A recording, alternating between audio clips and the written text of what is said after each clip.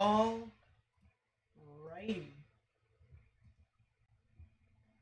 Turn that off. There we go. And we should be good to go. No, we're not good to go. I repeat, we are not good to go. Why did that change? Why did that not change?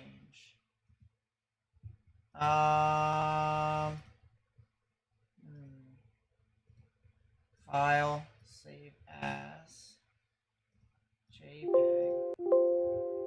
Oh, that's the reason why I messed it up. I knew we were not completely ready. All right. We hope that everything is ready. We gotta see if the bottom bar is actually accurate this time. So if this says Philadelphia, Pennsylvania, then we should be good to go. We are. All right, we're good. We have gotten everything saved, all the background stuff, all the whatever round stuff, all the front round stuff. Listen, all right, it's not just an easy song and dance to try and set this stuff up. I'm not the smartest.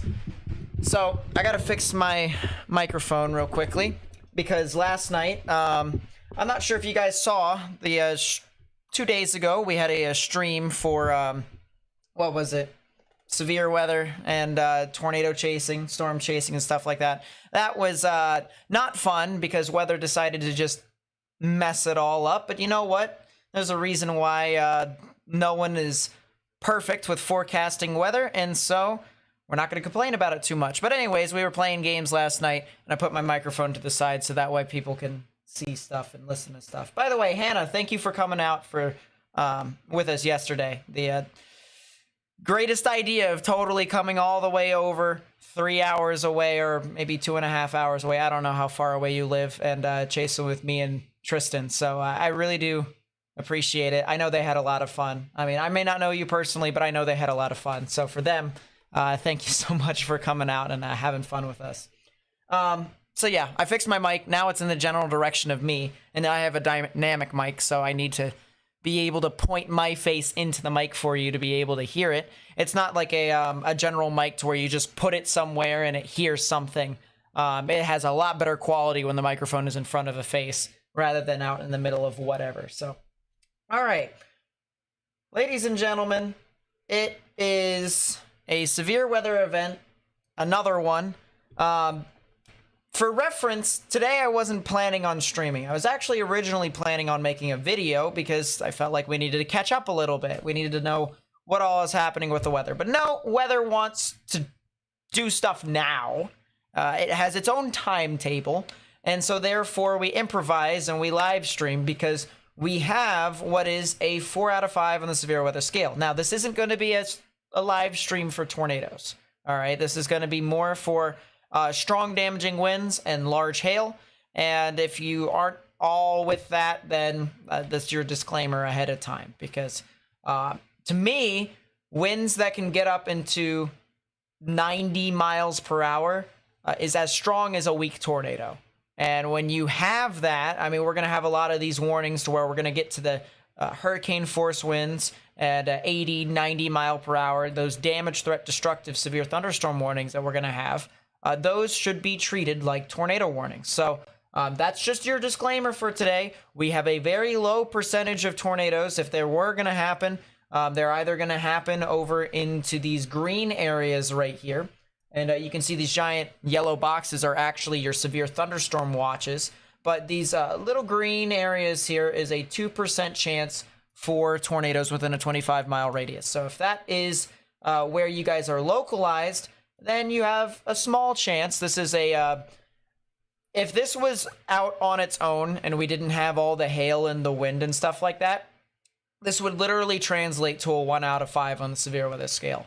So take that as you will, all right? But of course, it is a non-0% chance of seeing a tornado. So if you do see some severe weather activity, know that it could be accompanied with tornadic activity, and you're going to have to be weather aware. You're going to have to watch out for what all is going on. But that is not the main reason as to why we are live streaming today.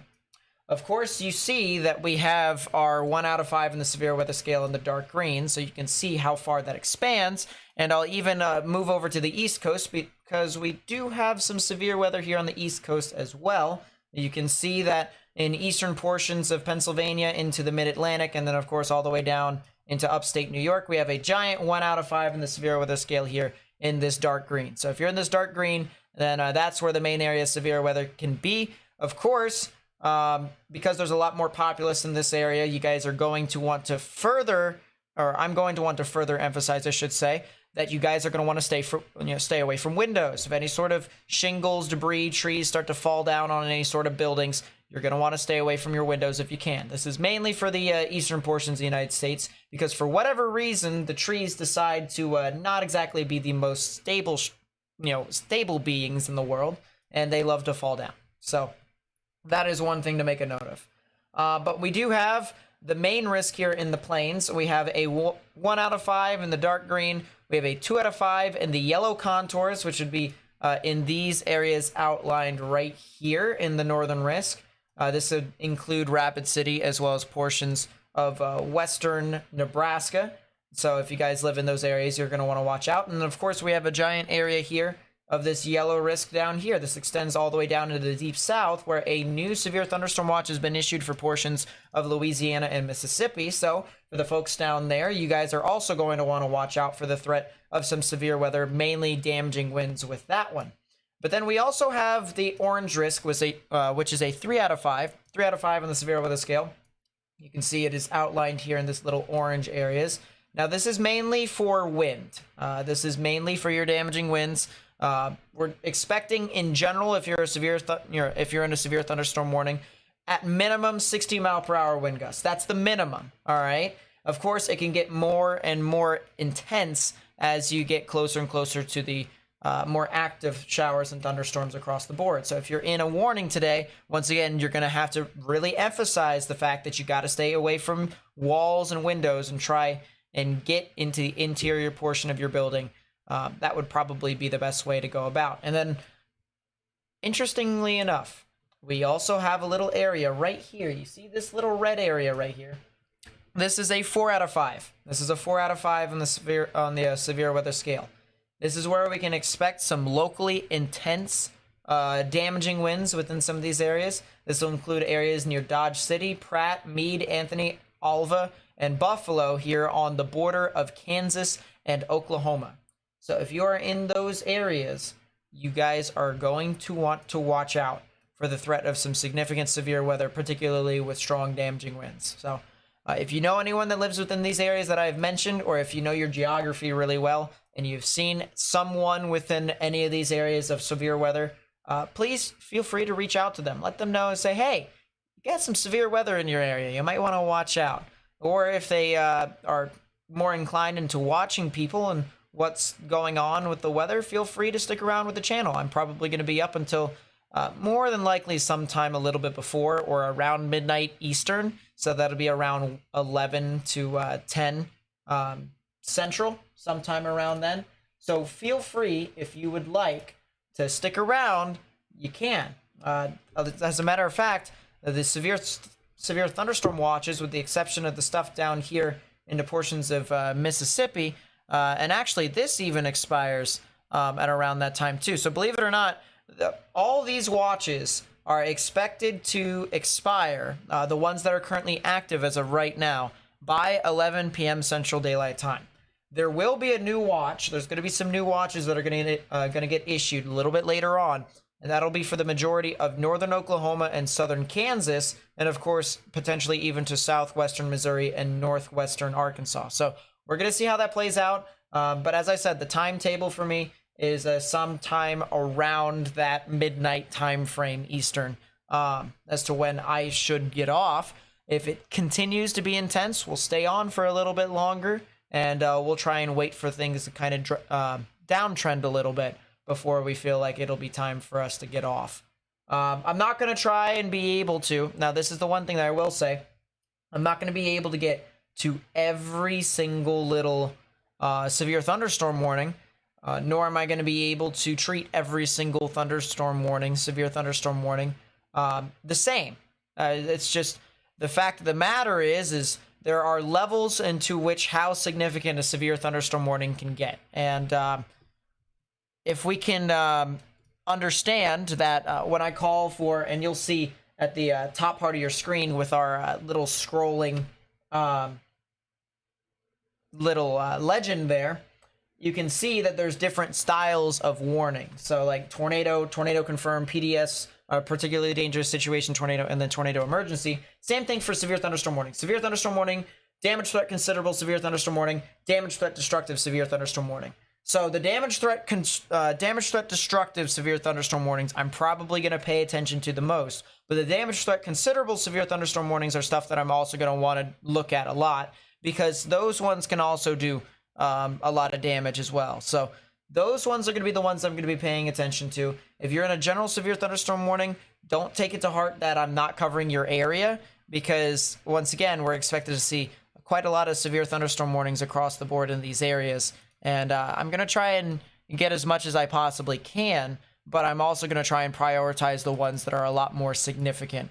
So as long as we understand that, hopefully we will be smooth sailing from here. One thing I will say, I might as well put a radar actually over in Mount Holly. Either Mount Holly or actually Dover. Dover might be the better play, but we'll see. Because there is severe weather over in the eastern portions of the United States today. And unfortunately, ladies and gentlemen, the radar that I usually use for my house is down at the moment, so we can't really use those. Not that I would use them for a day like today anyways. But we also have in the background a storm chaser. We're not going to be talking to him all too much. He just... we're going to be just showing his feed, but we're also going to self-promote his feed, and my ears just absolutely died. But he's over in Nebraska, and so we're going to be showing him off every now and then. Of course, if you would like to go subscribe to him, of course, that is recommended, as always with all my chasers. There's his stream right there, so if you guys would like to go watch. He is Storm Chaser Tyler Kurtz for today. So if you would like to go see his stuff, please be sure to go check him out. He's a pretty cool dude. He's a pretty cool dude. So we do have a couple of severe thunderstorm warnings over here in the portions of the Delmarva Peninsula. We're talking about areas over near Easton. Easton...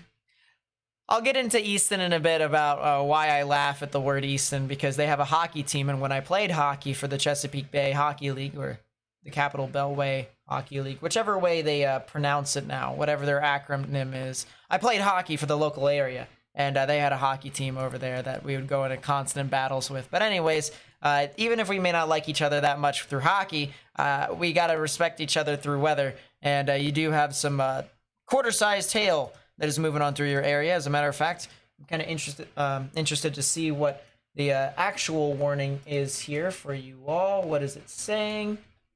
And I actually might as well fix the feed so that you guys can see that a bit better. There you go. 60-mile-per-hour wind gusts and quarter-sized hail for this storm that is southeast of Easton, moving into the Preston, the Matthews, and the Harmony area. So if you guys are in those areas, you guys might want to watch out for that. And then, of course, if you guys are also over... heading off into, this is the Caroline County areas, right on the border of Delaware and Maryland. You guys might want to also get into a sturdy structure and stay away from windows. That'll also move into Kent County and northern Sussex County here in Delaware, so you guys might want to watch out. Dover, I'm not sure if you guys are going to be impacted by the storm quite yet. It looks like it'll try to head to your south, but otherwise, it'll kind of move on through into your general vicinity. We also have a flash flood warning over here. This is, I believe, southern portions of Newcastle County here in Delaware. And then we also have extreme southwestern portions of Salem County. So if you guys are in that flash flood warning, turn around, don't drown, don't drive into flooded roadways, because floods appear a lot shallower than they actually are. And unless if you want to appear on TV, which it would be on TV for the wrong reasons, then I highly recommend you heed the warnings of the National Weather Service and try to stay away from those. We also have a severe thunderstorm warning over here for Cumberland, Salem, and Gloucester counties over here into or Gloucester. It's actually not Gloucester, it's Gloucester. Gloucester. Well, actually, I'm pretty sure it's Gloucester. Gloucester, not Glau. Gloucester. If it's anything like it is over in Massachusetts, I believe. So Gloucester. Guys might want to get in your safe space, as a storm with 60-mile-per-hour wind gusts and quarter-sized hail is moving on through that area. So I don't think that'll be anything too tornadic. It doesn't really look tornadic on my side, my screen here. ZDR shows a couple rising up drafts within the storm, so might have some local downbursts that are possible within the area. But other than that, I don't really see a whole too much with that. So watch out for that. Gloucester could be that too. Gloucester is good with that. We'll go with Gloucester. Probably is a safe bet.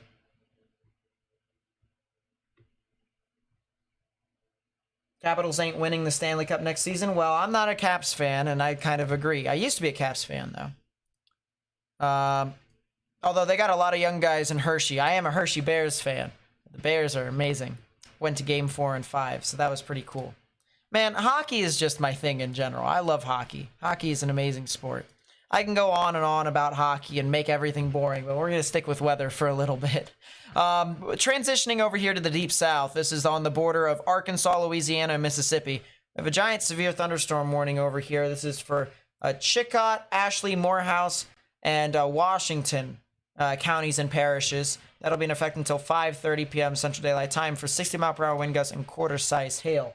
So if you guys live within the areas of Bastrop, as well as eventually Lake Providence, Rolling Fork, should sound familiar to some people, as well as Percy and Hollandale. Guys might want to get indoors, stay away from windows from those storms that could be producing some locally severe storms. So watch out.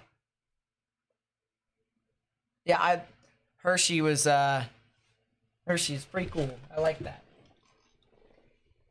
Sounds like Gloucester. Makes sense, Gloucester. But yeah, severe storms over here. We can go to the maximum expected hail size to show you that there's a lot of hail across the board. There is a lot of it. So it's going to be pretty widespread regardless of where you are in the warning. You're probably going to get at minimum pea-sized hail. It'll be where the storm is more locally intense, obviously, Nate, where you could probably see the larger amounts of hail. So if you guys live in those areas, it might be something to watch out for. But other than that,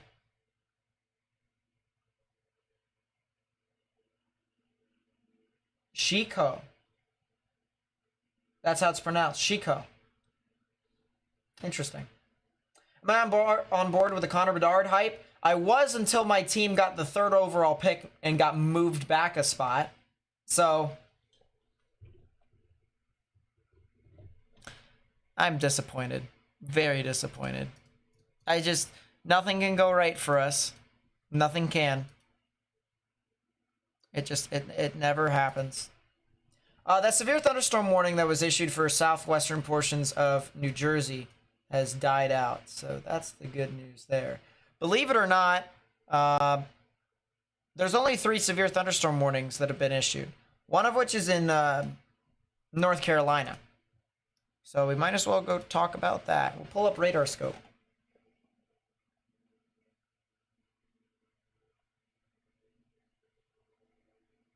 You have a college orientation at Bloomsburg University in PA. Any chance of rain or thunderstorms? Yeah, there's probably a good chance for some thunderstorms. By the way, there's a good reason why I'm in Germany. About, a half a week ago, I did coverage in Germany for a local severe weather event. That was pretty cool. I'm always willing to do coverage for Germany. The people over there are so nice and respectful. And English is the second language over there. So if I can provide coverage for people who may need it over there too, we can do that as well. But I haven't changed it ever since then, so.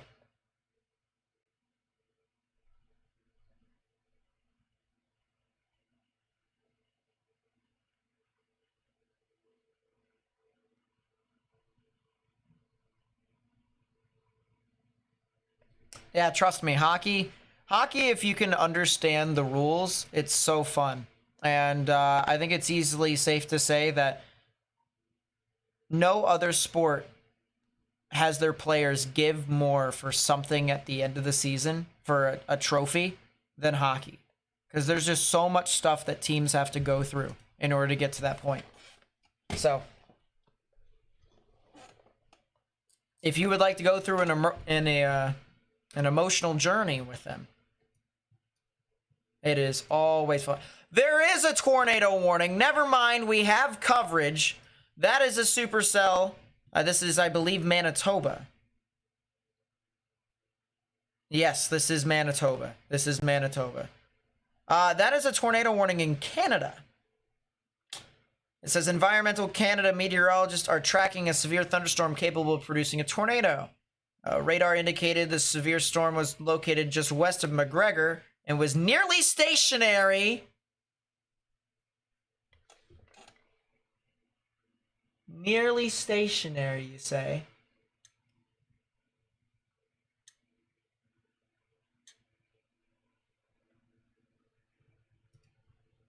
I'll tell you what.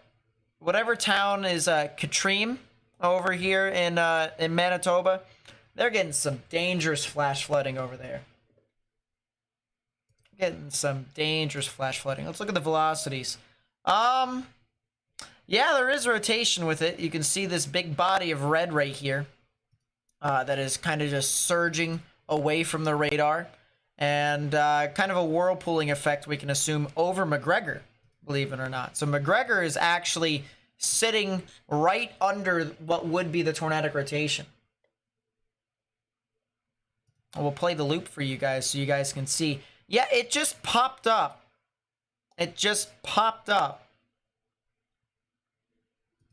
So, might be something to watch out for if you're over in McGregor and Bagot, as well as maybe McDonald further down the line.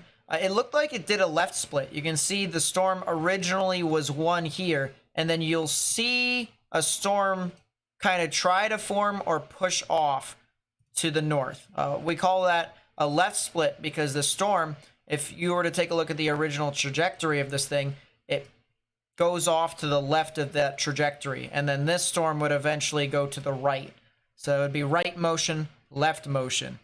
And we seem to have that over here in Manitoba. So we have a tornadic thunderstorm that is here just to the south and west of McDonald over the McGregor areas here in Manitoba. If you're in those areas, I recommend you guys get indoors, stay away from windows.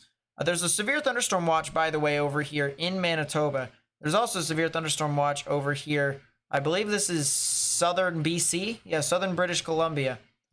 And there's a severe thunderstorm watch over here in portions of Quebec with a severe thunderstorm warning. This is interesting. I kind of find that very interesting that they issue a severe thunderstorm watch for areas over here, but they do them. It is what it is. Yes, that is a hook. That is 100% correct. This is a hook. So, for reference, for people who don't know how weather works, if you're new or whether you're just finding this stream for the first time, what storms typically do is, obviously, they rain. They rain, and sometimes they even produce hail. Now, what we're looking at with radar is how much stuff is in the sky, and the radar can pick that up specifically. And so, of course, if you can go higher on the scale, which the scale on this app is down here, the higher you can go up to the right, the more stuff the radar is picking up. So you can see all this red, usually very dark red to pink and even higher than pink. You can see some magenta in there as well. That's usually hail. So that's where the body of the storm is. The body of the storm is in that area.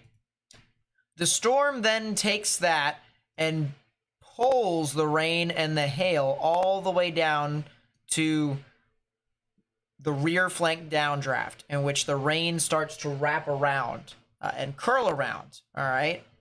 And when it curls around like that, it also wants to try and pull in a lot of moisture right in here. So we have an inflow notch. This is called a warm moist inflow, where that moisture is channeled in, and it feeds the thunderstorm essentially.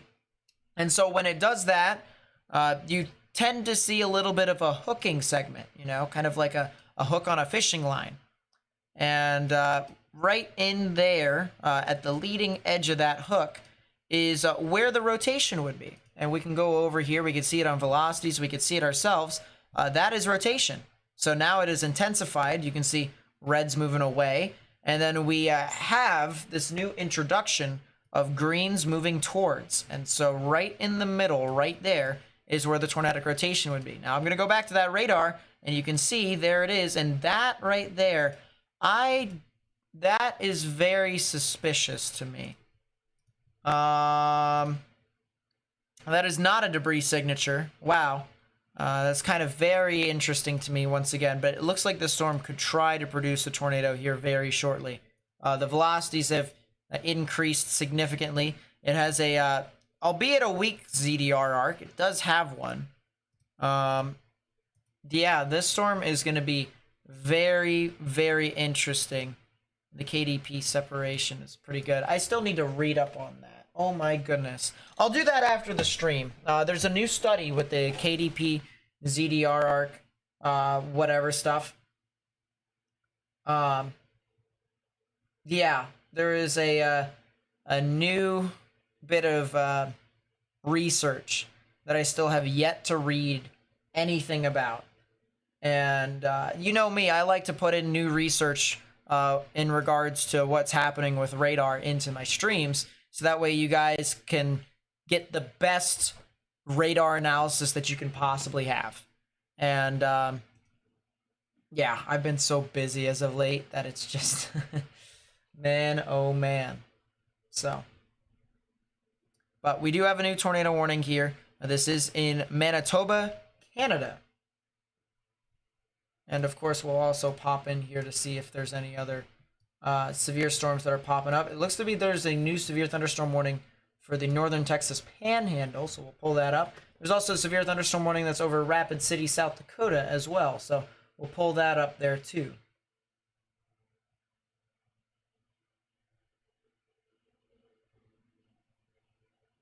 By the way, chat, I really do appreciate you guys coming out here and sticking around with us. We've got a long way until we're done with severe weather, so feel free to buckle up if you would like. Also, be sure to hit that thumbs up button down below and even subscribe if you are new. That would help us spread the information with as many people as possible through YouTube's algorithm. So that would be greatly appreciated. But if you were to take away from anything that I just said, hit that thumbs up button down below.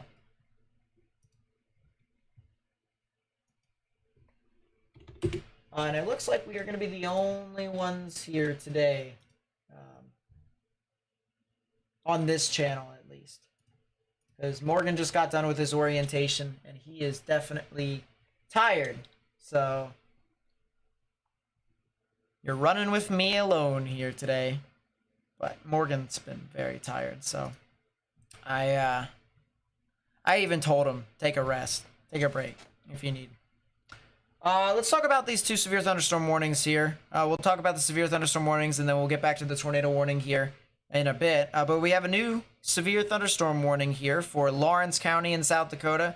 That will be in effect until 5 p.m. Mountain Daylight Time. So if you guys are in the areas of Lawrence County, this would be near the Deadwood areas and the Lead areas. You have a pretty strong storm with some large hail that's going to be moving on through that area. You can see how this thing is kind of curling into a bit more of a bow echo, and we can have a lot of damaging winds and large hail that can surge in behind it. That's the reason why the storm's a little bit more curled, because we've got a bit of a rear inflow jet that's surging in, and it is kind of pushing out, jutting out the middle part of the storm. So usually right in the front part of it is where we can see the most intense winds, probably 60 mile per hour wind gust is possible with that. So once again, if you're over here in Lawrence County, we're talking about areas south of I-90, south of Spearfish, near Deadwood and Lead. That is where your severe activity can be localized. We also have a severe thunderstorm warning for this rinky-dink thunderstorm here. This is southern Meade County, extreme southern Meade County, as well as northern Pennington County. And this is to the east of Rapid City. So Rapid City, You guys are getting close to being done with that storm in particular. But for the areas that are out in front of that on I-90 near Box Elder and New Underwood, might be a good idea for you guys to get indoors and stay away from windows. So please be sure to do so if you haven't already.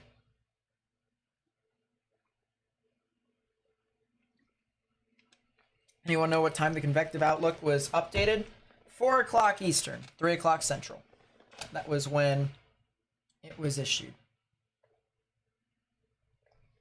They also had one at 12:30 Eastern, 11:30 Central for day one as well.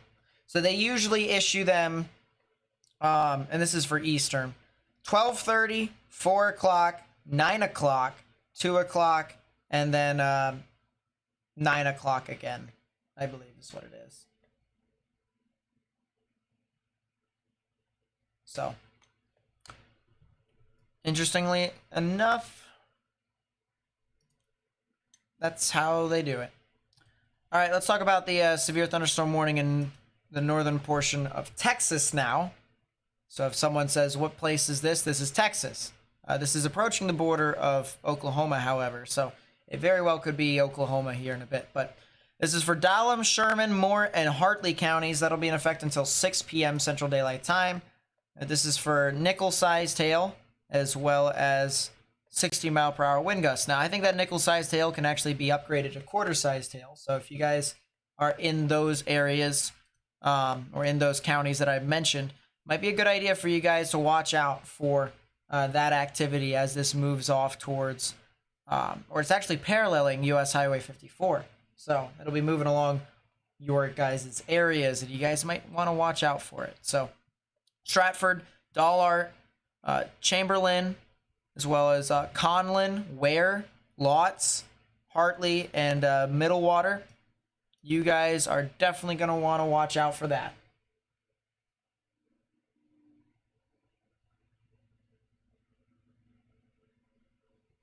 Are there any other severe thunderstorm warnings at the moment besides these?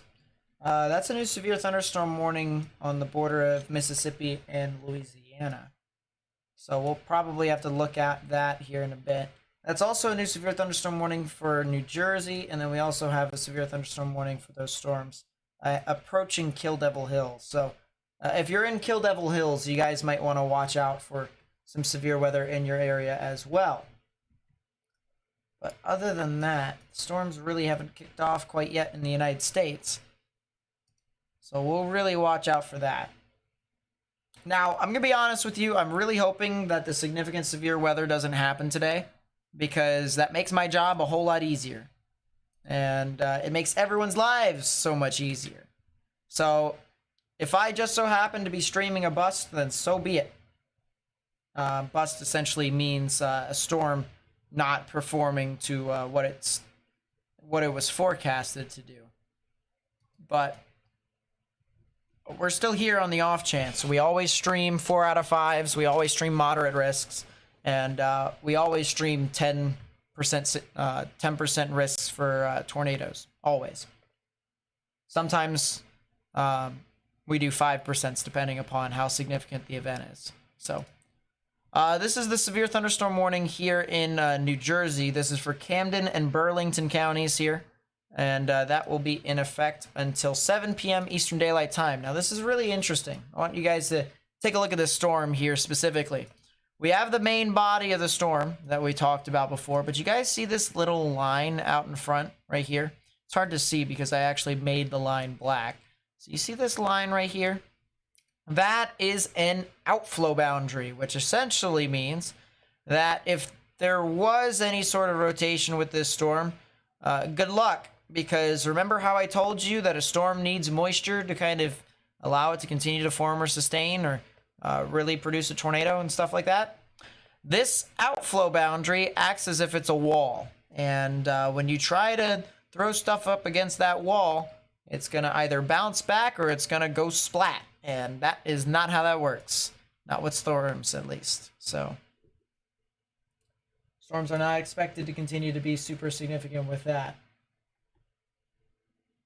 Ooh, this is interesting, Evan. All the stuff that you found. Yeah, there's a lot of smoke. So the one thing that I gotta say is that there's also some areas here across the board in the United States that is also dealing with some terrible air quality.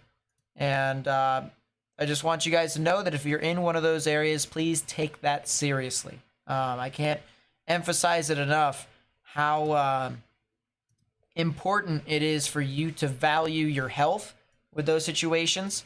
And so it is really important for you to listen to any sort of local agency as to what you need to do with that.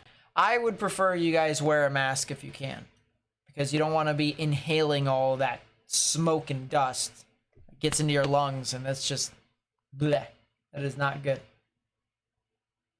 And for the people who might be smokers and stuff like that, it's still not healthy for you because it's a different type of smoke. We're talking like the type of smoke that's with like wood chippings and stuff like that. So that smoke is technically similar to ash. It's as close to ash as you can get. And it's not good. It's not good. So please heed the warnings if you can. But speaking of heeding warnings, we have our tornado warning here in Manitoba, Canada. So we don't just cover the United States, we also cover Canada.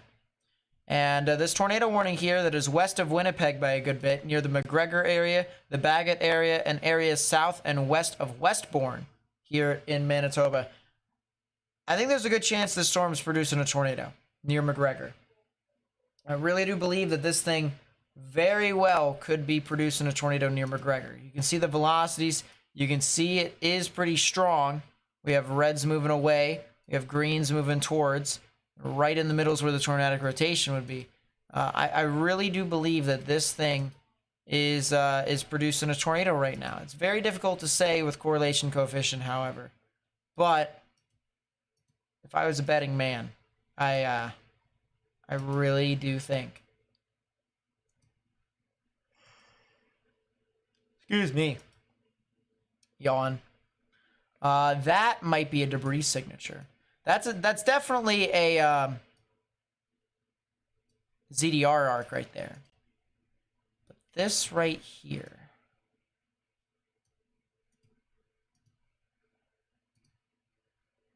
Velocities have definitely weakened.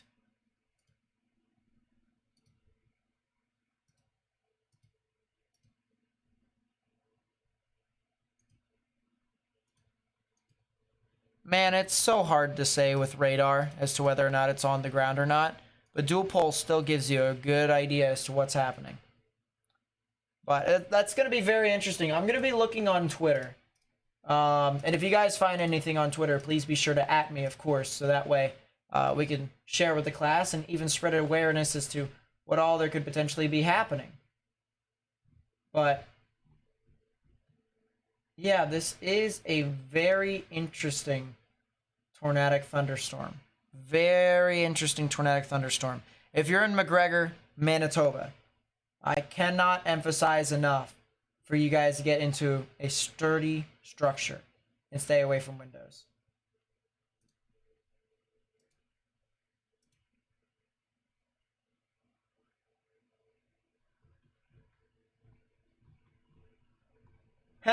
So, there was this National Weather Service person on Twitter who likes Cincinnati stuff, like Reds and Bengals, and it said the Reds are the best team. Who's the best team in baseball? Is it the Reds or any other team? Well, my team's the Orioles, and we kicked the snot out of them last night. So, the series is not done. The series is not done. And we need to win the game tonight in order to win the series. But I would like to think that my team, based off of the first game, is better.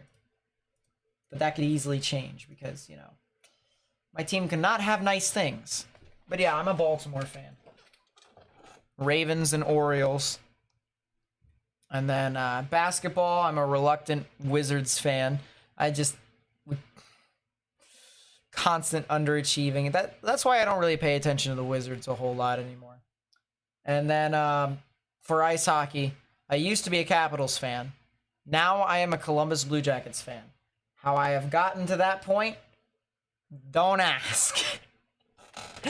No, it's their team played a lot like my team when I played ice hockey, so I decided to go with that. I went to go see the Giants when I was over in San Francisco a few weeks back. I will say the Reds are a scary team. They have a lot of offensive firepower. They just seem to be hot and cold. But De La Cruz is pretty good. Romeo, what's up? Welcome to the stream. Do I still play hockey at all, or only coach it now? I don't really play hockey anymore. I wish I did, but I just can't seem to get myself, or to want to get myself into like men's league and beer league. But I still coach it.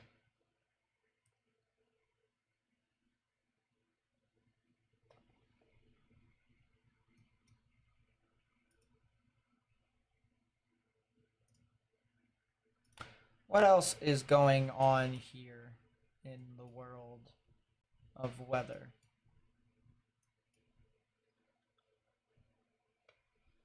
There's a new severe thunderstorm warning for Farmingdale, South Dakota. Yes, I'm already yawning.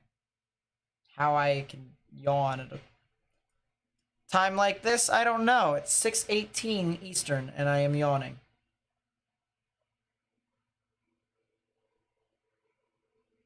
Peace, Romeo. Peace. Jacob, what's up? Welcome to the stream.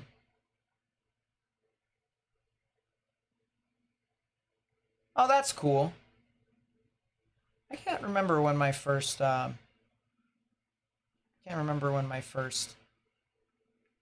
Orioles game was. Did I bail on the Caps before or after they got their day with Lord Stanley? The answer is yes and no. I started gravitating towards the Jackets a few years before the Caps won the Cup, but I was still a Capitals fan. And then after they won the Cup, that's when I finally said, yeah, now this is the perfect send-off for me to go to another team. Because I still wanted to be with the team until they won the Cup.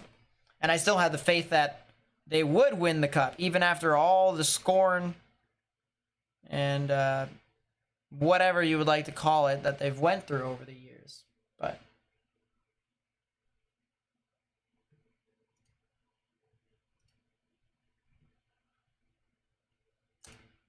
so I'm gonna be honest with you guys. I don't know what's happened with these storms, and I'm gonna find it real funny. I'm gonna find it real funny if nothing happens tonight. Of course, unfortunately, it would be a little bit of a waste of your guys' time, with the exception of me just talking to you guys about all sorts of stuff. Which I've got a lot of stuff that is going to be a bit hectic for me towards the fall and the winter. But so we can just, you know, socialize and stuff like that if we really wanted to. But I'm gonna laugh if nothing happens. But it does look like something will happen, unfortunately. It looks like it'll be with these storms that are over in Texas. So it has transitioned to just those storms now, and that's a pretty significant wind threat. My goodness, how strong is that in all actuality? And it's supposed to be a lot later on tonight too, which might make things a little bit complicated. But that's fine. Let's go to the HRRR. Let's sit right here. My camera is off, so let me do this here real quickly. Copy. Oh, that's unfortunate.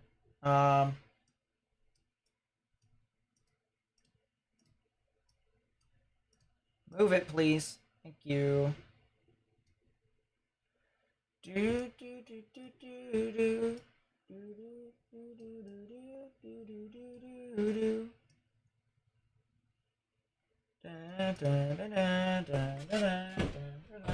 we go. All right. We're good. We've got my face cam here so you can see me in all of my glory. Not that that was necessary. All right, let's take a look at the swaths. Let's see what we got here. Let's go to Kansas. And let's see what the thing will be. And by the way, I will tell you guys what the strongest wind thing is. The bottom right. Well, you guys can't see the bottom right, but I will tell you guys what the maximum is, which usually is on the bottom right. And I'll show you guys here. I'm just moving this around. Yeah, so you can see max bottom right. That is that. So, all right, I'll show you guys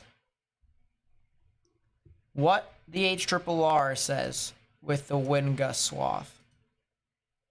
Maximum of 89, 110.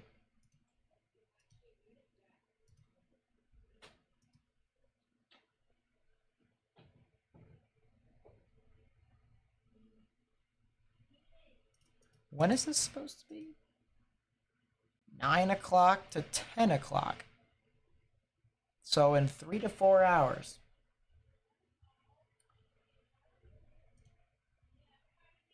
Ouch.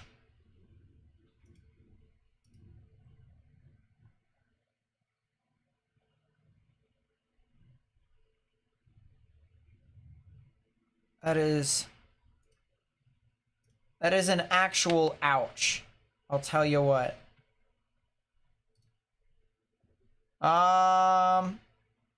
Someone just reminded me that there are cameras in Deadwood.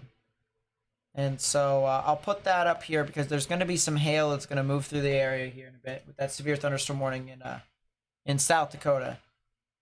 But that is a 110 mile per hour wind gust here according to the HRRR. I kind of want to see. There's a model that thinks it's going to be worse than that, I'm pretty sure. And if it isn't, then oh well. No, the HRRR says it's going to be worse. Wow. I am actually very surprised. Yeah, and it's only been uptrending as of recent. So it looks like the area to watch, the time to watch at least, will be sometime, right? Sometime around 7 Central to 9 Central. And if storms end up becoming pretty significant, then there you go. Speaking of significance, damage, threat, considerable. Severe thunderstorm warning. This is the first one of the day here that we've covered on the channel. I have no idea if there was any other damage, threat, considerable, severe thunderstorm warnings before this. But this is in South Dakota. This is Lawrence County, South Dakota here. Areas near Deadwood. So if you know anyone who lives over near Deadwood or areas south of Deadwood, we could be talking about some golf ball sized hail. Golf ball sized hail in 60 mile per hour wind gusts. So please, please, please get into a sturdy structure. Stay away from windows. I've seen golf ball sized hail absolutely shred windows. I've seen it happen. So please heed the warning. Get into a sturdy structure if you haven't already.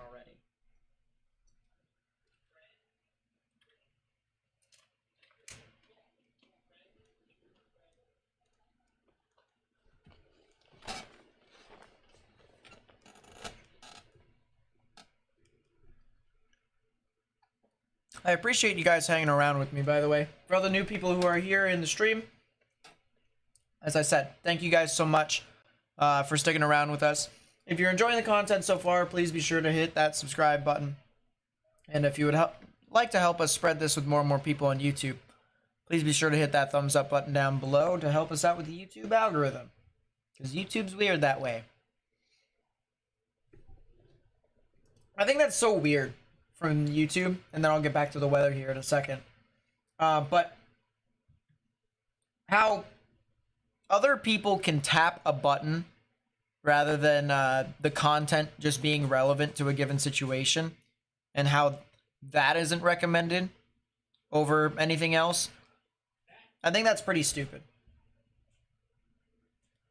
You know, because I'm going to be honest with you all. I don't really care too much about how many people subscribe and stuff like that at the expense of other people dealing with significant weather. So, you know, that's the reason why I also tell people at the end of this, end of the stream or at the end of tornado warnings, if you'd like to unsubscribe after just subscribing to help us out with the algorithm, be my guest.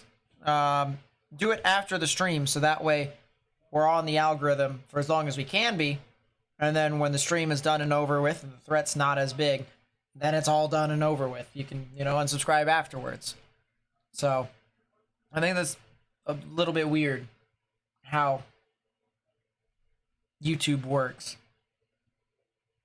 I also think it's weird in how you have to like clickbait and fearmonger and stuff like that to get, well, it's not really fear mongering, but you can be causing fear because of clickbait in order for you to get recommended more on YouTube's algorithm, which also sucks. So, but that's just me.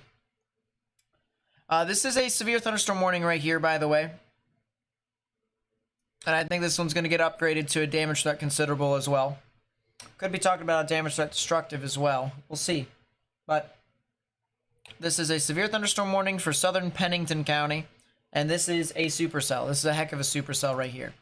I'll do a 3D for you guys so you guys can also see the structure of the storm. It is not fully evolved quite yet. It is definitely a hail producer. It's also right next to the radar, so it's kind of cut in half. But you can clearly see that there is an inflow notch in there, and I also believe that within the next, 10 minutes, could potentially be seeing a nice new 3D from this storm. And I'm actually pretty excited to see that as well. This is still the only tornado warning here in southern Manitoba, Canada. So this is going to be something to watch out for as well.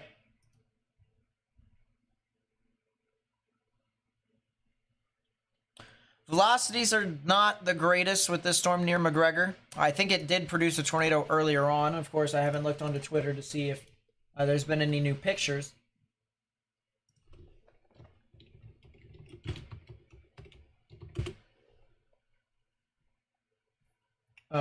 Instant weather, Manitoba.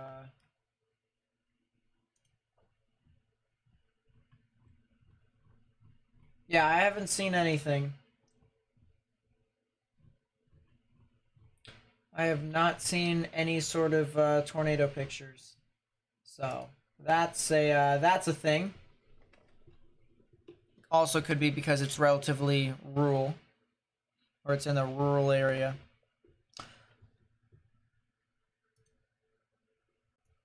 That storm that is approaching New Underwood just got a damage threat considerable severe thunderstorm warning, and that's for golf ball sized hail. So the more things change, the more they stay the same. A lot of these storms are going to continue to see higher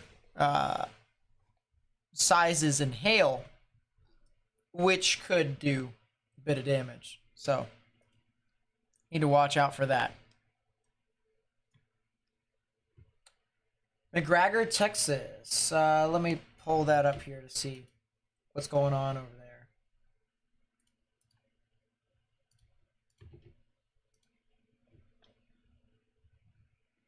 McGregor, I'm assuming is what it's supposed to be. Yeah, you guys should be fine, honestly, for the day. You guys, Texas is not even in a risk for severe weather with the exception of the northern panhandle. So, I think you guys are fine. McGregor.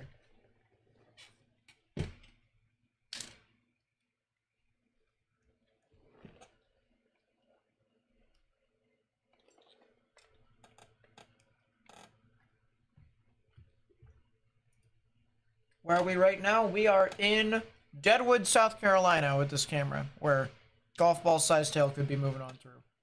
Either that or it's going south of town. Tagged in a tornado west of Gladstone. So is it this storm? Is it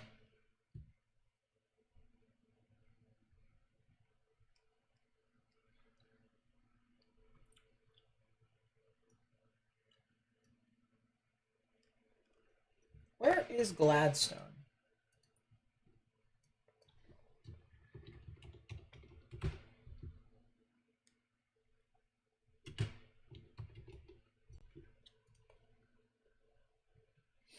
Gladstone, Manitoba. Oh, this might be the McGregor cell. Because Gladstone's up there. Yeah, it very well could be.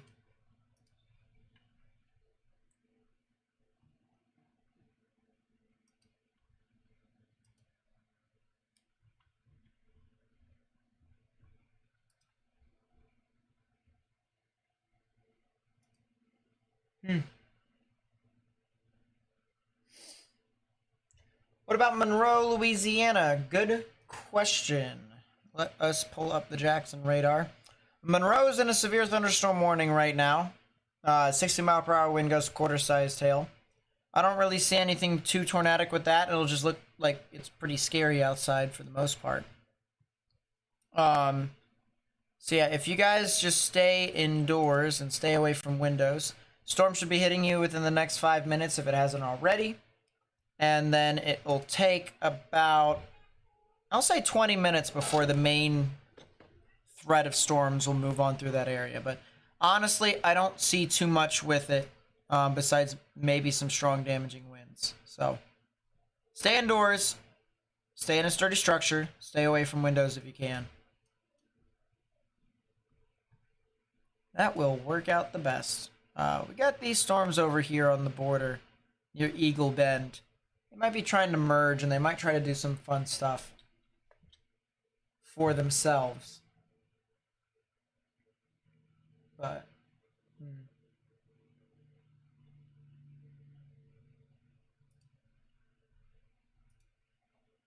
that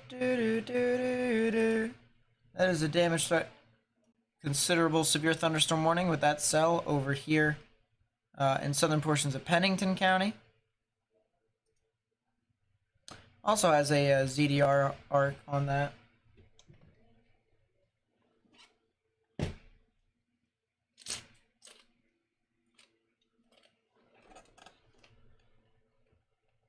Sup, Liz? Welcome to the stream.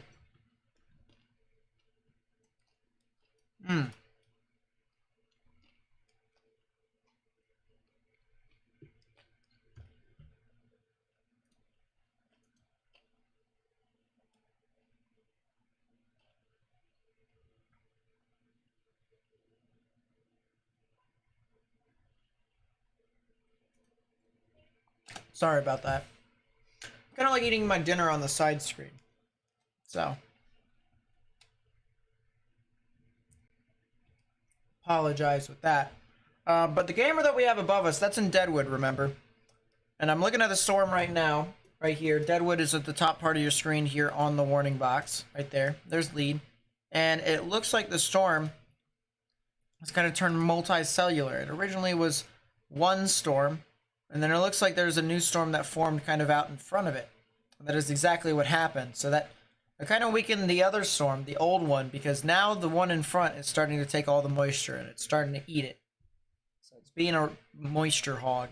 That's what we want to call it. Anything to worry about in the Oklahoma Panhandle? Not sure if you missed it yet. Storms will be eventually heading into your area, more than likely.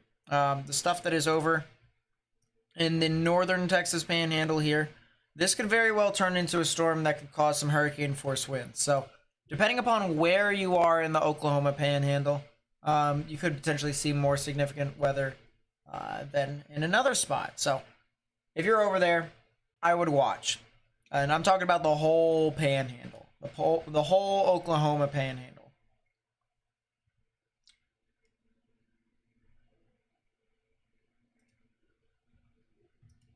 Ooh. Those are some pretty interesting hailstorms in McGregor. This was sent to me by Evan. This is from Vikram Bisht on Twitter, at Vic Spuds, or Vic_Spuds. Says, caught in a hailstorm near McGregor on Highway 1. There'd be a few broken windshields. This is in Canada. And that is a wall cloud. Look at that. So there is definitely something tornadic back within there. And here's also a video. Let me turn down the audio because I know my ears are going to die. I'm going to turn the computer audio down at least. I knew my ears was going to die.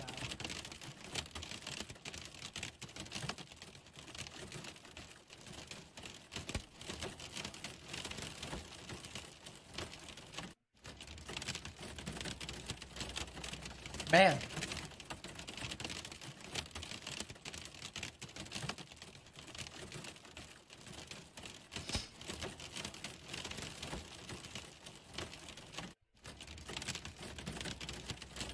It's a lot of hail. It's a lot of hail.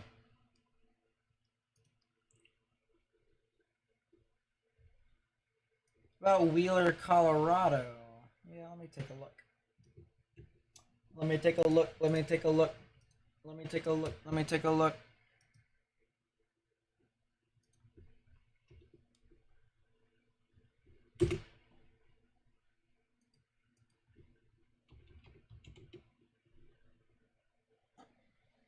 It'd be what? Wheeler Junction then, I'm assuming. What about Hemphill?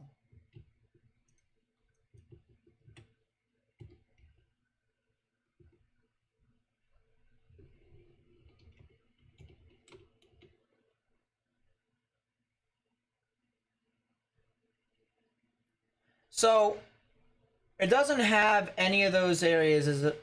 Oh, Wheeler County, Texas. Wheeler County, Texas. Makes sense.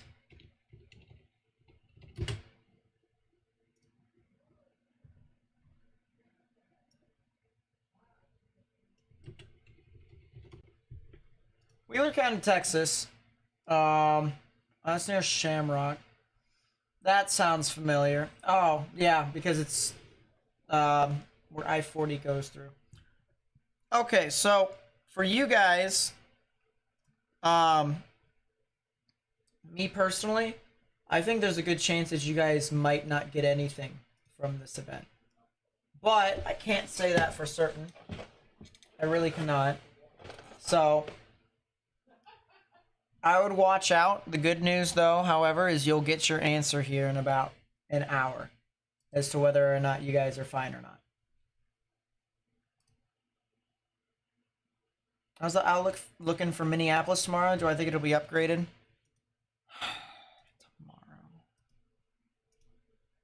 Tomorrow. There's a tutor for Twin Cities.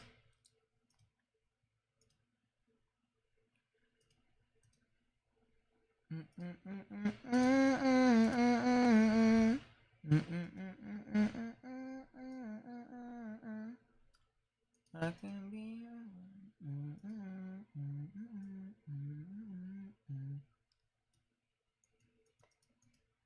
storms that form in the late afternoon, early evening. Oh, that looks terrible. Probably will stay as a slight.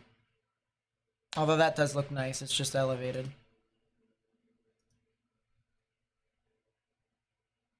Yeah, it's very elevated. If it does get upgraded, it'll be in Wisconsin if it does. But Minneapolis, I think they're fine. I think they should be fine, at least. All right, let's look back at the stuff that's over here in Mississippi and Louisiana before we go back up to Manitoba, Canada.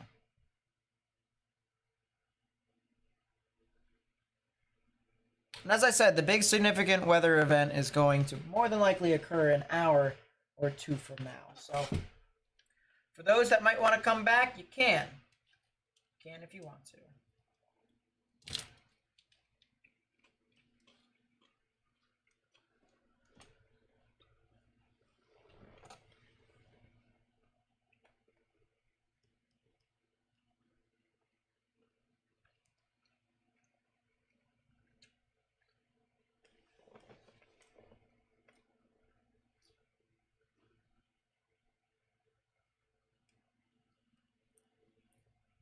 Believe it or not, I willingly have decided to use the HRRR for tomorrow's event.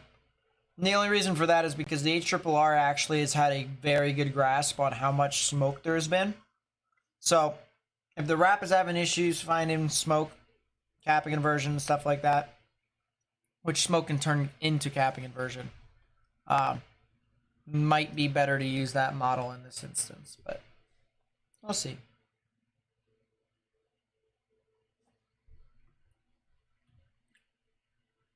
CO County in this instance? Yeah, but CO is also Colorado, to be fair. So, probably not the greatest idea.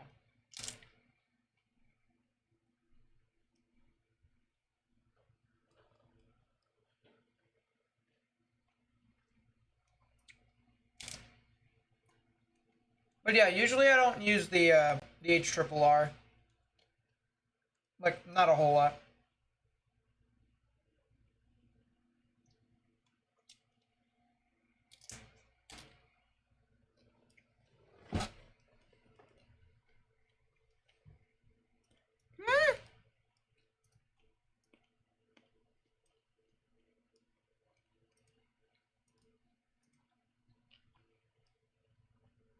So these storms are moving southeast. This one says I don't wanna. Man. What do I think Neosho is gonna get tonight, early tomorrow morning?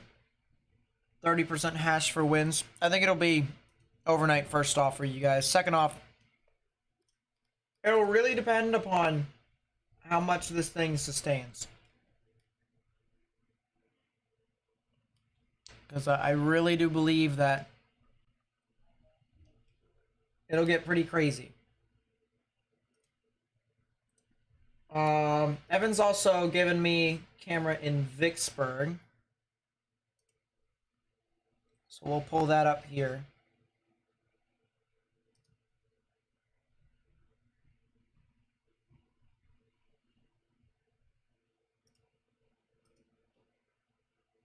It does have a nice view. Look at this here, chat.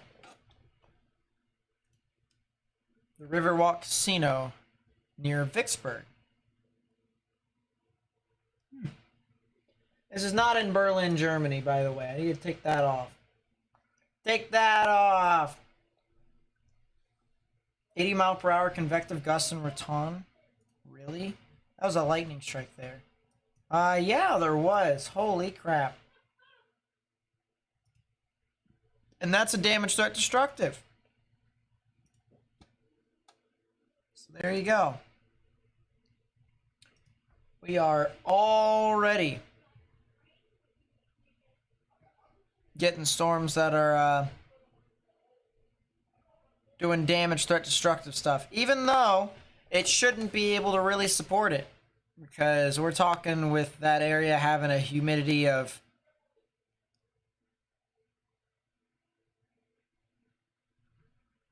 what?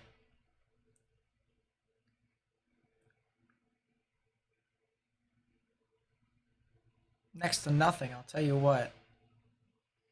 Why is it not saying relative humidity on that? That sucks.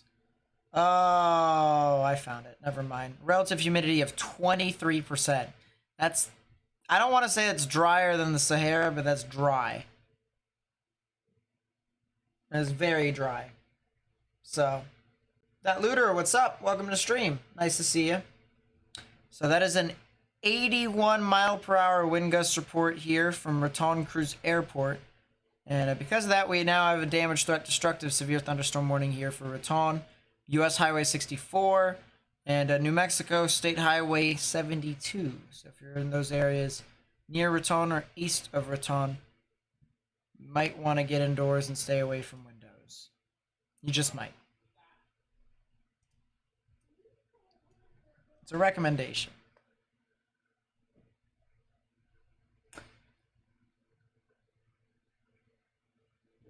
Yep. Bacon cheeseburgers sound pretty good. I'm not gonna lie. I had tacos though, which are pretty good too. So I'm not gonna complain. I am not gonna do that.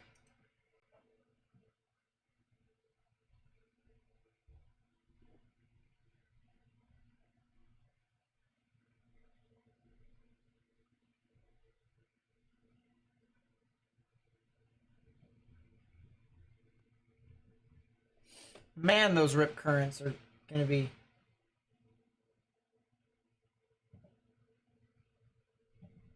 insane in Florida. Oh, by the way, did you guys hear? Not that we care too much about the not that we care too much about the Weather Channel. But did you guys hear that the Weather Channel is going back to their retro local on the 8s for certain times a day? Can't remember when specifically, but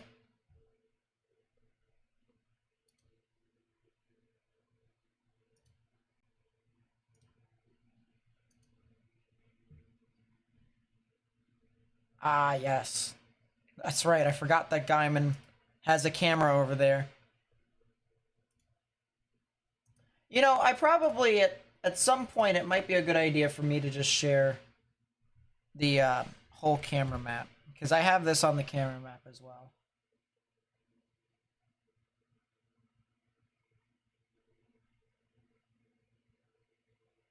Isn't it only at 4 a.m.? I think so. I think so. But it's still pretty cool. There's someone playing a baseball game and there is lightning in the background. Yeah, very smart. Very smart.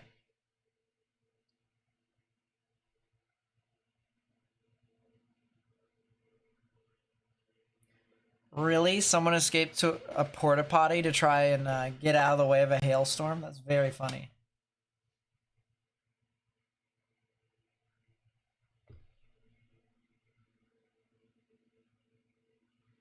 If they're not gonna, I don't know what they're doing there. They just saw the lightning. I'm not sure if they heard the thunder, but people got off the field there.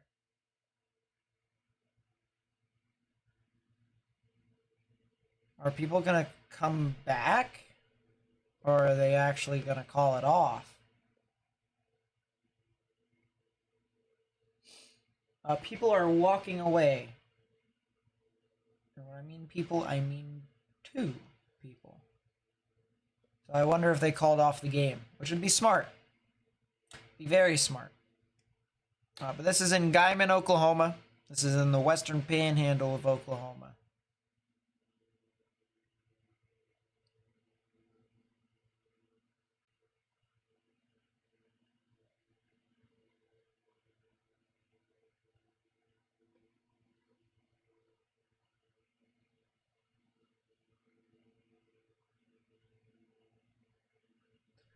Ba, ba, ba, ba, ba, ba, ba, ba, ba, ba, ba. I've got a song stuck on my head, and it's not gonna let go. It's not gonna happen. Because the music totally hates me. That has some rotation, believe it or not. I'm not sure. The storm here, the southeast of Rapid City, just passed through Farmingdale. It does have rotation on it. It does. So it's going to be very interesting to see. Alright, let's see what Tyler Kurtz is doing. He's still a good way. He's still a good way from some storms. If people in chat want to watch the Storm Chaser who is with us today, feel free to do so. In chat is the link. I always, of course, recommend helping them out whenever you can, more than myself. If there is anyone that you need to support, go support those guys. Those guys are the ones that are in the field doing the nitty-gritty and everything. So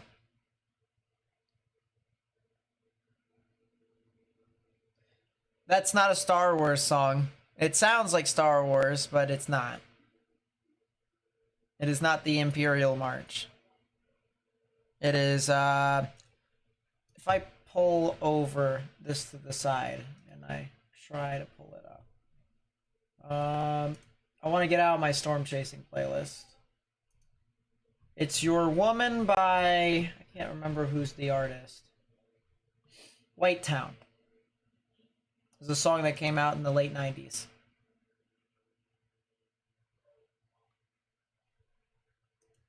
It sounds like Star Wars, it does.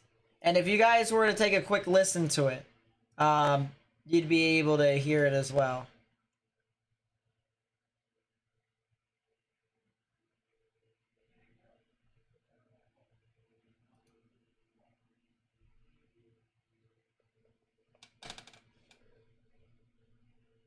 Star Wars is still an amazing franchise in general, but the trilogy is really where it's at. Although, for whatever reason, I have managed to convince myself that I like Revenge of the Sith, which does not make any sense. But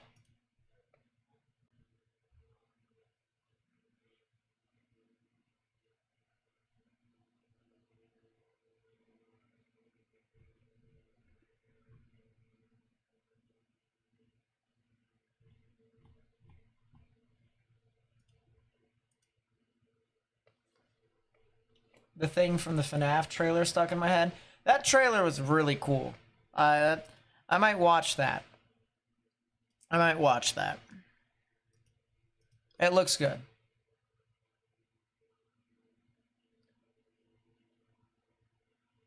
I feel like that would be something fun to watch with a bunch of people instead of yourself.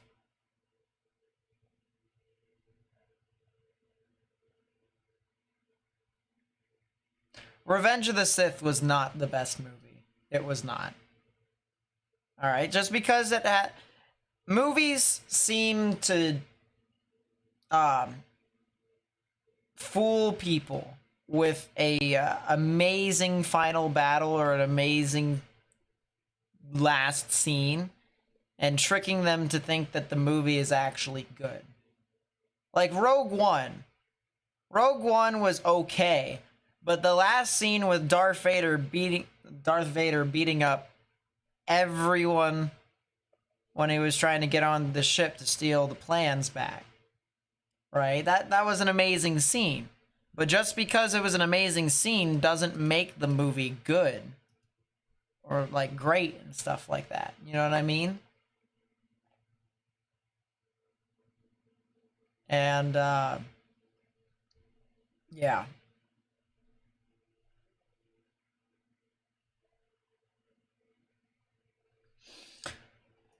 Well, here's your view in Vicksburg, Mississippi.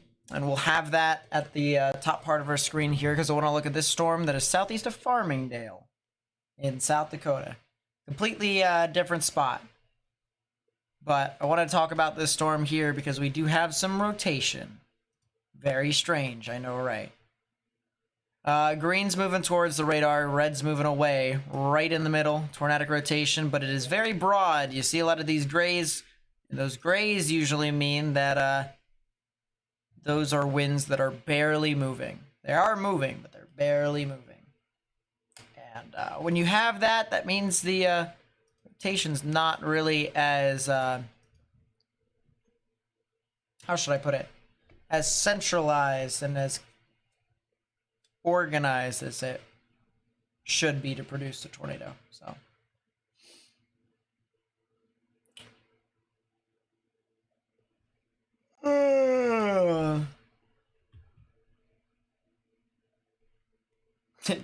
let me take a look. Let me take a look. Let me take a look. That's a nice lightning strike that you guys didn't see. That's another great lightning. I'm gonna just put this on so that you guys can just watch. We'll watch it together and we'll have fun. I like horror movies. So me and neighbor best friend. See it. I don't really watch horror movies, but I mean, I played Five Nights at Freddy's, so I know. I know what to expect, but I also don't know what to expect, which means, but it's something that, you know, I did. I think everyone played Five Nights at Freddy's at some point in their lives, though. I'm pretty sure they did. And even if they liked it or did not like it, I mean, it still looks like a good movie.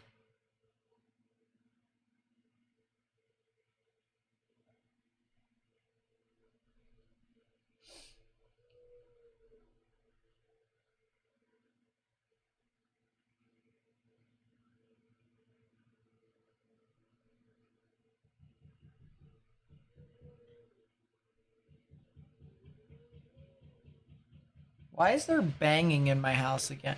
Why does this keep happening? Every single time I stream, there's always someone that just starts banging something. Doesn't make a whole lot of sense.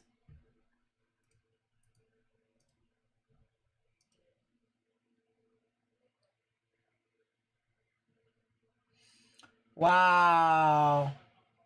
All right, so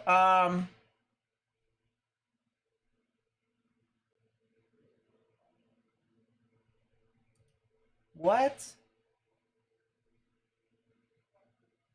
Someone was hooved, not what? So something happened with the Jackets. That's pretty cool. We definitely traded someone, which is nice. But if you are a hockey fan, Tyler Toffoli has just been traded to the Devils for Sharon Govich in a 2023 third, which would be pick number 80.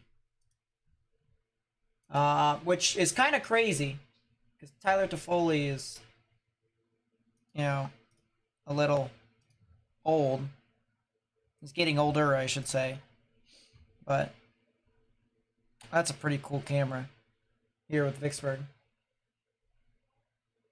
Yes, I do know the NHL schedule is out. I'm going to go watch. So I'm going to one of the Washington Capitals Columbus Blue Jackets games in November. I already know I am. It's on both of which are on a Saturday. They're at 7 p.m. I shouldn't have any issues. I'm going to go to one of the Washington Capitals Columbus Blue Jackets games. So if there's anyone in the DC area that wants to, say hi, want to go to a Jackets Capitals game, feel free to say hi. I'll probably be there. I could probably be there both, too.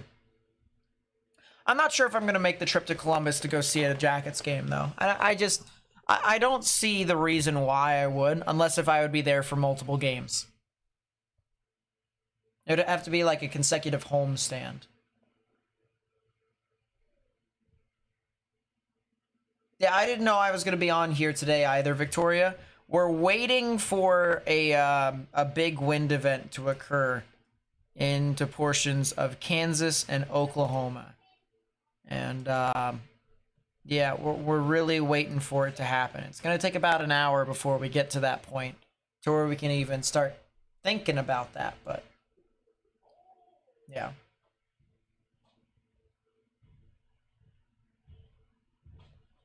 Pops Exorcist. I want to go see the Pope's Exorcist. I do. I didn't get this chance to see it, but I think I think that would be an interesting movie to see. Russell Crowe usually does a good job with his movies.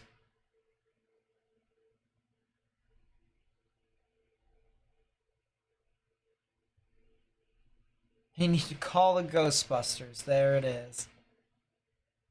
Oh boy.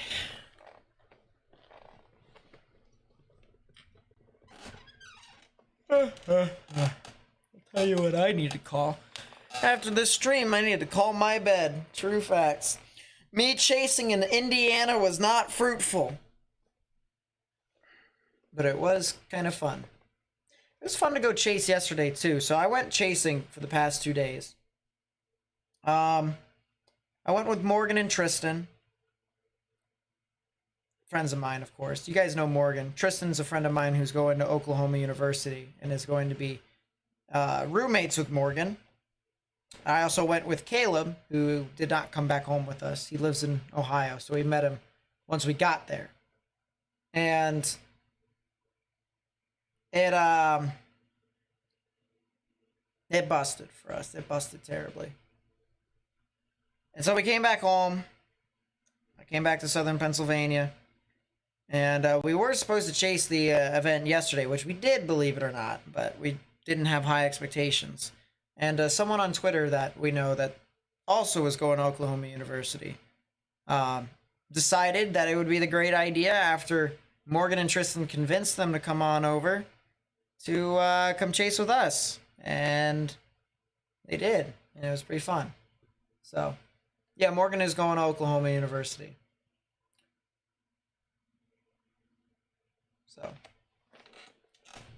Storm pushing through DC right now.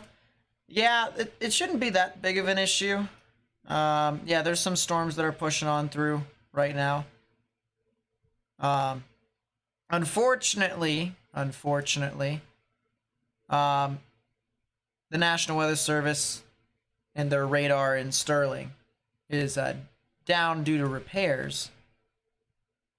And that won't be online until the 30th. They are targeting the 30th at least. That is a severe thunderstorm that might head to Morgan, though, which will be pretty funny if that's the case. No, it's not going to head to Morgan. It's going to head just to the west of him. So he lives on the outskirts of New York City. Call Bedbuster. I don't think I want to call them. That doesn't sound quite right.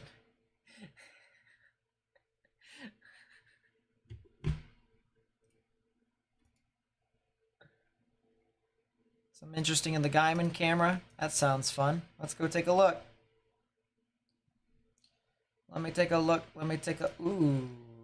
What in the world are you? That does kind of look like what would be a wall cloud. At least something of the sorts. Interesting. Very interesting.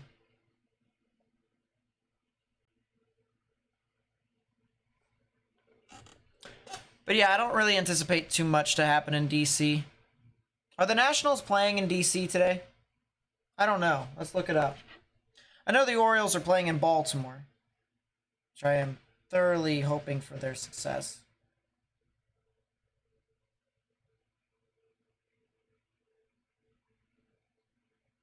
I'm looking it up.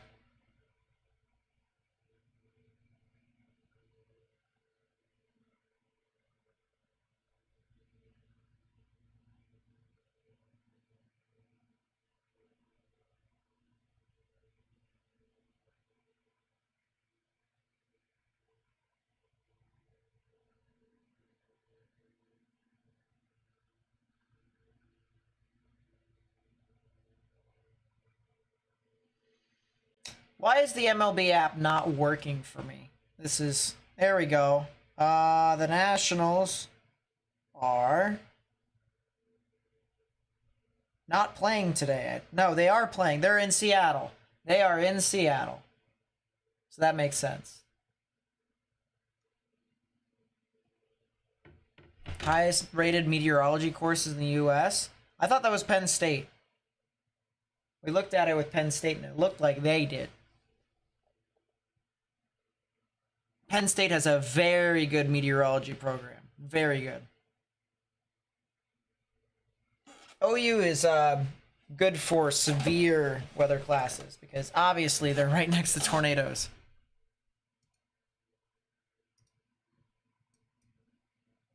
Go back to Amarillo's camera because that's severe thunderstorm warning for Texas County.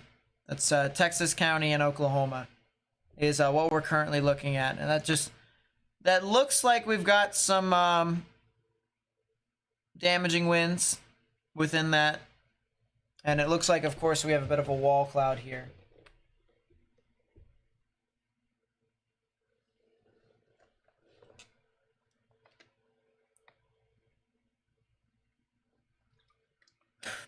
Oh, that's a left split. Yeah, you can see this storm is now starting to turn to the right. This one is moving off to the north. This one here in Kansas that is approaching Rolla, east of Elkhart, moving towards the Hugoton areas. That's going to produce some pretty large hail if that continues to sustain. But other than that, right now, this storm near Mooser and areas north of Gaiman might be the one to watch. This one's going to be very interesting.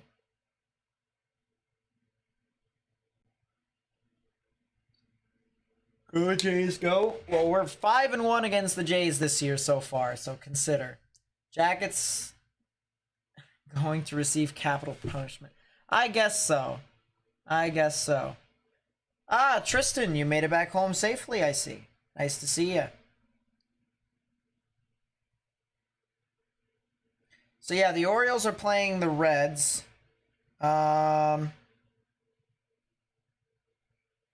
And I'm hoping the Orioles win today. I'm actually gonna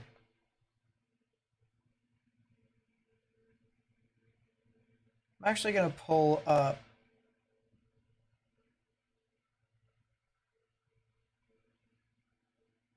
the game so that I can have it on the side.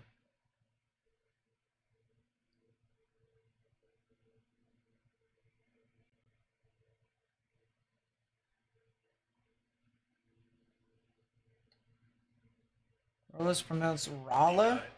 Ah! No, go away. I don't want to hear the audio. You fouled that off now.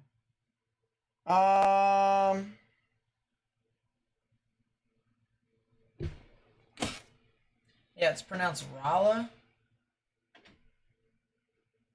Like they emphasize the ah. That's weird. Big if true.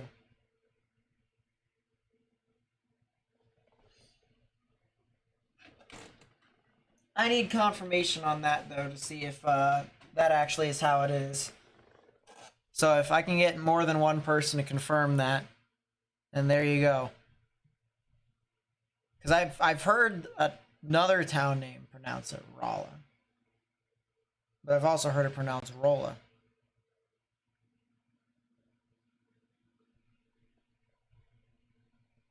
So I guess we'll see. Tomato, tomato. If that's how it is. Is it trying to funnel? No, right now it's a wall cloud. Right now this looks like a wall cloud to me. And the reason why it looks like a wall cloud is because you can clearly see, you see this kind of indentation where it curls out just like that. So that is some warm, moist, dry air, or not dry air, warm air that is being pulled up into the mesocyclone, right? And it's being pulled around the side.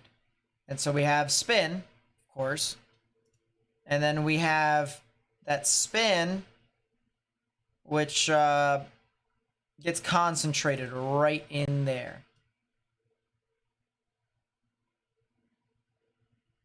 Now, it may be slowly spinning, but it is spinning. So we do have a wall cloud from the looks of it right here. Kaylee with the gifted membership, or getting gifted a membership. Thank you so much for being here in the chat, but even greater thanks to Mark with the 1 gifted membership. Thank you so much. Really do appreciate that. So both of you, thank you much. Thank you much. I wonder if they're going to move this camera here. Like if they're just going to tilt it to the side. Rotate it a bit. Yeet. That is a high fastball that went away.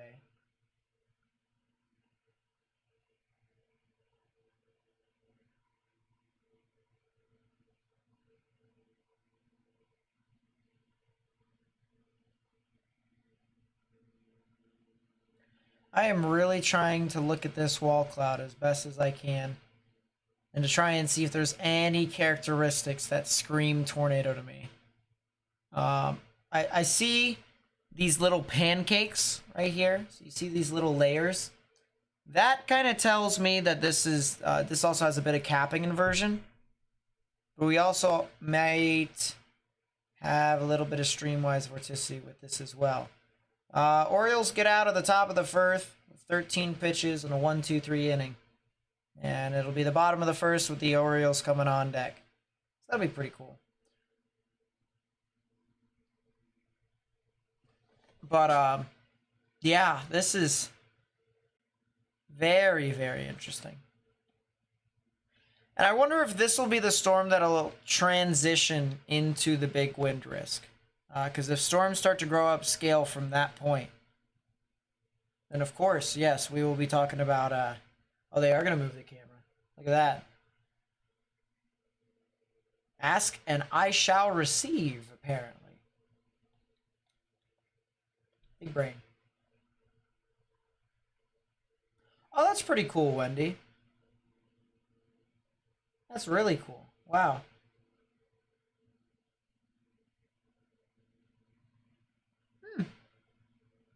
how everything comes together is pretty interesting. Yeah, this is 100% a mesocyclone. You can see all the clouds wrapping around in that point. This is definitely a wall cloud right here, from the looks of it. If not, it's going to try and shelf out, but this definitely looks the part. Now, just for reference, we can show you here on the radar. Storm formed, ended up becoming supercellular. And you can see this hooking characteristic right within there. And when that usually happens, that usually tells you that you have the beginning of a strong thunderstorm that is capable of producing large hail, damaging winds, maybe even a tornado or two. Very, very interesting.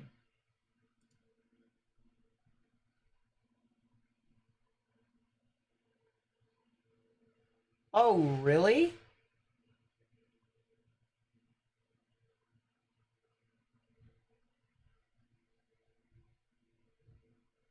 Ryan Mallett.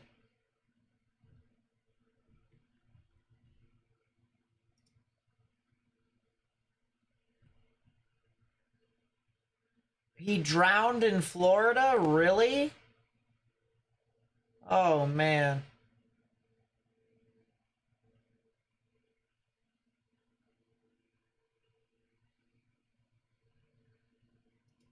Oh, wow.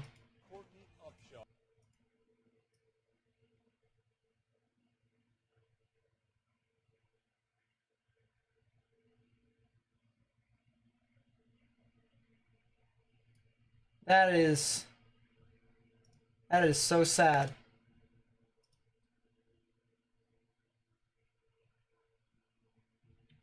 Mm. He used to play for the Ravens too, so I mean.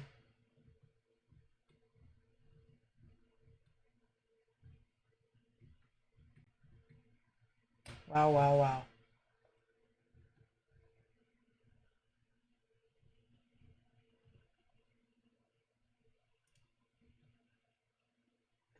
Did not anticipate that. Ryan Mallett, he used to be a quarterback in the NFL.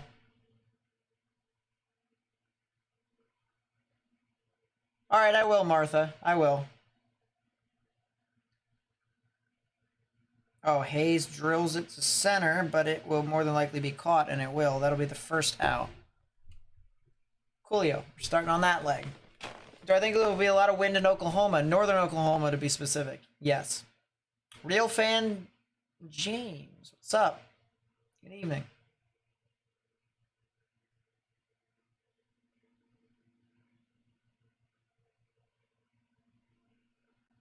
Yeah, Ryan Mallett. If you pay attention to football, Ryan Mallett should sound familiar to you. Not entirely. Well, not pay. Not play, I should say. If you've paid attention to football in the 2010s. Man, those rip currents are just absolutely... They'll do it to you. That's the reason why you gotta pay attention to the lifeguards. If they have 2 flags up on your beach, do not even think about getting in. And something that's even more noticeable is if there's only 1 red flag, knee-deep water is too deep.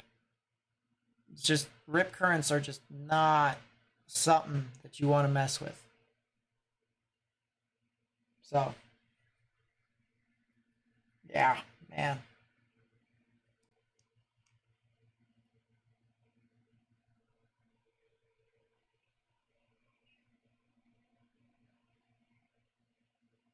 Do you think the hail and the wind risk will extend to Lake Michigan? I think the wind will extend to Lake Michigan. For coastal Wisconsin. The hail, probably not. That is a report of a wall cloud from Spotter Network. With this cell about 7 miles to your west. I don't know how he couldn't tell. I don't know how he could tell. Adley Rutschman walks. And here comes Anthony Santander.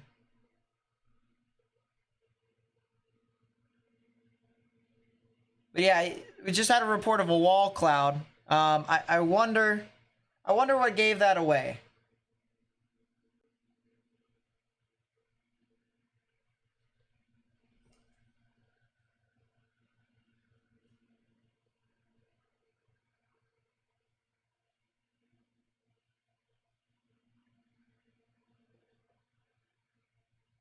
Yeah, I guess so, Tay Tay. I mean, it's unfortunate that they passed. It's stupid that they went in the water. So, if people are going to want to learn from this, this is drawing national attention because of it. But it is still unfortunate that they passed. That's how I feel about it. As stupid as it was.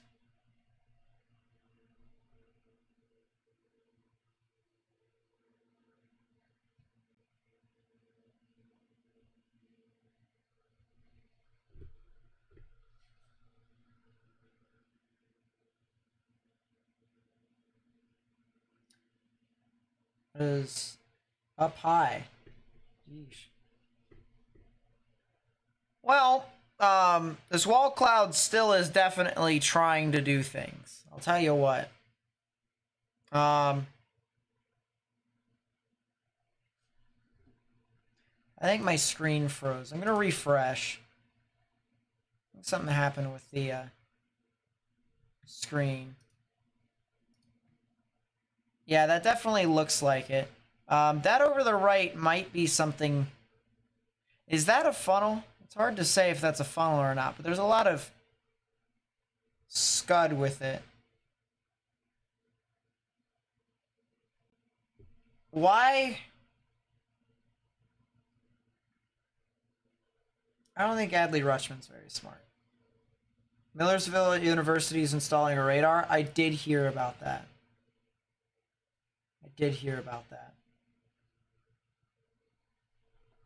Yeah, this might be very interesting right there. That might be a funnel cloud. I could definitely tell here's the horseshoe, right? And that also might be something right here too. But here's the horseshoe. So you have the rain that comes down behind and juts out the wind in this kind of horseshoe fashion. And then you have spin on the northern side. You have spin on the southern side. But the spin on the southern side sucks. So, yeah, the spin on the southern side never really produces a tornado unless if there's some unreal circumstances. So that right there is going to be very interesting to see. I think that might be a funnel. Gunnar Henderson chases, and he struck out, and that'll be the end of the first inning.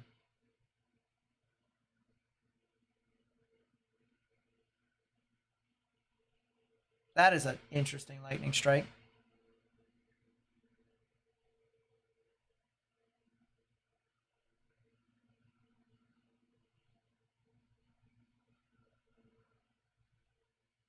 Not always KRZY. There's been instances like Capital Montana, where you would think the wall cloud would produce the tornado, which you would think would be right here, right?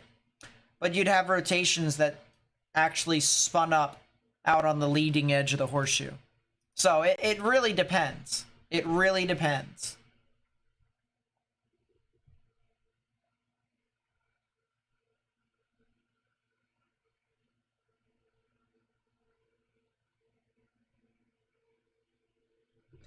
And some of the rotations actually would even go down the horseshoe and spin downwards.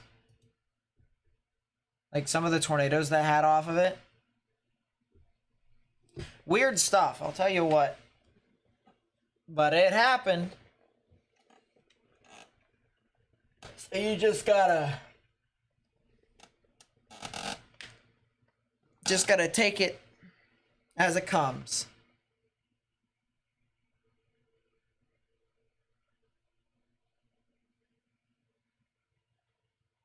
It's hard to tell if that is dust. I think that's just more concentrated rain because I can tell that this is a little bit of a rain shaft right here.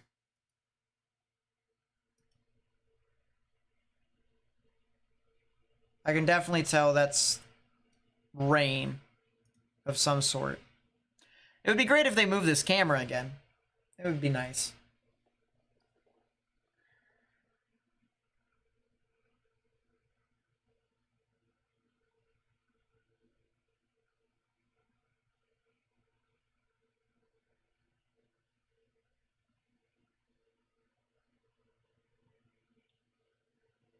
Move it to the right, you forehead.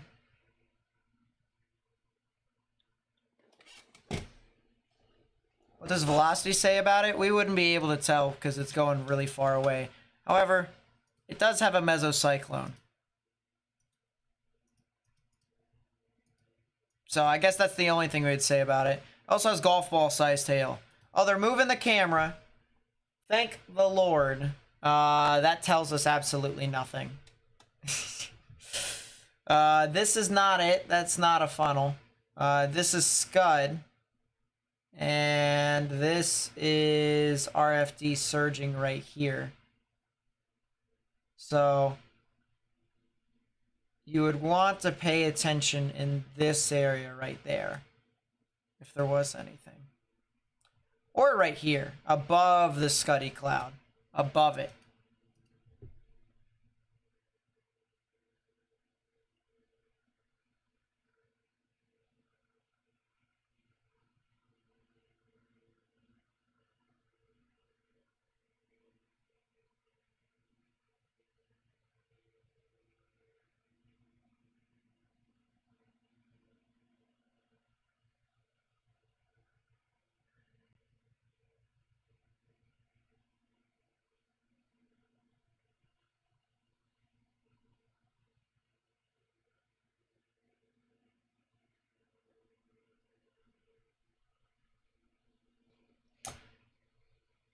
So here's the thing.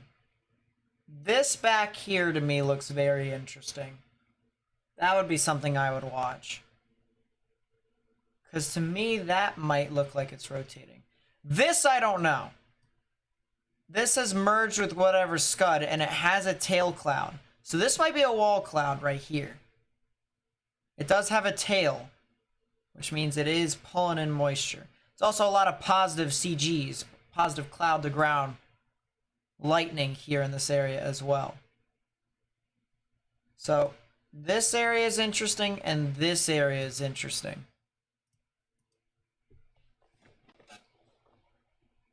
There's some more CGs. They're supported 5 to 6 inch of hail. I know baseball sized hail is possible with this storm, but 5 to 6 inch size hail. What? That seems crazy to me. Living Hope with the 2. Thank you so much. I really do appreciate it. Does help us out a lot here on the channel.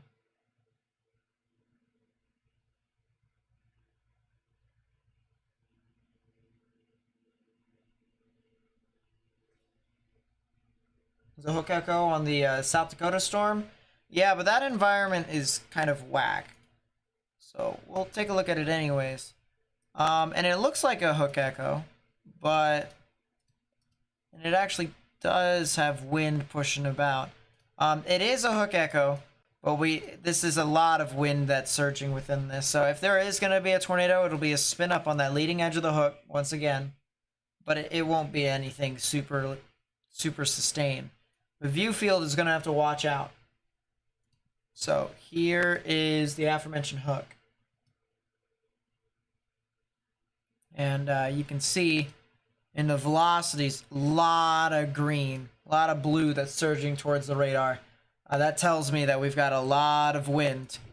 A lot of wind with this storm. And the RFD is just surging hard. So probably not a tornado producer. Could get 70 mile per hour wind gusts and golf ball sized hail, and that is exactly what the warning is for. So, interesting.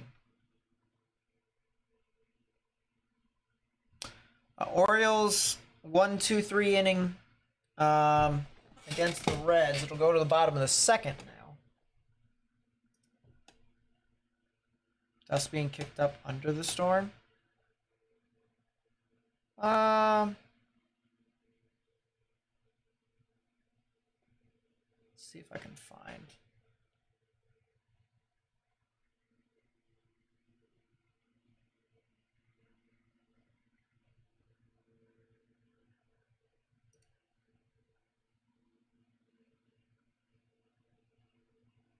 Scud's gone. It almost looks like it's gone, doesn't it? It's over on the right here.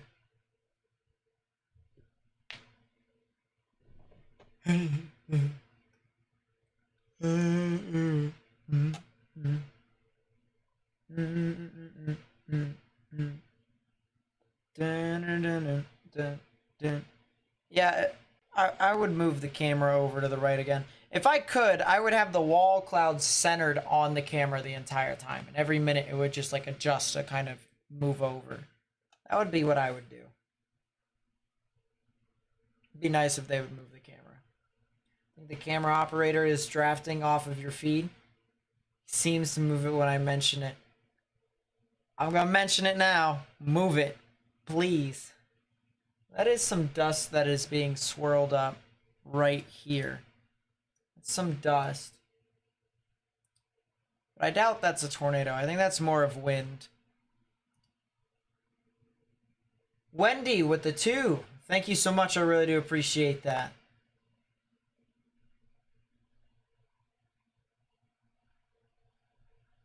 Yeah, they need to move the camera. They need to move it. That'd be great.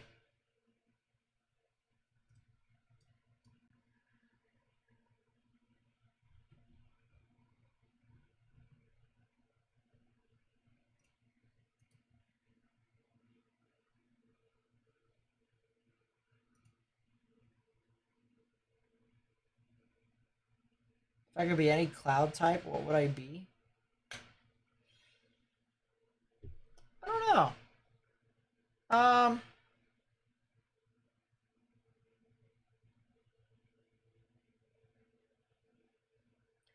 Yeah, I don't know what I would be. Aaron Hicks, leadoff walk. Start at second. Aaron Hicks has been doing great for us in an Orioles uniform. Nice to see that we have his services. Yeah.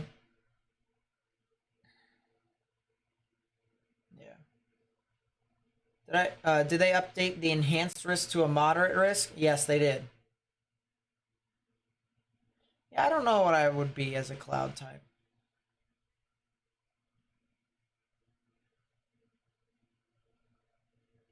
Troll is trying to compare me to Ryan Block to you. Well, I've heard from other people in the weather community that he is not exactly the most level-minded and the most, I guess, open person in the world. He seems to look at things only through one perspective, and it's his. And yeah.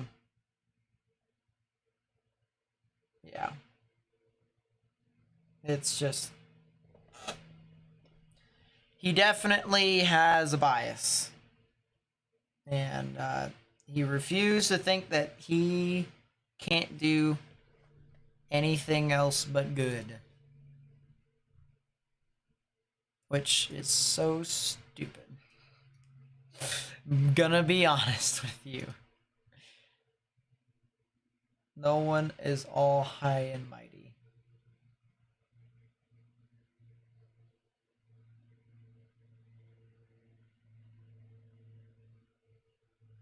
And don't get me wrong, like I respect Ryan Hall too. I do. But people, if you're gonna try and make arguments and saying that I've copied him and stuff like that and whatnot, you know, I've taken ideas from him. But then again, he's also taken ideas from me, and I know that because I've been on YouTube longer, so I don't know what else to say beyond that. Am I talking about Ryan or the troll? I'm talking about his fan base that attacked me for whatever comment I made and how I called out something that Ryan did on Twitter. I did that on Twitter.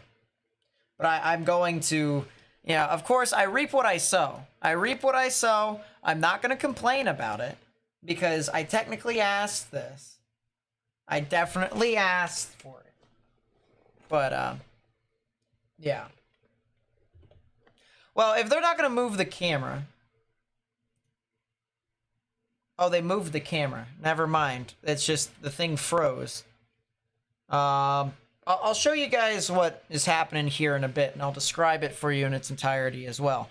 But this might be the beginning of what could be our aforementioned significant wind and hail threat for the overnight activity. And the main reason why I say that is because we have our supercell that models forecasted, and we have the storms that are back behind it. And what I think very well could happen is these other storms are going to get very close to this one that is already gone about and is already doing stuff north of Gaiman.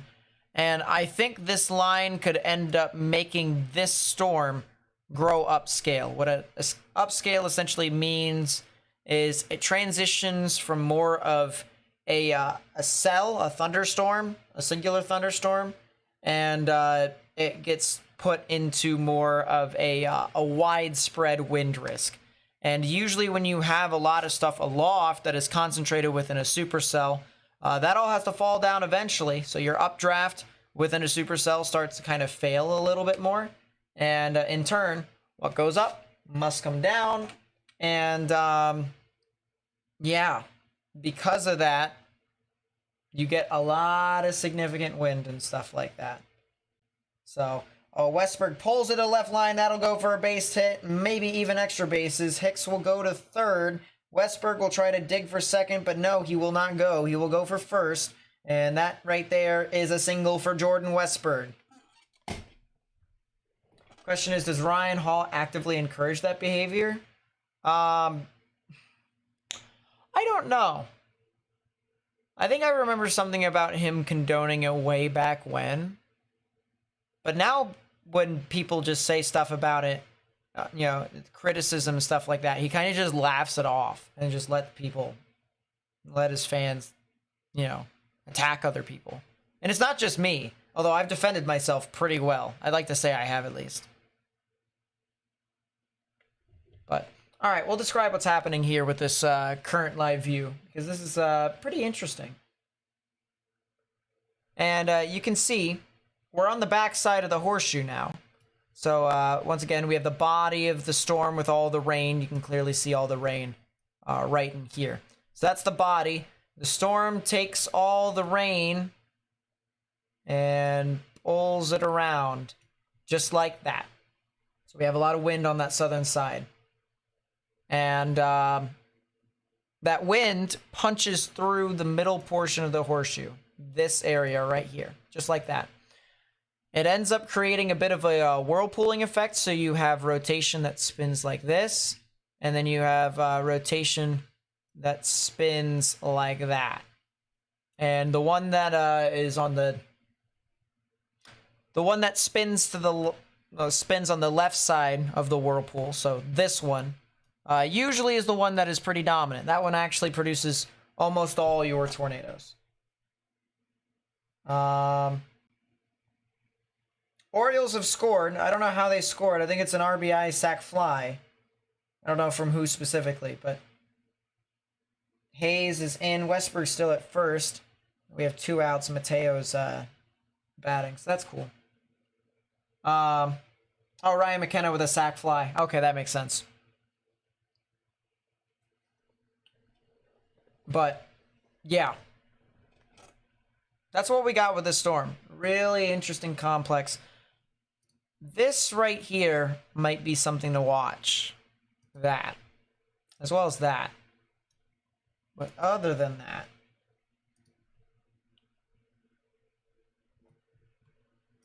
that would be pretty much it.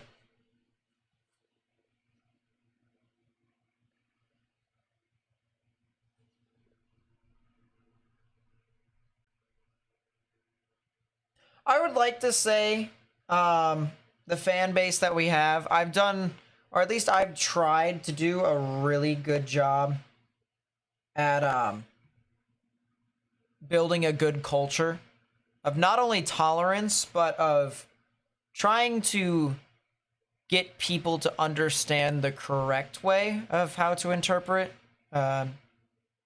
meteorology. Mateo flies out, so that sucks. So I get why it would be hard for a larger audience to be able to react the correct way, because there are ethics that I would want people to at least learn. But at the same time, people don't really, and this is also just a general weather YouTuber thing. A lot of that hype, a lot of that, you know, clickbait. I understand you need to clickbait to make money. I know you have to put ads and stuff like that. I know some people may not want to, you know, study up on some more radar analysis, but in order for you to provide the truth, you got to. Otherwise, you are providing a lot of hype. You are providing a lot of might be non-intentional fear to people who might have anxiety, and it's just not the right way to go about to try and spread information. And what you're also doing, this is the big issue that I have with it, is you are building a community with a tolerance to hype over thunderstorms. And that is not okay for multiple reasons. Number one, okay, you start to then think, well, it's not that big of an issue for me. It's not going to be any issue for other people. You're not other people. You're yourself and yourself only. And sure, other people might think the same way as you, but there are also other people who don't. And those people, the one who have anxiety with thunderstorms, the ones who have a lot of trust issues with meteorologists. I mean, there's jokes all over the place about how meteorologists are constantly wrong. I mean, the fact of the matter is, weather YouTubers have a big say in that, and it's a lot of them. A lot of them. There is only a couple that I can think of off the top of my head that actually try to not do it.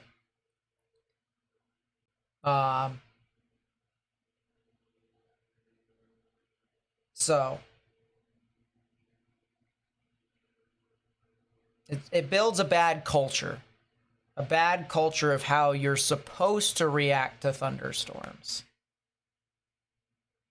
when in all actuality it's just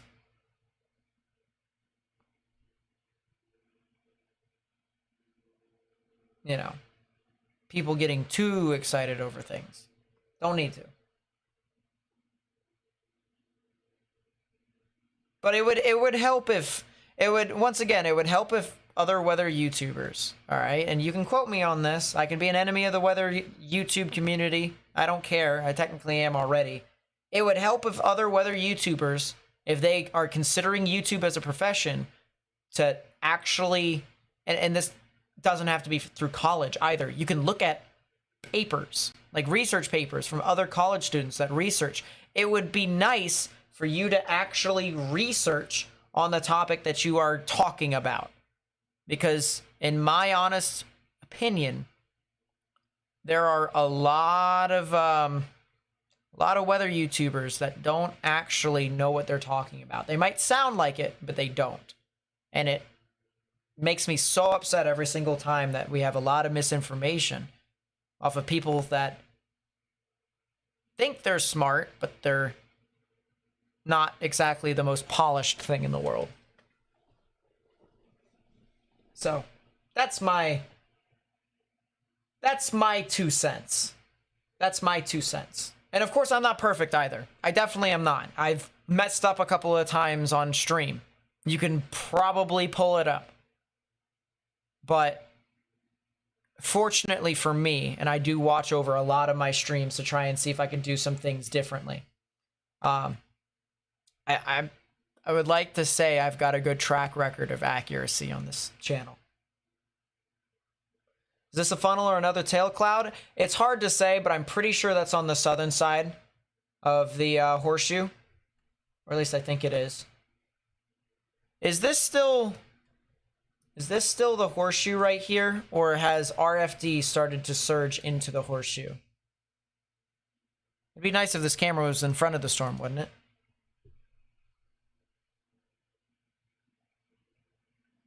Do I think this will hit Tulsa? Maybe a lot later on tonight. All right, ladies and gentlemen, we have gotten to the point of the stream to where we now have to start talking about what will be the main event for tonight.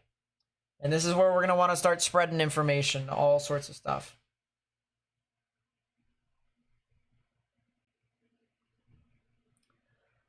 Damage, threat, destructive, severe thunderstorm warnings, in my opinion, should be treated like tornado warnings.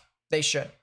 And the reason being for that is because they can do as much damage as a weak tornado, whether it's with large hail or with strong damaging winds.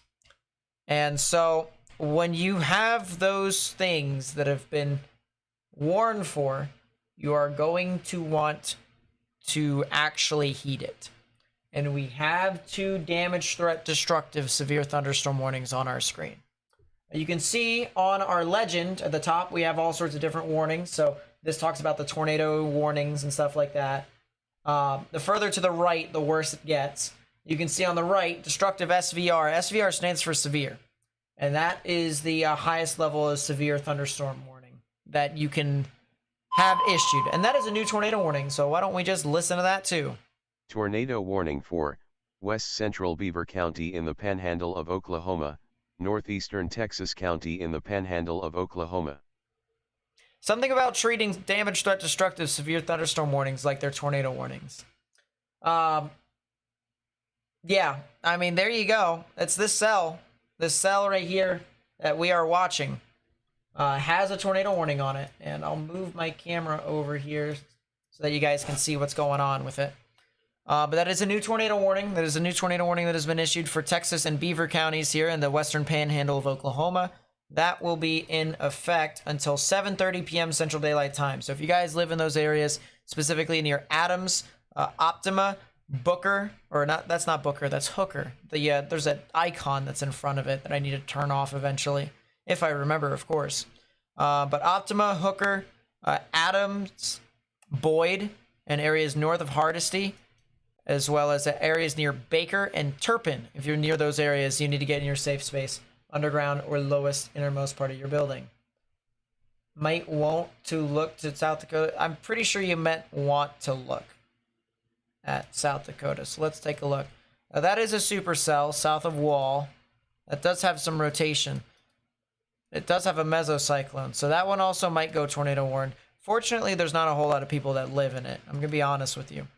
But if you're south of Wall and you're south of Quinn here in South Dakota, or if you're south of I-90, if you are south of I-90 near U.S. Highway, or not U.S., State Highway 240 here in South Dakota, and you are north of Interior, you might want to get in your safe space. That could be a new tornado warning as well. It's got a left flank velocity enhancement. It does. So I can't really say that this thing isn't going to be doing things. But it is definitely a very interesting thunderstorm, to say the least.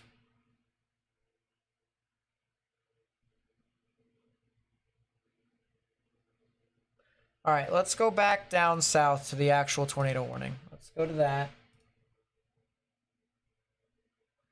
Tyler's getting in position soon. Should have a good view of a 2.5-inch size hailstorm in Nebraska. All right, interesting. I'll look at his thing in a bit when we get there. That is a report of softball-sized... No, that's... Is that softball or is that grapefruit-sized hail? Grapefruit is... Is grapefruit 4-inch? Grapefruit, I think, is 4-inch. Either that or it's softball. But that is just large hail. That is large hail. I mean, man, oh man. And those, if you're going to think of a 4-inch sized hail in diameter in general, or softballs falling from the sky in general. And if you can think of a pitcher throwing a ball at 100 miles per hour, I mean, give or take, that's how fast these hailstones are falling from the sky, and there are numerous of them. There's just a lot of them. Softball is 4.0, grapefruit is 4.5. Good to know. Good to know. So, softball-sized hail. All right, if you can think of a softball, very large hailstone falling from the sky and absolutely slamming onto any sort of car that might be driving into the storm. That's the reason why they've issued this damage threat destructive severe thunderstorm warning, or even other warnings in general, because it's just going to go straight through the windshield. And if you have a house that is in this area, stay away from windows, stay away from the outermost part of your building, because you need to get in the innermost part of it. If the wind, which it does, pushes the hailstone to the side of your house, it very well could go through that window. And if you're looking out the window trying to say, oh, look at all the cool hail that's falling from the sky, there might be something that's got a target for your noggin, and that's not what I want for you guys to have. So let us not do that. Let us not do that. You guys need to get into your safe spaces. Treat this like a tornado warning, although there is a tornado warning already for your area. Elkhart needs to get indoors. There's the chance for 80-mile-per-hour wind gusts for your storm as well. If you are in Elkhart or in Rolla, you need to get into a sturdy building. Sturdy building, innermost part. Stay away from windows if you can, because this thing has got hurricane force winds within this storm. I want to show you guys here. This is the live view of the tornado warning with this storm here that is just to the east of Optima. Of course, there's other people and other chasers that are in this area as well. But this clearly looks like a cell that has got something really interesting here on this leading edge. That right there might be something that we want to watch out for. Andrew with the 2. Thank you so much. I really do appreciate that. Says, I'm outside with my mouth open. Waiting. For these storms? Oh, man. You bet that's not advisable. I wouldn't do that. Man. Not advisable. I appreciate it, Sean. I appreciate it. Might be some pictures on Twitter that are starting to come in about the hail, or even other things. I'll look on Twitter, but if there's anybody else that oh man, that's just unfortunate. But if there's anything that anyone sees on Twitter, please be sure to at me at Nate_Snyder.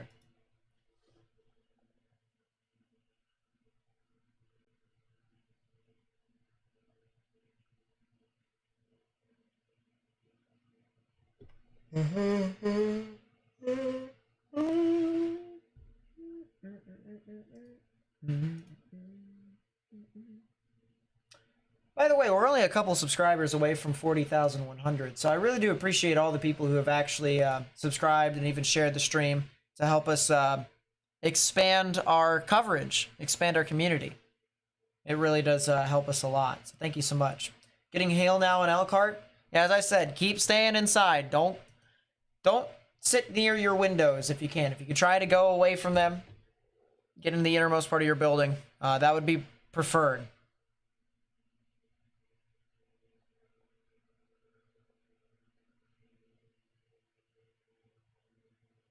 You're in Twitter jail? What did you do, Grace? Actually, I don't think I want to know. If you're in Twitter jail, I think I might not want to know. The futuristic Jackson. What's up? Welcome to the stream. Yeah, it is not a great idea to catch hail with your mouth. It just is not. I'm sorry. I don't know whose idea that was. It's not a good one. Ah, so I see. I did see that Flyers fan. I saw that earlier on today. I also saw Toffoli got traded to the Devils about an hour ago, something like that. There also might be a trade with the Jackets coming up here soon.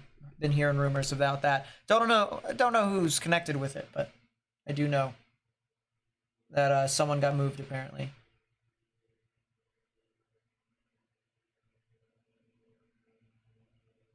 What have you missed? You just arrived in time for the main event of the Storms tonight, where we could be seeing 90-mile-per-hour wind gusts. Maybe even 100 is possible.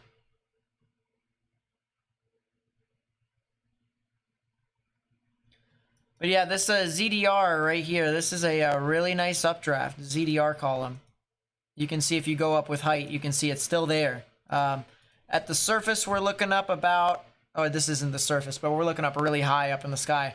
Looking up about 11,000 feet, I go to 1.3 tilt. We're at 19,000 feet, and it's still there. So our updraft just keeps going up until Kingdom Come, or at least until the radar refuses to function anymore. And that is as classic of an updraft as you can get. Are we streaming the draft tomorrow with me and Morgan? I'm going to be streaming the draft tomorrow because it's going to be really interesting. Especially since I've been hearing the Ducks are trying to, or are thinking that Leo Carlson's definitely an option. And then Fantilli might go to the Jackets. It'll be really interesting. So, can I read the severe thunderstorm warning watch for the main, or the severe thunderstorm watch for the main event? I can. Did they issue a new watch? No, they did not. They just have the watch here. So, pull this down. This is very nice. Okay. So it says, effective until 9 p.m. Central Daylight Time, the primary threats include scattered damaging winds and isolated significant gusts up to 90 miles per hour likely. Scattered large hail and isolated very large hail events to 3 inches in diameter possible, and a tornado or 2 possible.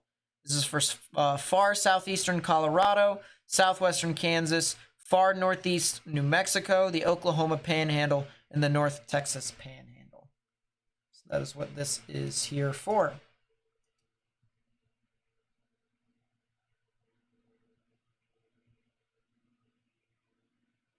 Are you in the enhanced risk in Oxford? I gotta remember where Oxford is.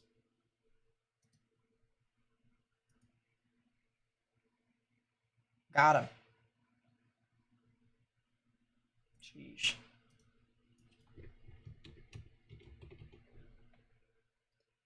Oxford, Kansas is located down there. Yeah, I had a feeling it was down there somewhere. It just wouldn't pull up. Yeah, there's Oxford. Yeah, you will be later on tonight, probably around 11 o'clock is when it's possible, give or take an hour. So around 10 is when I would watch out for the significant severe weather. That's what I'm thinking. You'll be getting some very strong damaging winds here soon.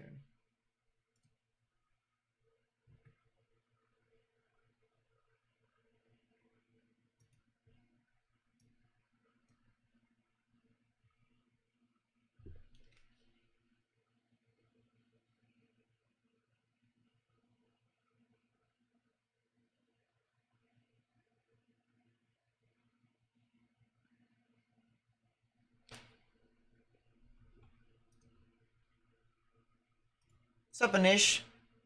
Anish with the the daily, or the not really daily, but the otherly occurrence. What, the streamly occurrence of popping in here for a bit. Nice to see you. I've been seeing you on Twitter every now and then too.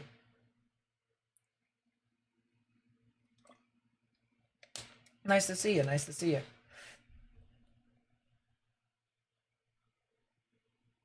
Nightbot is slacking. Nightbot does that. Please tell me this 100-degree weather is leaving the Florida Panhandle this week.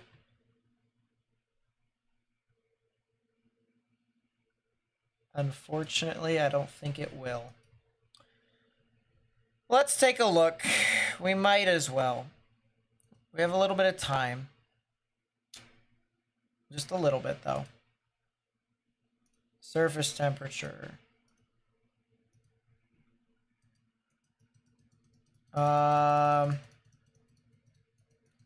That looks to be a no. Wait, 12Z. Thank you.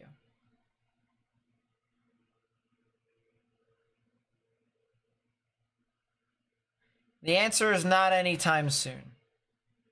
Welcome to summer, unfortunately. It might hang around the 90s at the lowest, but just for the next week, nope. Looks like you guys are still stuck with some pretty strong stuff. That is another report of a softball-sized hailstone.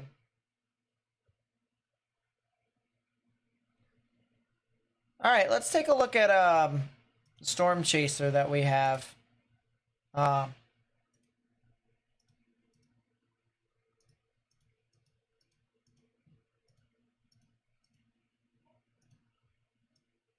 There we go. Let's go full screen to the storm chaser, actually. This is Tyler Kurtz. And he's allowed us to feature his content on our stream today. So if you guys would like to go follow him, go subscribe to him and stuff like that, feel free to do so. Link is in the chat. Of course, I always say to go subscribe and stuff like that to help these chasers. Because these chasers go through almost anything and everything, man. So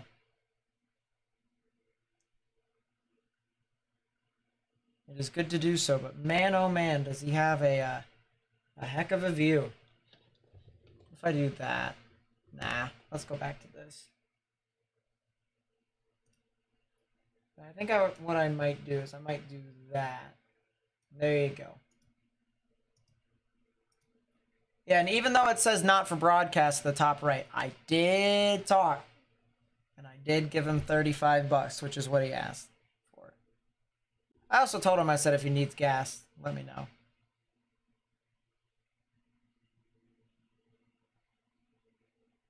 So, this is a really nice storm. And he has said that this, or not him specifically, but other storms. No, I think it's the same storm that he's on.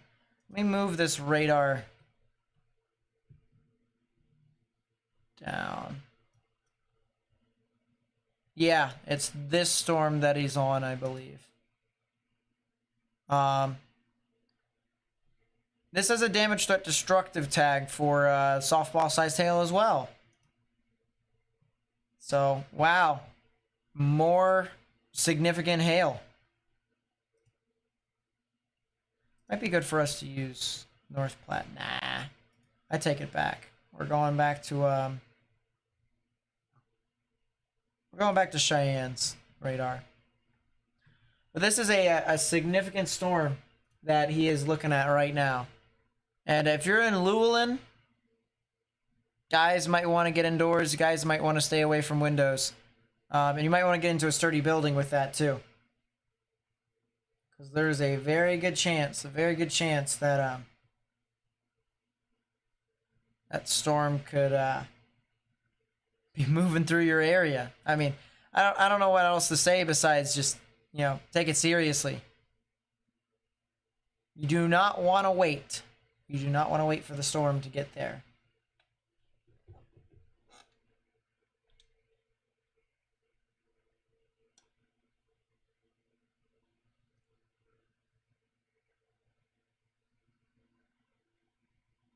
All right, let's see.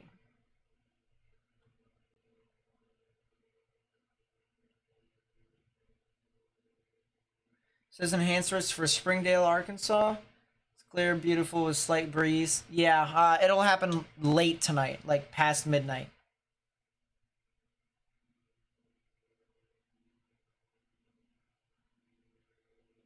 Reds have scored off of a double. That sucks.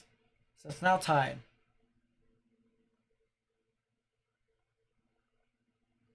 Pacific Ocean has its first tropical storm. Is that the East Pack or the West Pack that has it?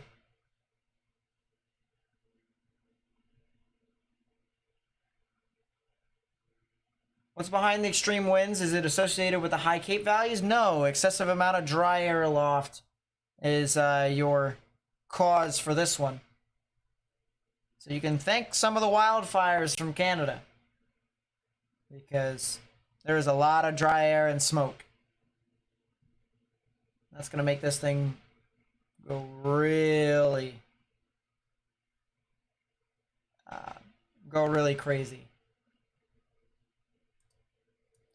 I think he's looking at that right above us. I'm not sure if that's something tornadic there, but I think he's looking at that.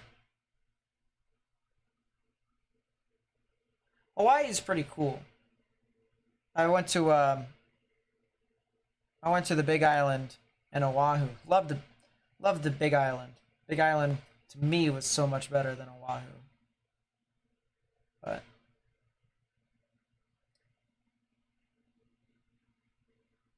Milazzo, what's up? I'm trying to catch up with all chat because everyone's saying anything and everything. Break down the conditions in the high risk area. What are the Cape values, etc.? It's a good question. So a lot of the areas that are in the main risk area, which by the way, there's a new mesoscale discussion. Significant severe wind gusts will become an increasing concern as thunderstorms spread eastward this evening. Downstream watch will be needed. Adjustments to higher severe wind probabilities, 30 and 45 wind areas will likely be needed. Oh. So they're not talking about a PDS severe thunderstorm watch. They're talking about a regular severe thunderstorm watch. But they're going to expand the moderate east, more than likely. Anyways, we'll go to this, and this is pretty cool. Watch this. I'm going to pull up the mesofill. We're going to close all of this stuff. Go to meso analysis. And here's the current amount of Cape that we have. Does this look familiar to you all? I hope it does. There's an absurd amount of Cape over Oklahoma right now with 7,000 joules per kilogram. But storms are not going to use that. They're going to use this stuff up here. The 6,000 joules per kilogram over here in Beaver and Buffalo, Oklahoma, as well as Liberal and Meade. So we have a lot of Cape. We have not really a whole lot of wind shear. I can pull up the storm relative helicity, and it's north of this system. So I mean, there is a little bit of spin, but it's not great. So that's one thing to consider. And then we also have the 850 millibar dew point. And notice how it's very, I guess the right word is moist out in front. And then the boundary back behind it, we've got dry air. And even higher than 850, it gets pretty dry. So actually, I might want to do the overlay. Meso overlay. Oh no, this is height wind. Yeah, it's not really going to help us out a whole lot with that, but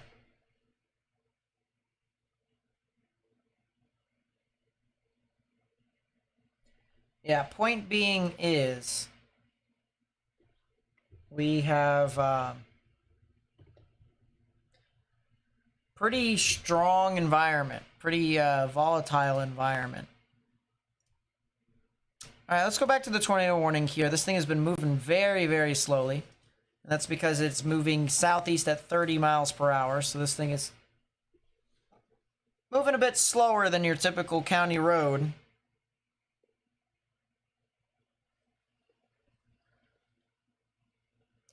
But still tornado warning here for eastern Texas County and Oklahoma. If you are in that county at this moment, or that portion of the county. it is a good idea for you to get indoors and stay away from windows, because this thing is definitely tornadic. We've been watching the storm for quite some time. We've even had a live camera that has looked at this storm, and we've seen what has looked to have been wall cloud or two that has formed off of this.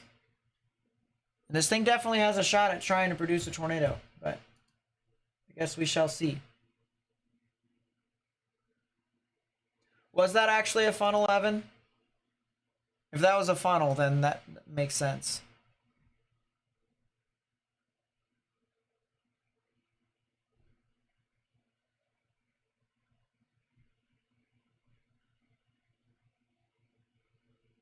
Bryce Kintai, picture under OKWX. I'll have to look at it in a little bit. Yeah, it's terribly hot outside for much of the United States. It's summer though. It is summer, but it is still terribly hot. Yeah, I loved the Big Island for exactly that, Teresa. It also is not populace infested.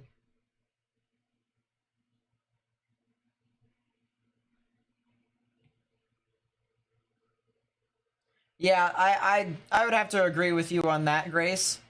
I went to the northern side, North Shore though, and I saw the waterfall over there. That wasn't bad. But I mean, Pearl Harbor was really the only reason why I wanted to go to Oahu. Everything else is just kind of like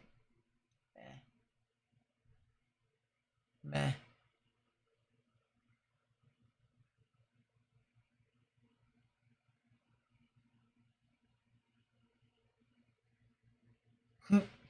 I think you were going to try and say West Virginia. West Virginia should be fine. There's going to be some scattered showers and thunderstorms. I live close enough to probably look out my window and see that. But is that a funnel on the right side? Earlier, I think it was.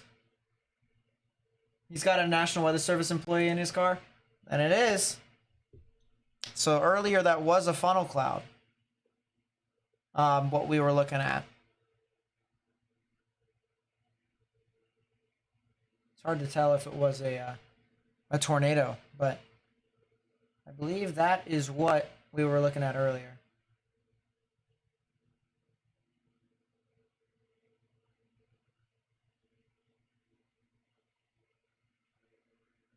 All right, let's look back at I know we're probably not going to be able to see anything at this point with this, but I still want to see if Guyman's camera still could be doing something. Got a lot of rain, and we're looking into the pole. That is a great idea. Tell you what.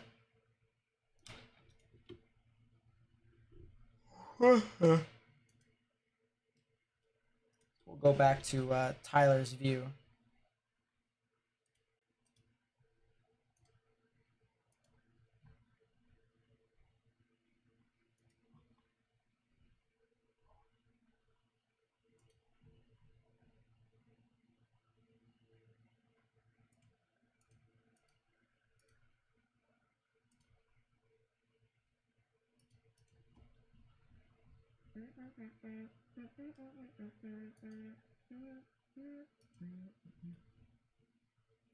Wow. That must be what you were trying to talk about on Twitter. You can see... Oh, that's popped up by Ryan McKenna. Could be foul. And we'll go foul. This right here is what someone was saying about in chat. This is from Bryce Kintai. And, I mean, just look at that. Look at the shot. Farmer Matt with the 25 months. Thank you so much for dealing with me for over 2 years. Man, oh man. By the way, did you guys know that tomorrow is my 4th year anniversary? My 4-year anniversary here. Talking about weather on YouTube. Man. Talk about coming a long way. Started in summer of 19. And Yeah. This is pretty cool. So that's at Storm Chaser, but without the E for the Bryce.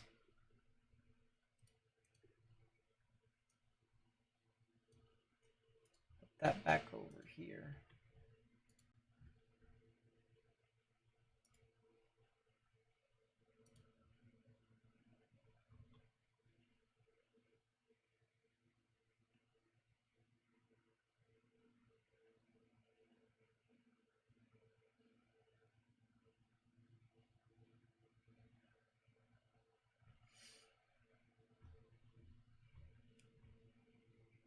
Man, that's pretty funny.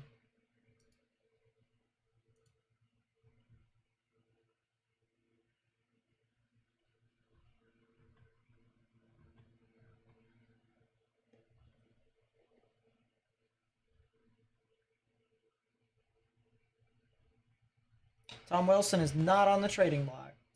You heard it here first, folks.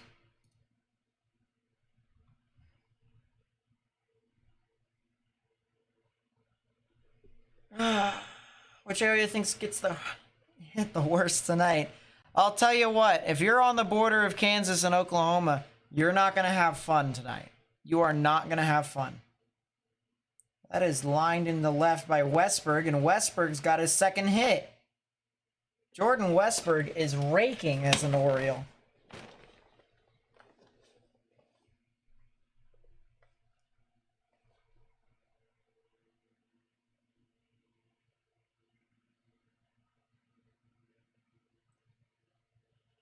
You know, it might be a good idea to keep him up here in Baltimore. Oh, boy.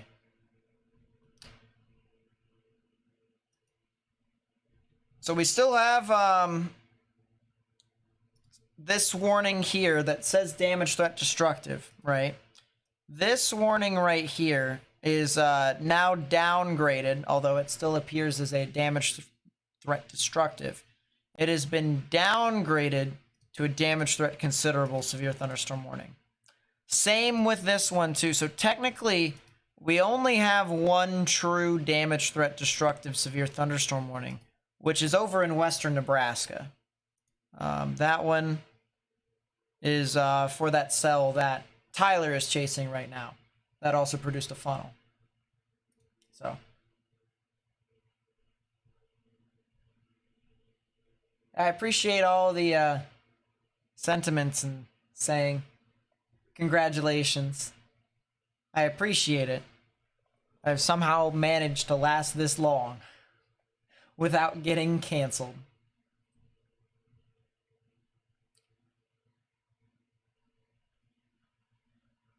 I wonder if this channel technically counts as like a radio show or a podcast.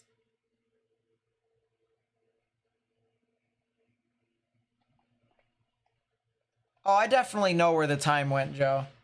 I'll tell you what, I have definitely seen myself grow throughout the entirety of my channel. And how I've done things, how I've moved from one to another. I've definitely changed in 4 years. And 4 years ago, I was still a senior in high school. Or I was going into my senior year of high school, I should say. And then COVID hit, of course.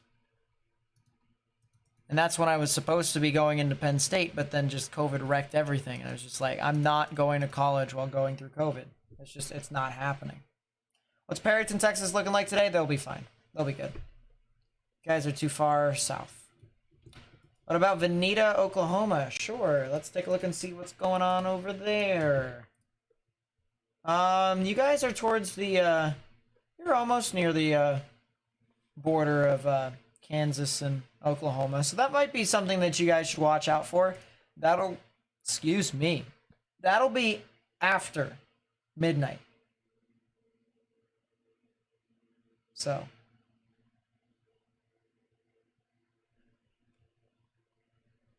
Pokey, what in the actual?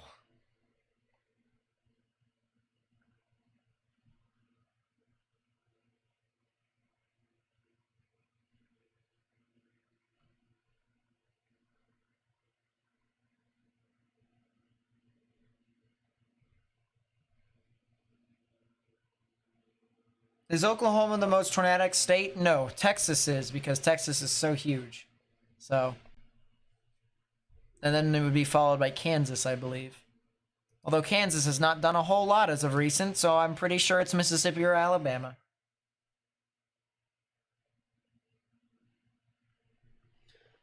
That's what I am thinking. So eventually, we'll be getting towards the National Weather Service Dodge City jurisdiction for their radar. And we'll be able to see what's going on with all that. The storms over here in South Dakota,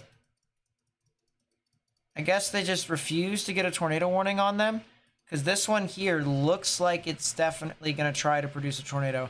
I'm not sure if it's elevated, though. Where's the 77 on 63? It's got a shot.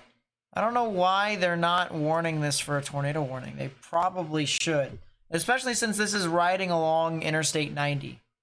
So I don't know why they wouldn't, but...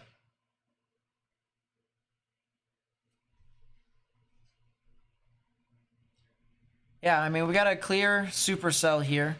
Rain wrapping around just like that. And then you've got rotation here as well. You got greens moving towards the radar. You got reds moving away. I mean, that is a classic recipe for a tornado. Things just got to come together. And it's got... you know, it's not the worst vorticity in the world over in that area. I mean, it is pretty bad, but it's got a mesocyclone. It's got rotation.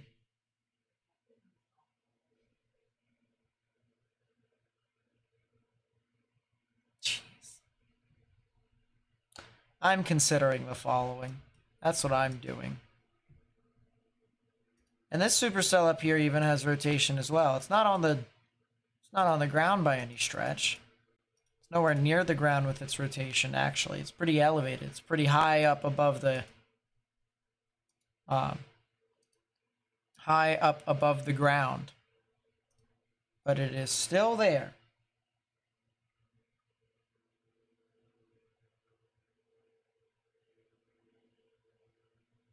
Living and working out of your vans, they're placed in the area.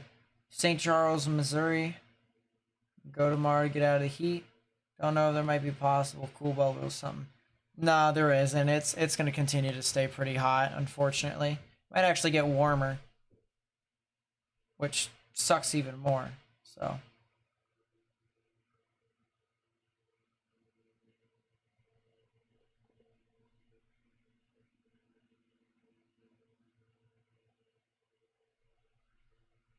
it's just going to be hot in the United States in general. I'm going to be honest with you.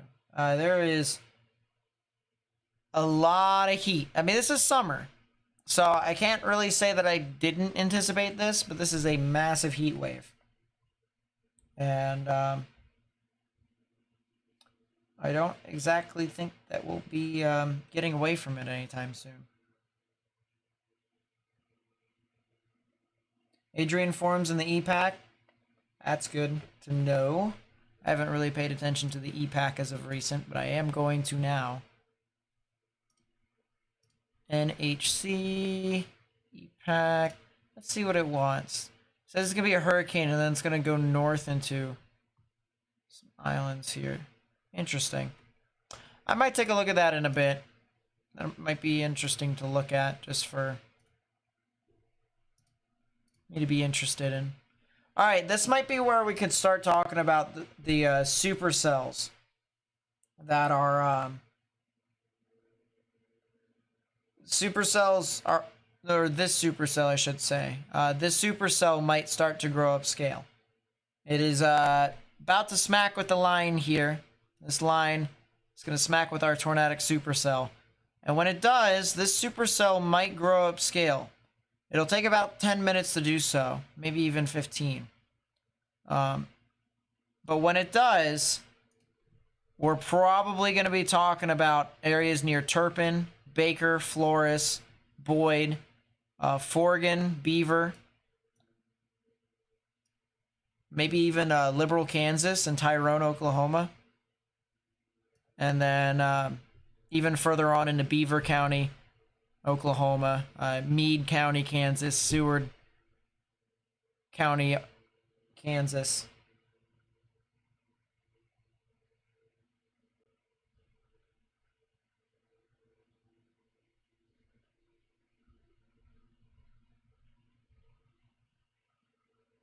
What am I using for storm relative reflectivity and base velocities? Well, it's Doppler.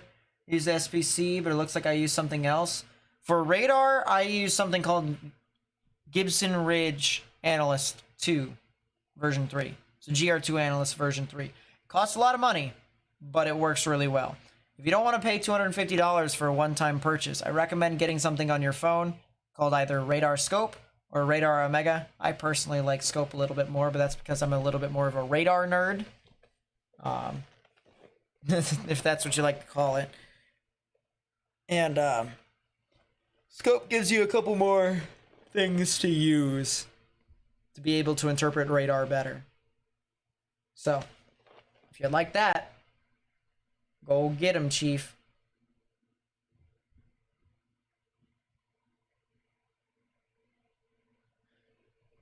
Fortunately, Kimberly, it looks like that'll be it. It's just this storm and then bing, bang, boom. Do I still want to go to Penn State? No. For reference, it costs more money to go to Penn State for in-state tuition than it is for out-of-state tuition in Oklahoma University. And a lot of my friends are trying to recruit me to go over there. So, I'm going to see what I can do. But I'm definitely not in Penn State right now.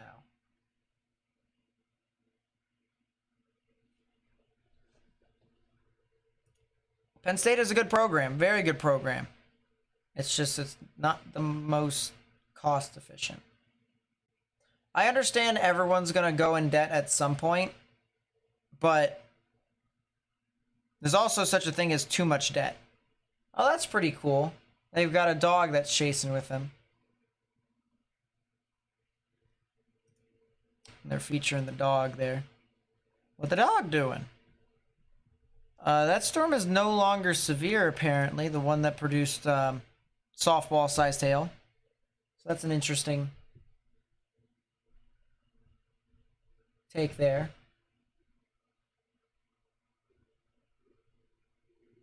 I know College of DuPage has one. But OU is ranked top 3.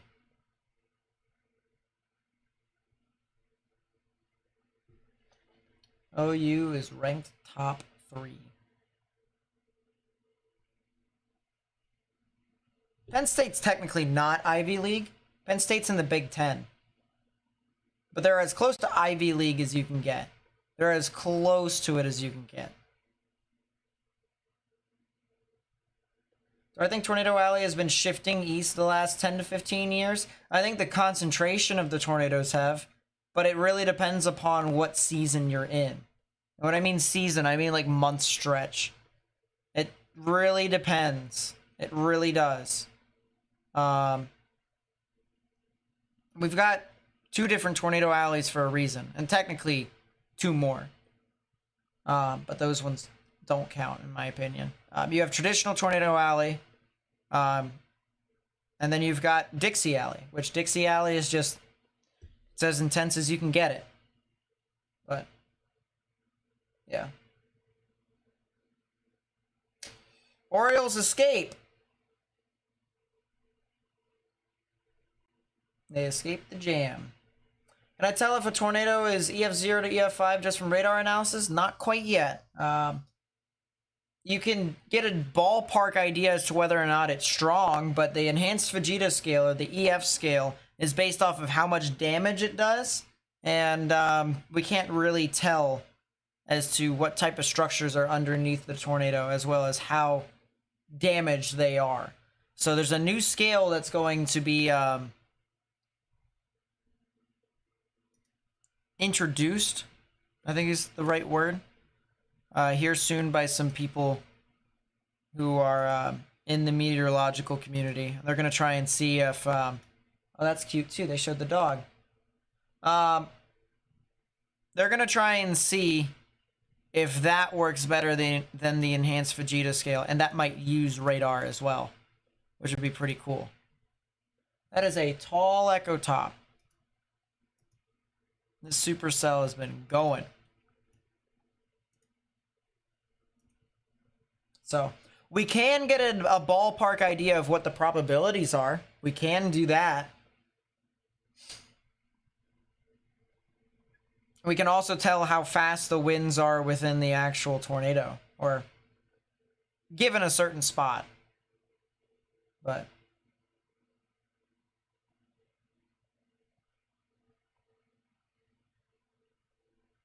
Hoosier Alley and Carolina Alley don't exist. They don't count. Carolina Alley only exists because of tropical systems, and Hoosier Alley exists every 3 to 4 years. So, with all due respect, the answer is probably not.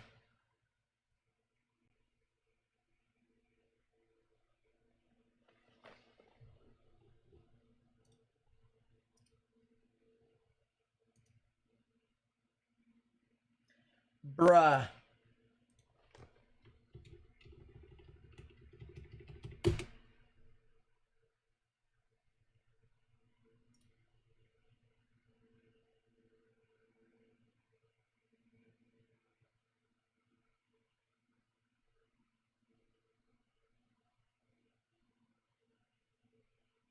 Go to the University of Alabama. We've won 18 national championships. That may be so, but Oklahoma University just has a way better severe weather program. Way better. I mean, of course, you know, when you've been hit by so many tornadoes, you have to, but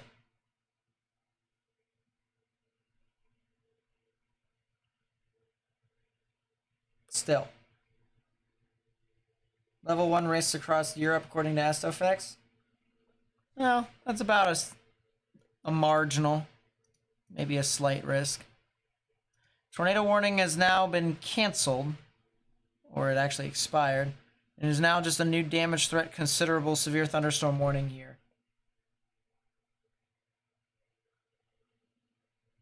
Great job, Austin Hayes. Now here comes Adley Rutschman.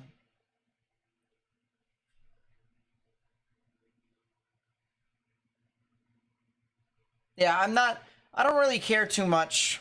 Now this could just be me right now. Of course, when I get into college, I might get more interested. I was interested in the Penn State College sports athletics when I went to Penn State. Now I just don't really care too much. Yeah, I when I went to Penn State, cared a lot about their hockey because you know me, I played ice hockey. That is not a strike. Yeah, I played hockey myself. Penn State won the Frozen Four. That was pretty cool. They won the Frozen Four, too. And then, of course, Penn State being relevant in the Big Ten. Having rivalries with Michigan and Ohio State. The Ohio State. Because you got to put the in front of anything over there.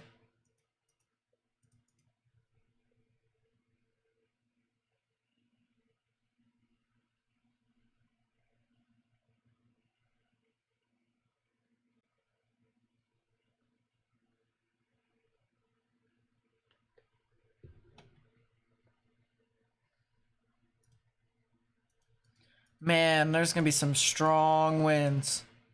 There's a new damage threat, destructive, severe thunderstorm warning. And that is not surprising at all. Look at this bow echo that's forming now. That was a part of the range folding. But there it is, and it is on its way. It is going north of Liberal, Kansas here. It is surging. Big time. That is not a strike. Goodness gracious, this Empire is terrible.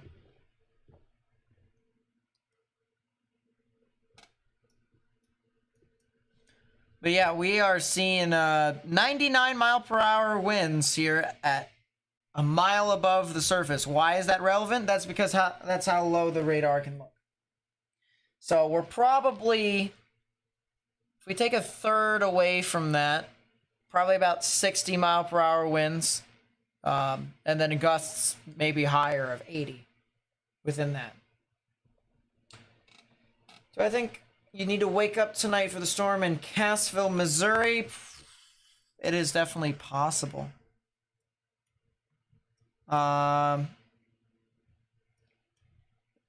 Probably after midnight, sometime around then. 3D, we are way too far away from the radar to do that. I am not 3Ding anything above 4,500 feet. It is not going to happen. Need to be on the payroll of teaching? Well, that's what YouTube pays me for if I really wanted the money for that. Either that or people donate. But I don't really care regardless. I'm here to do it because I want to. But not to mention, this also it provides a good way for me to sharpen up my skills every single time. So I'm able to just constantly do stuff. If it's that storm that they haven't tornado warned for God knows how long, that is some side lobe. So that is not entirely correct. That is side lobe. And you can even tell it's side lobe because you have some contamination here on the side. That is some side lobe. Yeah. So it's got rotation still. But no, that is not it, Chief. That ain't happening. Not quite yet, at least.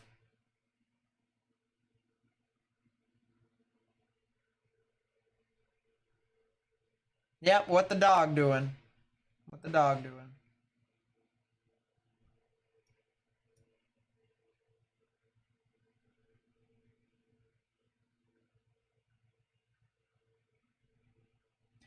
I don't know, Grace. I don't know.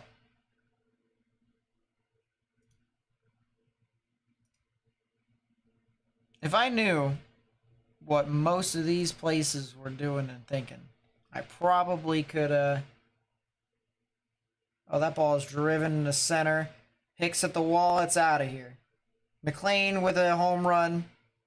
And the Reds have taken the lead. It's 2-1 at the top of the sixth.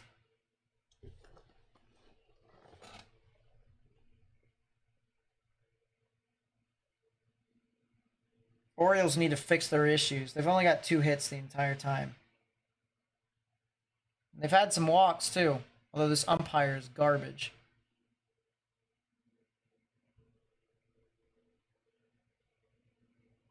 Stream Derek Thompson? Unfortunately, I cannot because I am not allowed to show his feed.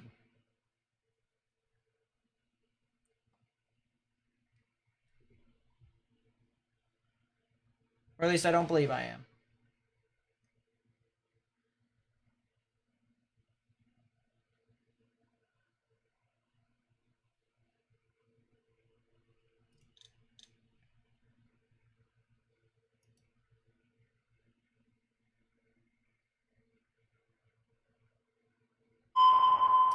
That is a new tornado warning.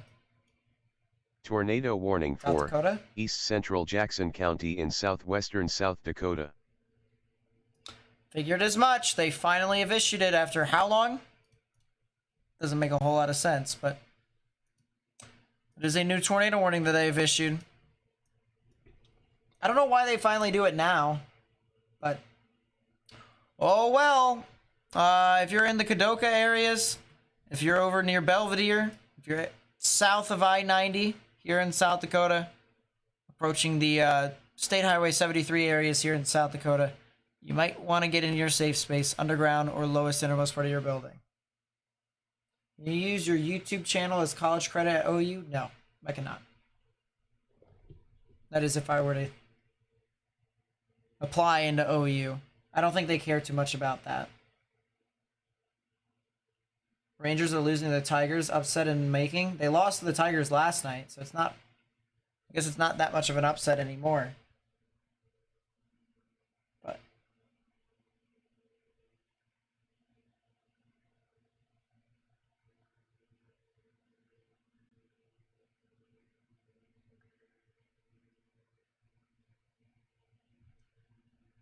and yeah, this thing's still going. But it's once again still got side lobe. You can still see contamination on the side. So there's definitely some something wrong with this radar. That is 2 tornado warnings in Canada.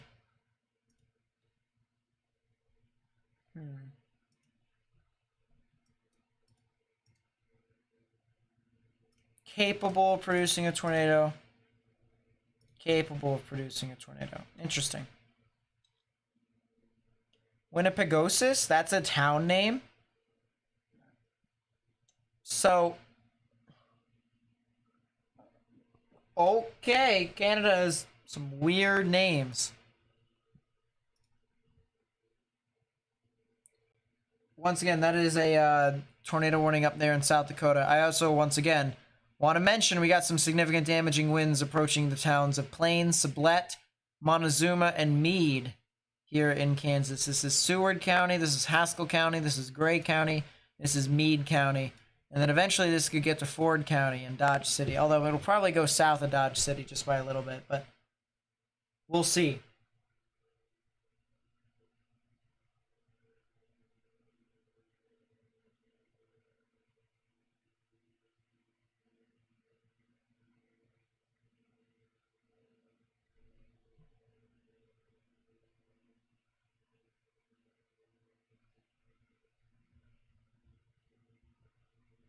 They don't want to be the boy who cried wolf too much and desensitize people to tornado warnings.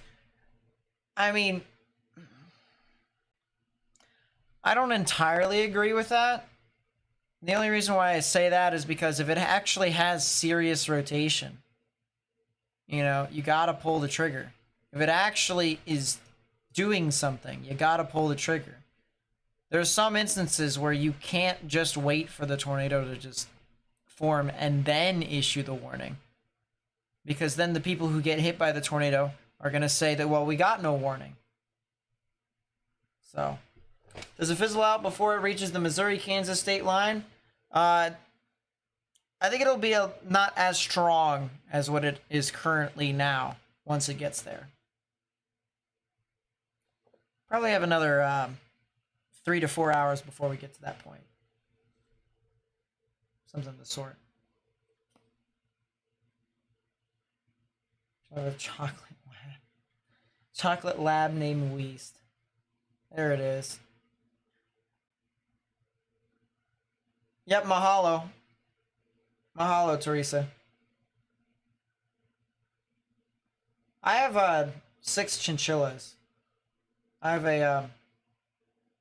an ebony chinchilla. That's my favorite.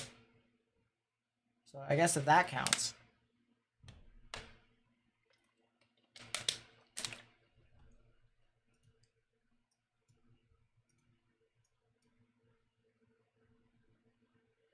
Oh yeah.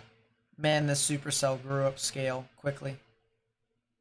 That thing just burst.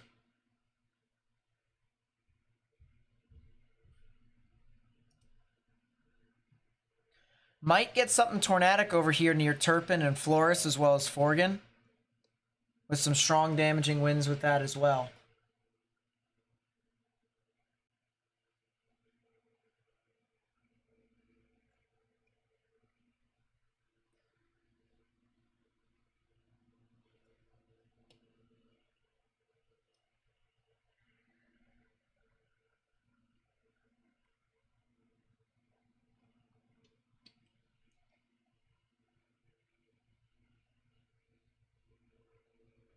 But this is getting into Beaver County, Oklahoma.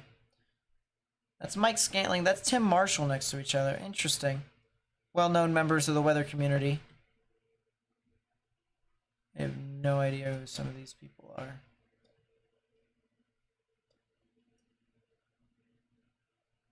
Yeah, no idea.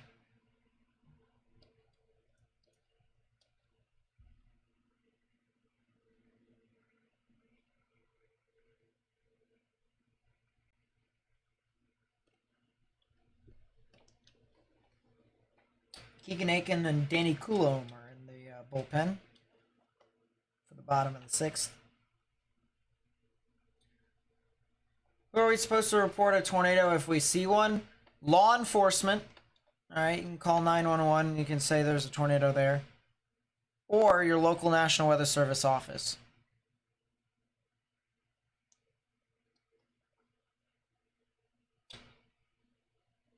Either one works very well. That is outside. If you call that a strike, I will come down to Baltimore and I will slap you silly. You donut. I'm a spotter, but I move around and I also don't really do a whole lot with Skywarn and stuff, so I'm not really Skywarn certified. I'm a part of Spotter Network though. That is popped up, blooped into center, and India picks it up.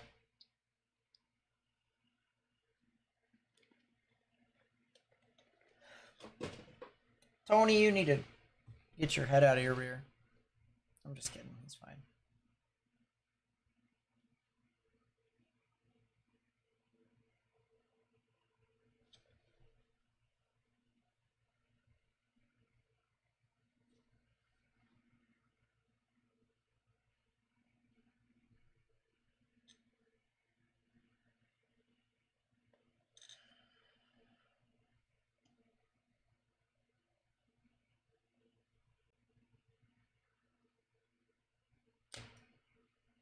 Man, this line is starting to come together, though. It is really starting. The big, mean line. Once we start to see it bow, that's when we probably, and we might already be seeing it bow right there.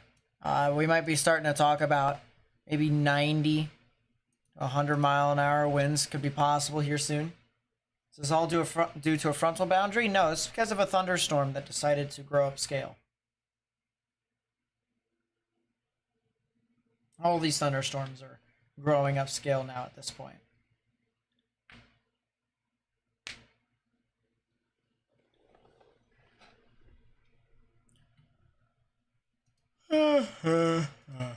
Yawn. Oh, look at that spectrum width. Look at that turbulence from the bow echo. Wow. That is crazy. Yes, they did let the tornado warning in Oklahoma expire. Yeah, look at that bow echo right there. That is...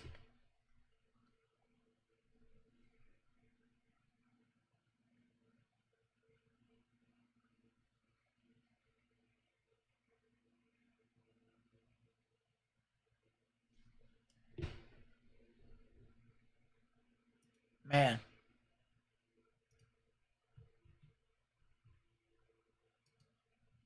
Okay, the radar is going to start bugging out here. Yeah, the radar is going to really start bugging out here. So radar might be a little bit more unreliable than we might like it.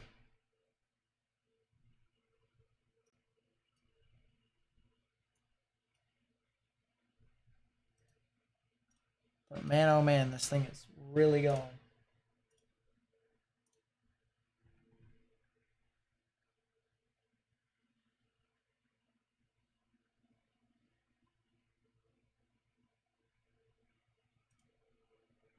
I don't know what happened there.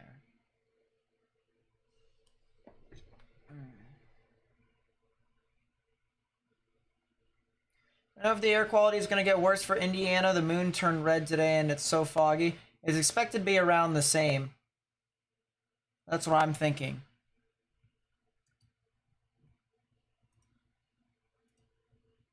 We can take a look.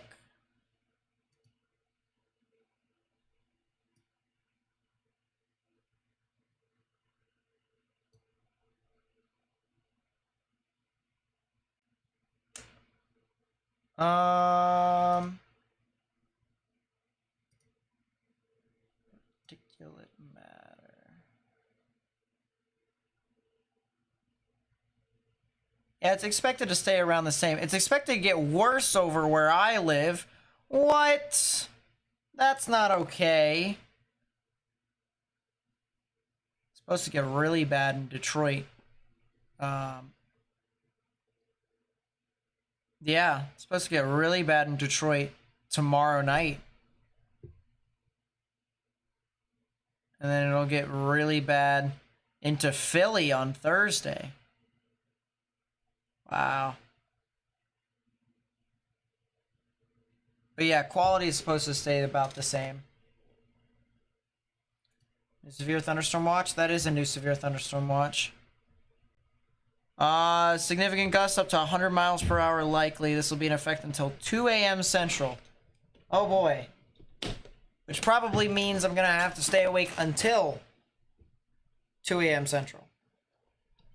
Ouch. Ugh. Yes, the smoke's gonna come back to the East Coast. There you go. Thursday morning. Haha. Not fun. It's gonna be pretty bad too.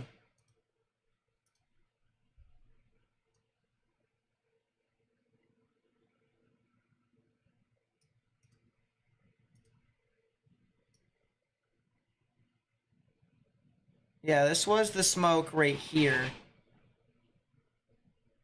And then it's been brought down all the way. Yeah, it's gonna get bad for me on Wednesday night and the Thursday. That's not...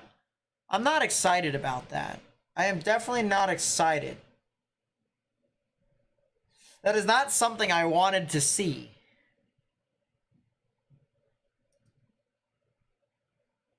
Yeah, you should be having fun over there, Hannah. It's gonna be, quality.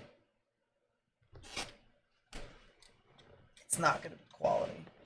This is not quality. We are not enjoying this. Man. I'll look at a Twitter here in a bit. But man. Is anything going into liberal? Yes, it should be here. Hold up. Let me pull up right radar. Yes, there we go. So there is a big storm. Could produce some 80 mile per hour wind gusts within your cell. Within your general area here. So I would stay indoors, sturdy structure, and get away from windows if you can. Because if there's any sort of shingles or if there's trees near your area, it's going to be pushed right onto your exterior walls. And even break windows and stuff like that. Yeah, fortunately I was not here for that part, Hannah. I was in Hawaii. And I'm so thankful I was not here for that. I am so thankful. I will take volcano chasing over smoke chasing any day. I don't know. I don't know what to call that. I have no idea what to call what type of chasing that is. The smoke's chasing you. Chasing. That's what it's going to be called. Are we supposed to see the storm if we aren't next to the windows? Listen. There's some instances where you're not going to want to see it when you're next to the windows. Alright, it's just how that is. If the storm is strong enough, alright, or if a tornado is strong enough, and it's moving on through, they won't care about if you're near windows. It's going to go through it regardless. And if you're right next to that window, it's going to smack you straight in the face. How's Perryton looking? Perryton's going to get some scattered showers and thunderstorms here soon. Might be severe. We'll see. It is heading off into that area, though.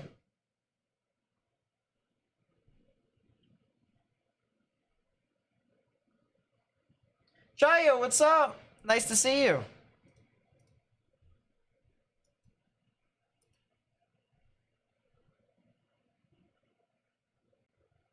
Nice to see you indeed. Yeah, this thing is starting to cluster big time. And we might see... This might be an outflow boundary right here. And this is a lot of turbulence right here. That's over Mike Scantling, too. I think that's side lobe, but we've got a significant amount of winds here that is pounding through Flores. That'll head over to the Forgan area. I'm very surprised they have not issued a damage, threat, destructive, severe thunderstorm warning for this cell. I'm very surprised. But, you know, the damage, threat, destructive, severe thunderstorm warning, by the way, has been downgraded again, so... Oh, what a play by Westberg, and he will end the 7th. Jordan Westberg continues to just do everything. Yep, mahalo.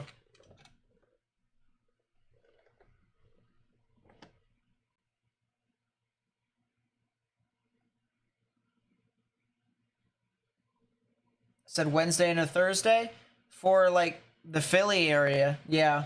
So that's, like, southern Pennsylvania to eastern Pennsylvania. That's usually my area.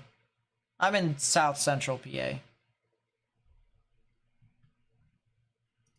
Hopefully I'll be asleep by that time.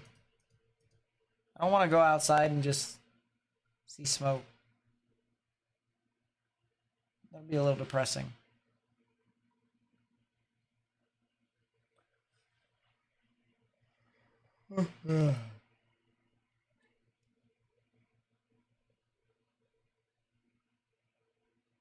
Have a derecho and expansion of the moderate risk. I did hear about that. I did hear that we were going to get the moderate risk expanded off to the east. I don't know how far it's going to expand, but it is going to expand. And because of that, they've expanded the severe thunderstorm watch. How many times have you heard expand? I don't know. But there is expected to be a big severe weather event that is going to occur overnight here tonight. Which means if you're in a severe thunderstorm warning, you're going to want to heat it. You're going to want to stay away from windows. That's a big thing here. 90-80 on the wind probs. That's an ouch.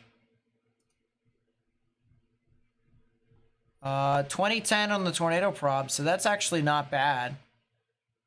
But 90-80 on the wind. Wow.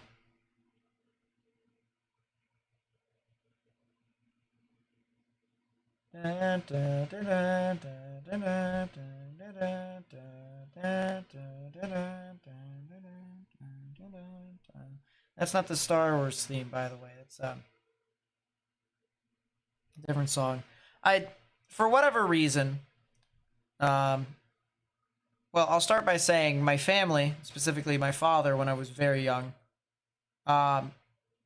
listened to a lot of 80s and 90s music. And now it's just over time I've liked it, put it in playlists, and even had it as a part of my chasing playlist, which I'm constructing for myself. So irrigation pivot flipped just north of the highway. That's interesting. So the wind is whipping them churros, apparently. Man.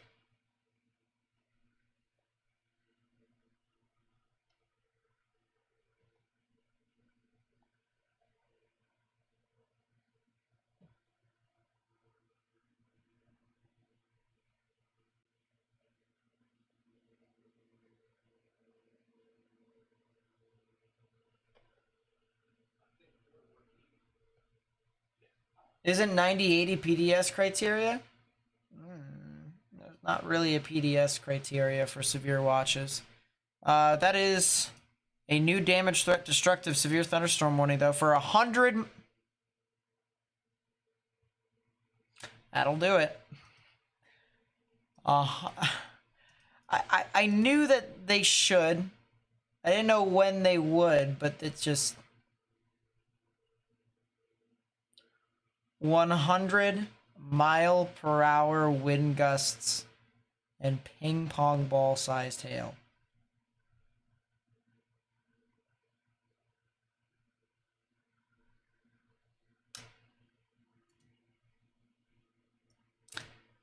Damage, threat, destructive, severe thunderstorm warning for Beaver County for 100-mile-per-hour wind gusts.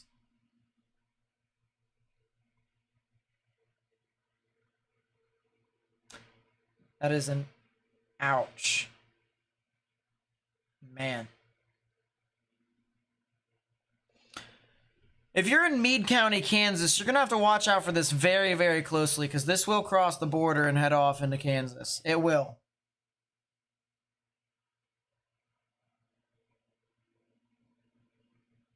Meade County, Seward County, Clark County. You're going to want to watch out. This storm has started to grow upscale. And it has now apparently got a shot at producing 100-mile-per-hour wind gusts. That is insane. That's fine, Weather Princess. It's good. I will be fine. And if chat acts up, I will put them down.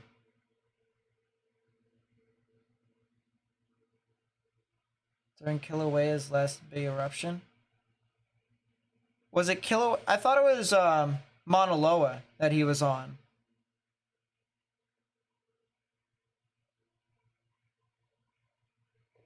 At least I thought it was Mauna Loa.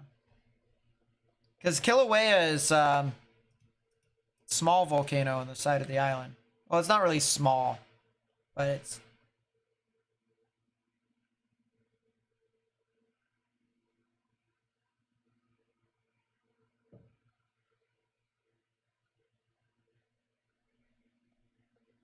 What? How? That is the biggest BS I had ever seen. And that is a tag. You did get him.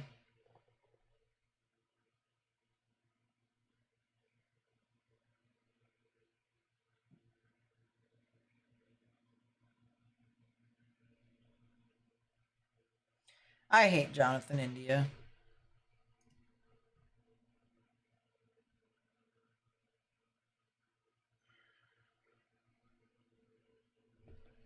Chaser that Reed caught up with near Oshkosh had an ice chest of baseball-sized tail. Man. Sheesh. We're having a derecho? It's not a derecho yet. Not yet. Still gotta do stuff.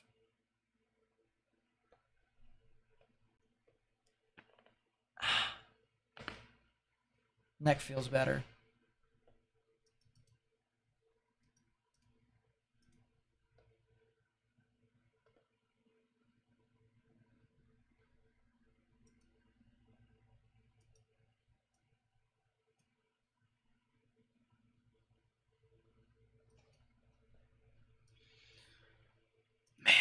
Well, if you're just tuning in here right now, ladies and gentlemen,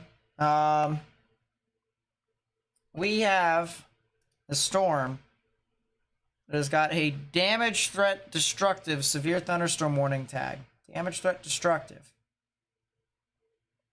For 100-mile-per-hour wind gusts. Yes, you heard that correct. 100-mile-per-hour wind gusts.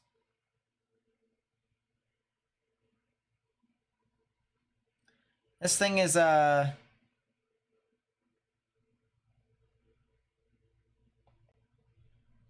it's Category 2 hurricane force winds. Category 2. If it was a hurricane. And this thing is trucking along. This is in northwestern portions of Oklahoma, heading into southern portions of Kansas. This is going to be south of Dodge City, which is a city in southwestern portions of Kansas.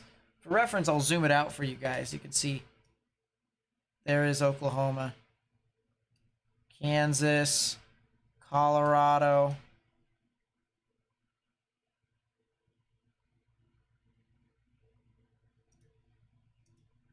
And this thing's going to truck along, and it's mainly going to try and parallel the border of Kansas and Oklahoma. But this thing is expected to be very intense. They have not updated the convective outlook quite yet. They will here in a second. When I mean they, I mean the Storm Prediction Center, because they issue the convective outlooks. When does the new Day 1 outlook come out for the Storm Prediction Center? Will be interesting how they shift the moderate risk. Should be any minute now. They're technically 2 minutes late. Technically. I am combing the desert.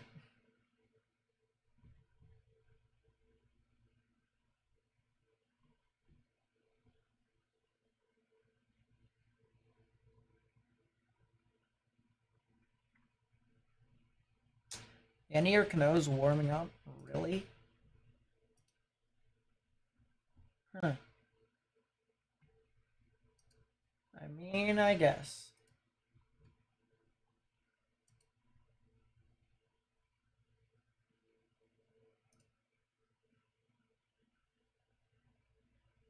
What the heck? Westberg got the second, but how did he...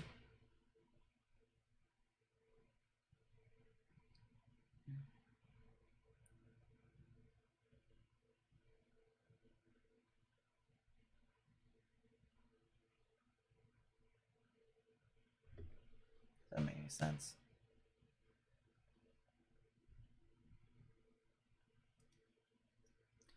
Man, look at how quickly it just moved. This thing moving slow, slow, slow, and then boom.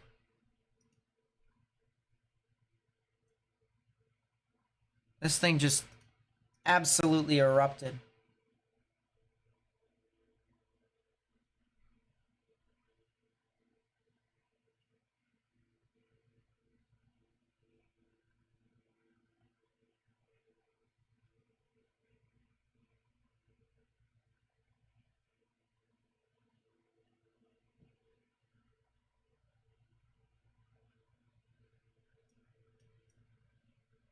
Sheesh.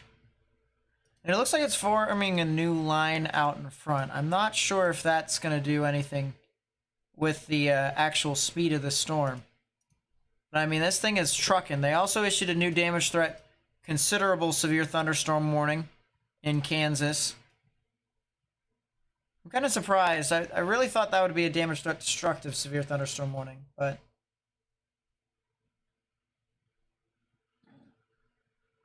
Pitch hitting Fraser. For Mateo? Ooh, so they're going to move Gunner over, have Westberg at third. Okay.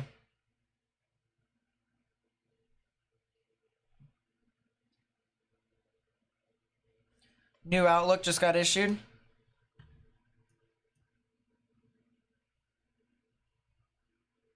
So, I thought they were going to expand it further east. I really did.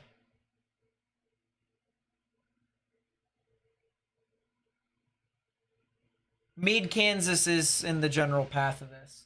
You are correct. They expanded it further south. It is larger, but they expanded it further south.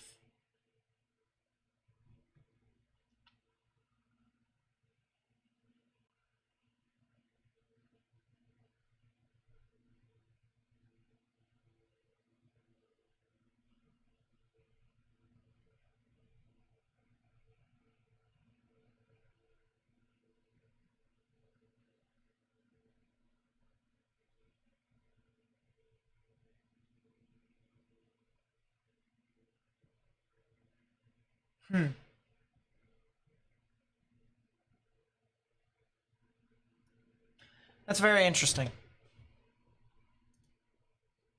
That's very interesting. I'm not sure if this is the warm front. This might be an outflow boundary from the supercell. That's what I'm thinking. Because the supercell is growing upscale. But then when the supercell grows upscale, then it's...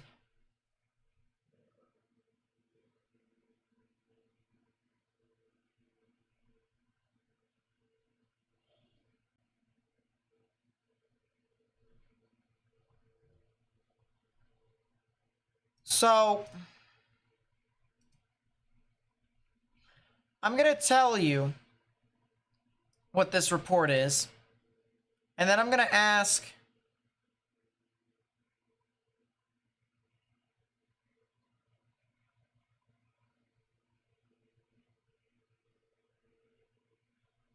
I'm going to ask why National Weather Service Dodge City did not issue a damage threat, destructive, severe thunderstorm warning. This is a report about 20 minutes ago. A report of a 114 mile per hour wind gust. Now, I'm not sure about you, ladies and gentlemen, but you would think that a 114 mile per hour wind gust, I mean, they did well in issuing the damage threat, destructive, severe thunderstorm warning for 100 mile per hour wind gusts in the storm in Oklahoma, but this thing is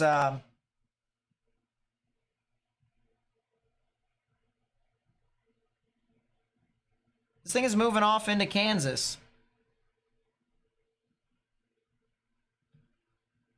Now, who knows if, people in Kansas know the difference between the damage threat, destructive, severe thunderstorm warning and a damage threat, considerable, severe thunderstorm warning, but 114 mile per hour wind gust is still a 114 mile per hour wind gust.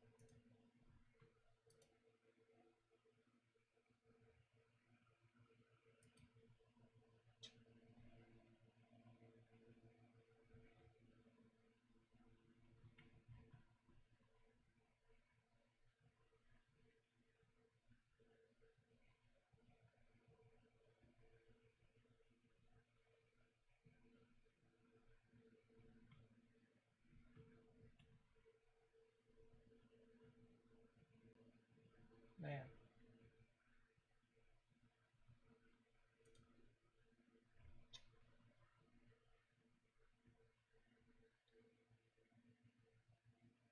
Definitely wasn't that fast in Hugoton. Hugoton is, what? That's way further to the west. You guys had reports of 80 mile per hour wind gusts to the south of you. So, that is a thing.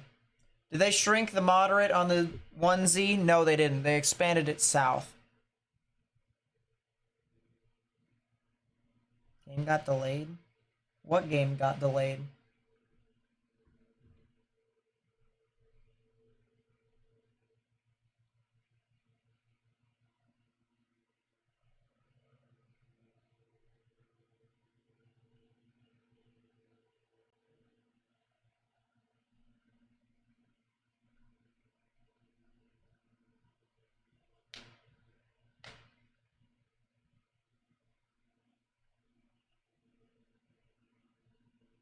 Didn't blow our cheap mailbox over?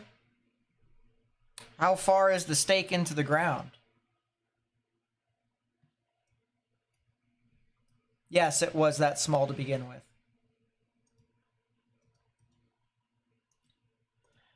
Looks like, though this should be damage threat, destructive, severe thunderstorm warning in Kansas. It looks like, oh, that is a rain delay. Holy crap, there's a lot of rain.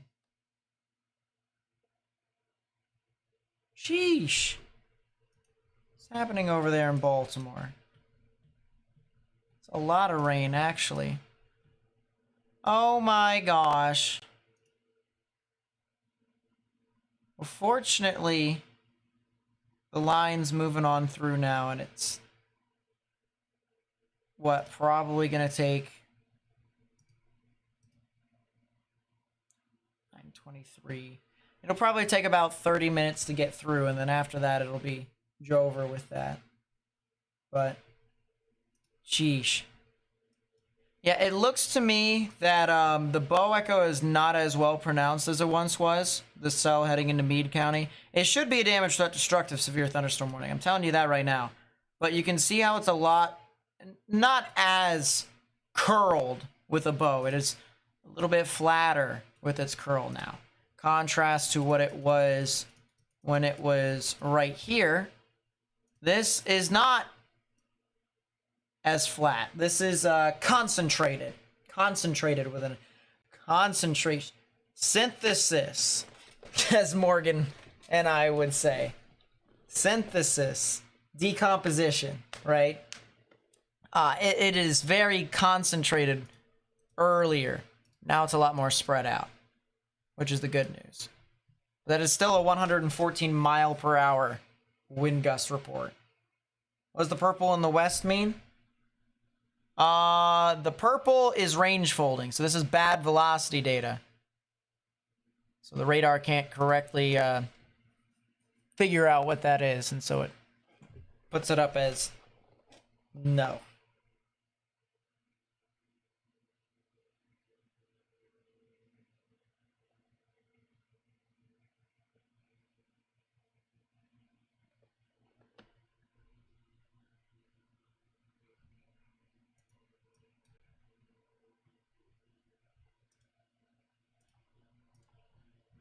Yeah, Morgan, didn't you say you were going to make Hannah a mod? I don't care if she gets it, but are you going to try and follow through with that? Here's our storm chaser Tyler again. He's still up there in Nebraska. And he's approaching a storm that I'm pretty sure has some really large hail with it. Thoughts on Thursday being upgraded to an enhanced for northeastern Illinois?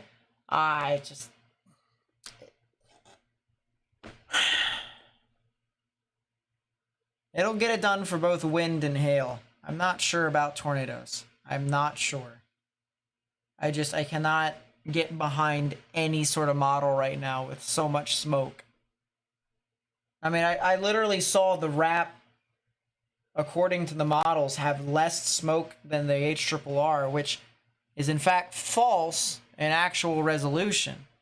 I don't know how that works, but I'm not able to trust any sort of model right now in regards to what's happening until the day of. No model is correctly depicting how much smoke there is in the atmosphere. How's the tornado threat looking tomorrow for the Twin Cities, Rochester, Minnesota area? I think it'll be too much. I think you guys will be too far to the west, honestly. I think it'll try to move off a little bit to the east before it does that. So, yes, the Morgan J. Fold is in the chat. We just got done with his orientation.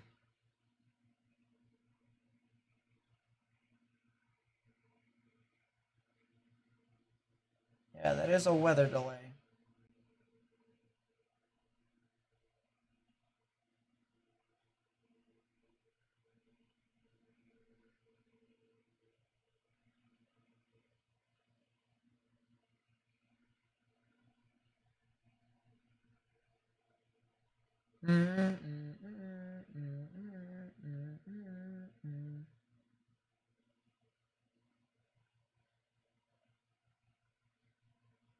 I think Morgan died.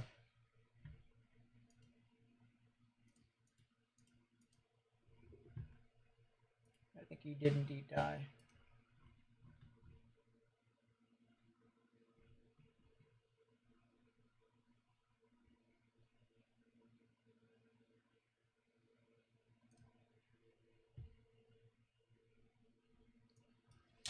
All right, back to this. Interesting about this is they've issued another damage threat considerable severe thunderstorm warning out ahead of this. Out ahead of the storm, at least. The outflow boundary is starting to pack a punch with its winds, too. That's what I'm pretty sure it is, at least. So, this is definitely going to cause some 70 mile per hour wind gusts. Might even get to hurricane force within that area. If you're in Englewood, if you are in, is that Gate? Yeah, if you're in Gate, Ralston, Buffalo, Ashton, Sitka, areas near Mineola, Fowler, and Meade over here on the border of Kansas and Oklahoma. Might be a good idea for you to get into a sturdy structure and stay away from windows. Because these storms have had a history of producing over 100 mile per hour wind gusts. 114 to be exact.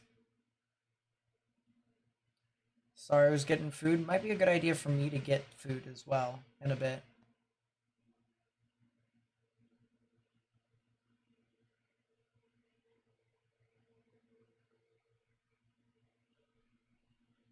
Yeah, we do have a bunch of footage to go through, don't we?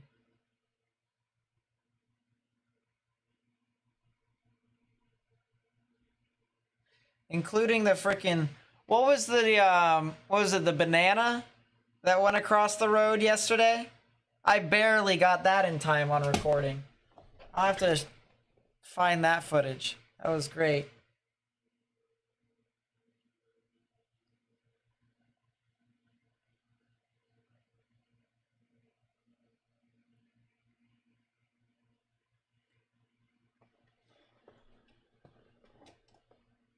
Nice to see you back, Lisa.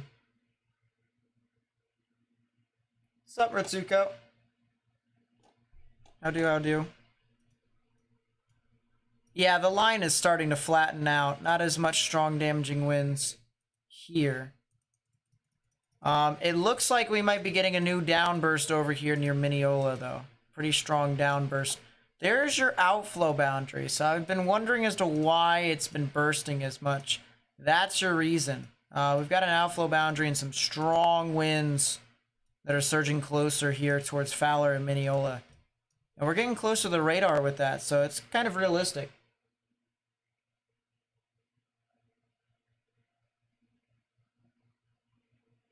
Oh, you have taken over my account. That is nice, Morgan. Nice to see.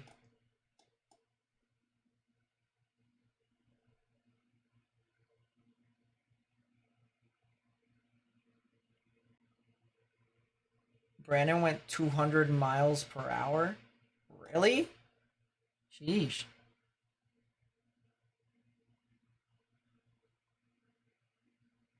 We both busted our chases, I believe.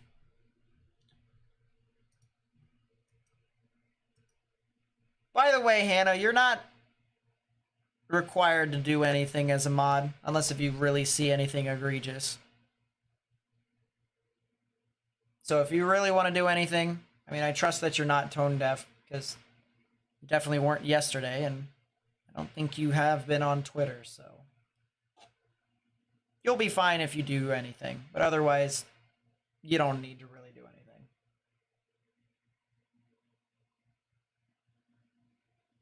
It is not a job. You are not getting paid.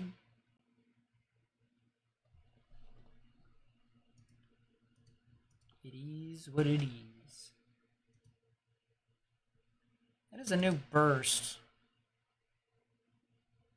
Is that a thunderstorm that just formed, or is that just a new updraft? Oh. No, it's a part of the mesocyclone. This might be... We could be talking about a new burst here soon. We could be. KDP aloft.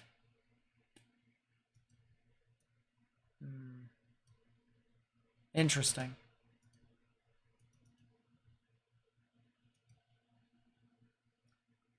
Very interesting.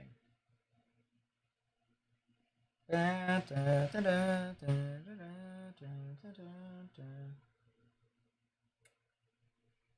was getting some good footage of the stuff over there. Area southwest of Kismet here in Kansas had a 69, nice, mile per hour wind gust report from a mesonet station. So not as strong as I thought it would be, but if there was a mesonet thing down here on the southern side of Meade County, we probably would be talking about 80. We probably would.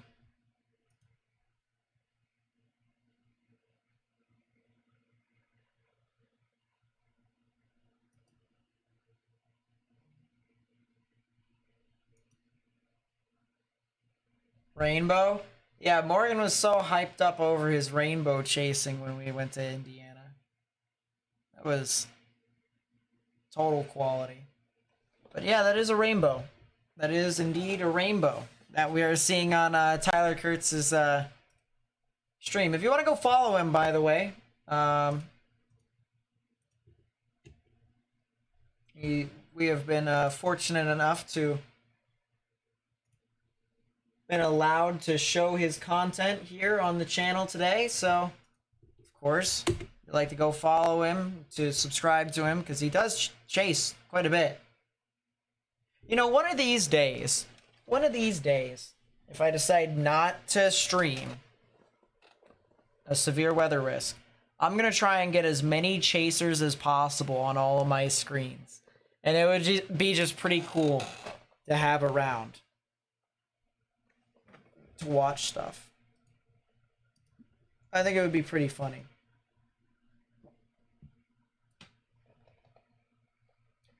Have like 4 chasers per monitor.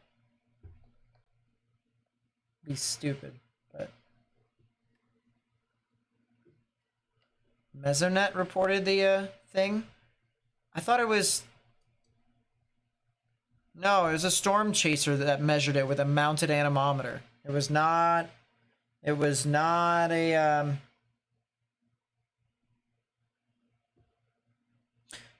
Mesonet.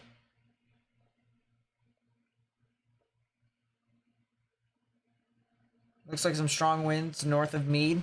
I did see that as well. That's already had a report of a 70-mile-per-hour wind gust north of Meade.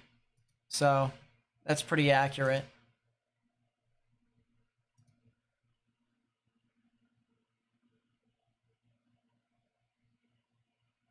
I hope I get a crap ton of chasers.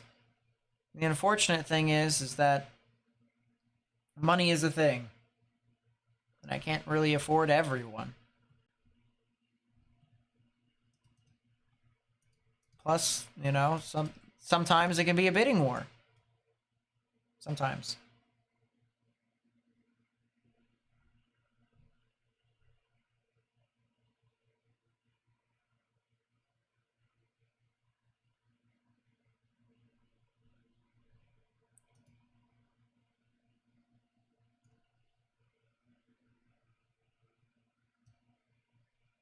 Storm chasing footage can be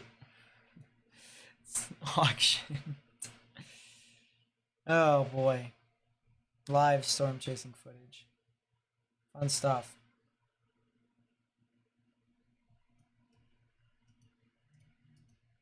Yeah, that velocity that is west of Fowler, that's very intense. Very, very intense.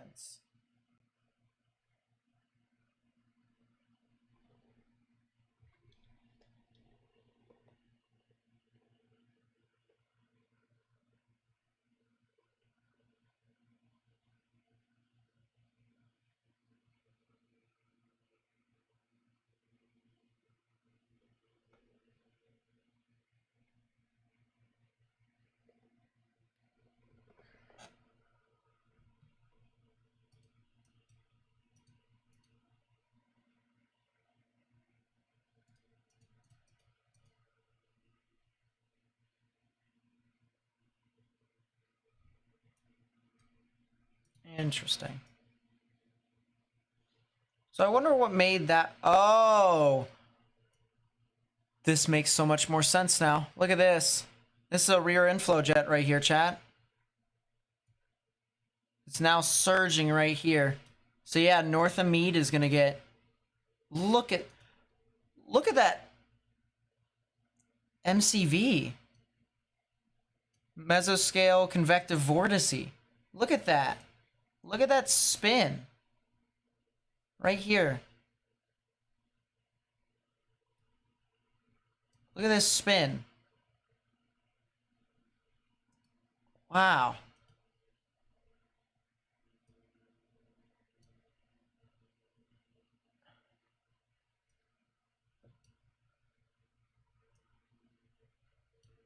Look at that.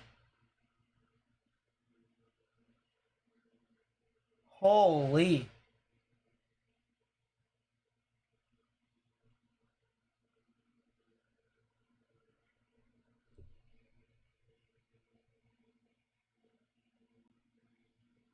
Let me do something here real quickly, chat, because I might have to consider the following.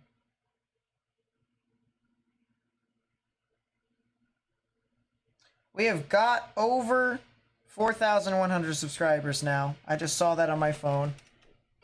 But I wanted to do something.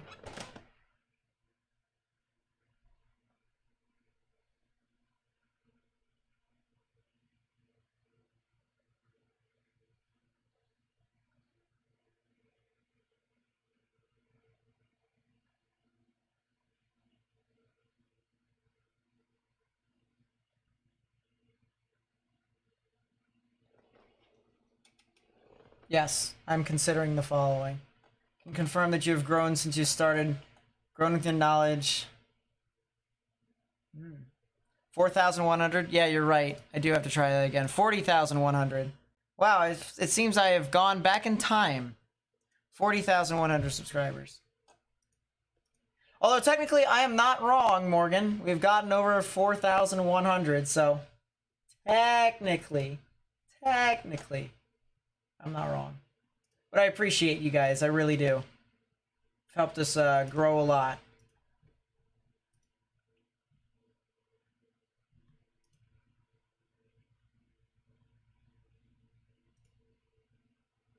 Don't worry about it. Don't worry about it. Yeah, this rear inflow jet is really surging here. That's another 70 mile per hour wind gust report north of Meade into Fowler. And that would be right where the rear inflow jet is. Because once again, you can see the bit of a bow echo right here. Wind surging in back behind. You can even see the rain that's being pulled into the rear inflow jet. So a lot of strong damaging winds within this. Look at that. You see that kind of spin? A mesoscale convective vortice right there.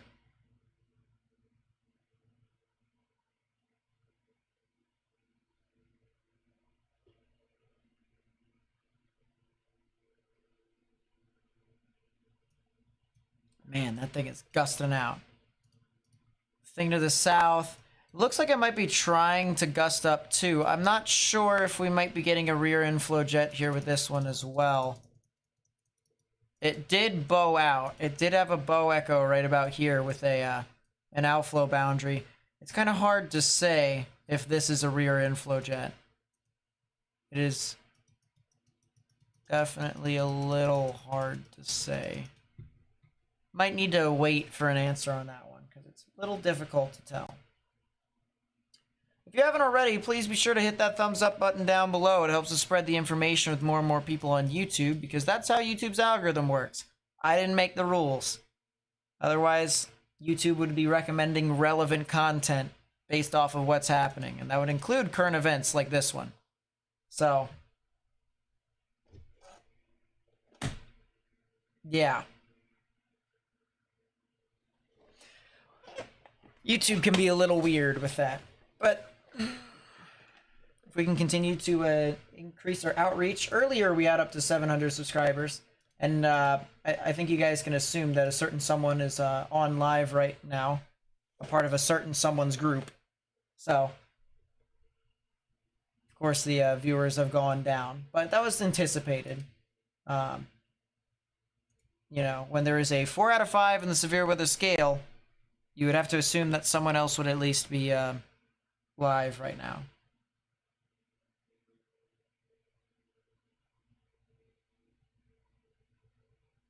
Yes, liking the stream is free. Same thing with subscribing. Subscribing is free as well.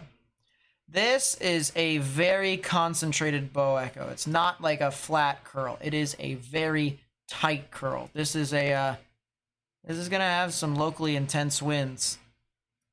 I don't think the velocities are very aligned with the bow echo. I'm gonna be honest with you. Meade Severe got upgraded. It should have been a while earlier, but you know what? There you go.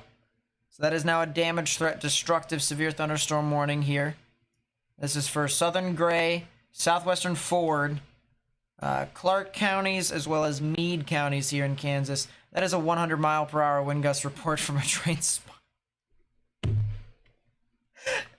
That is hurricane force and then some. Hurricane force winds and then some. There you go.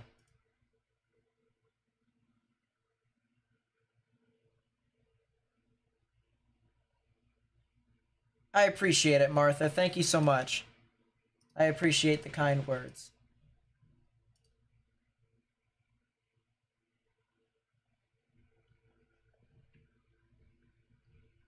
If you guys find anything on Twitter, please be sure to @ me at Nate_Snyder.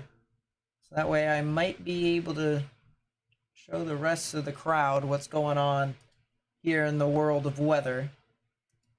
With, I should say the world of significant weather. This right here was north of Rapid City. This is from Brant Beckham. And this was near Candy Lackner. Or no, this is actually from Candy Lackner. This is a person. At least I think that's a person. You know what? Let's search it up. Let's see on Google Maps if it is a person. And it looks like it is. Yeah, 7.5 miles north of Rapid City. 75-mile-per-hour wind gusts and golf ball sized hail.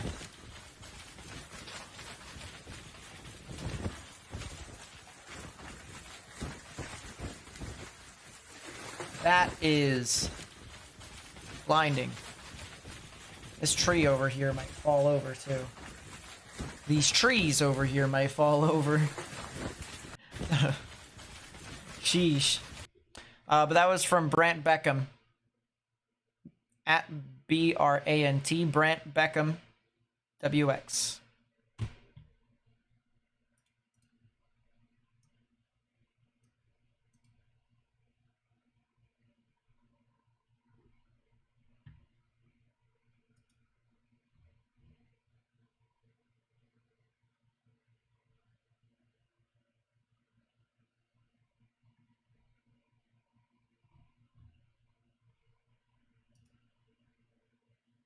Another 100? Yeah, it was this one. We got reports of damage over here in Forgan. Trees down across the board. 80-mile-per-hour wind gust estimated with that. And expect us to continue to see those reports go up. Just, it's going to keep going.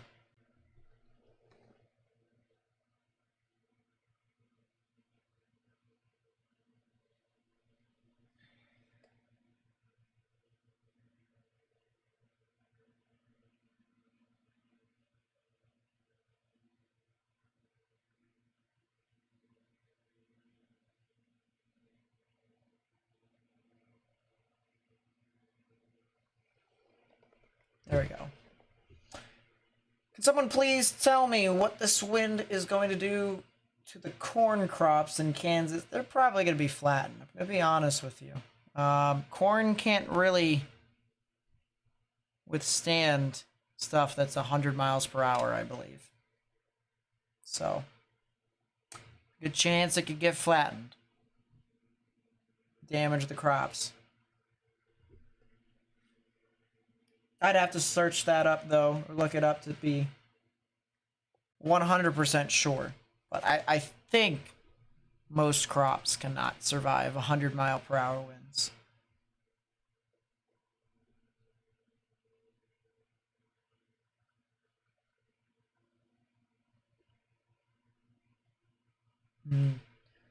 Huge tree fall over near my house and landed in the swamp into the creek since the power poles in the house north of it fell on Sunday. Sheesh. I hope you guys are alright, Spitfire. Hope the people around you are alright too. Yeah, this is a new bow echo right here. This one right here near Englewood.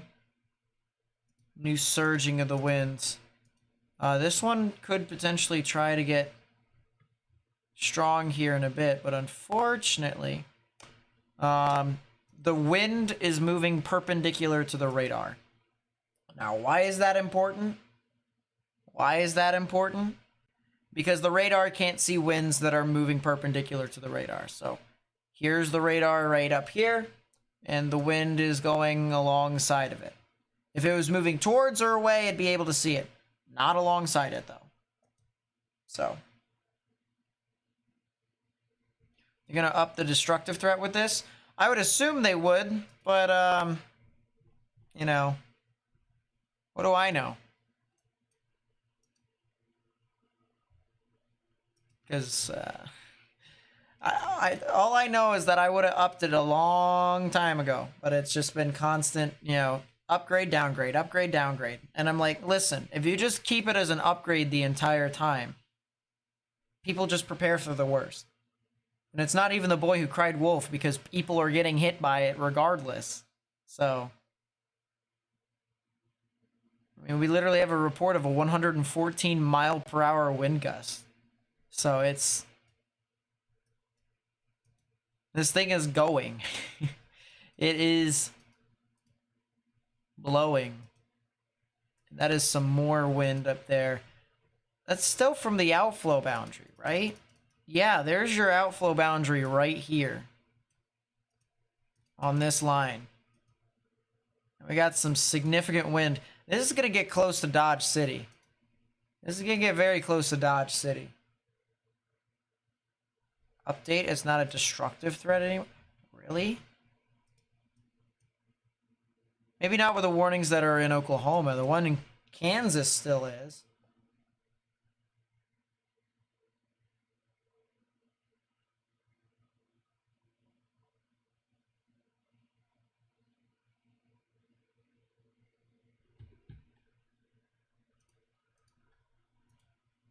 Going to look.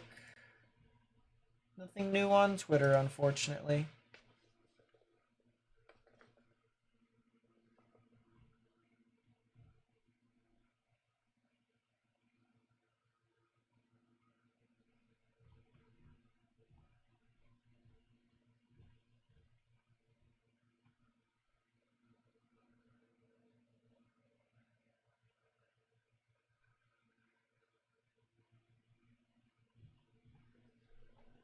Interesting.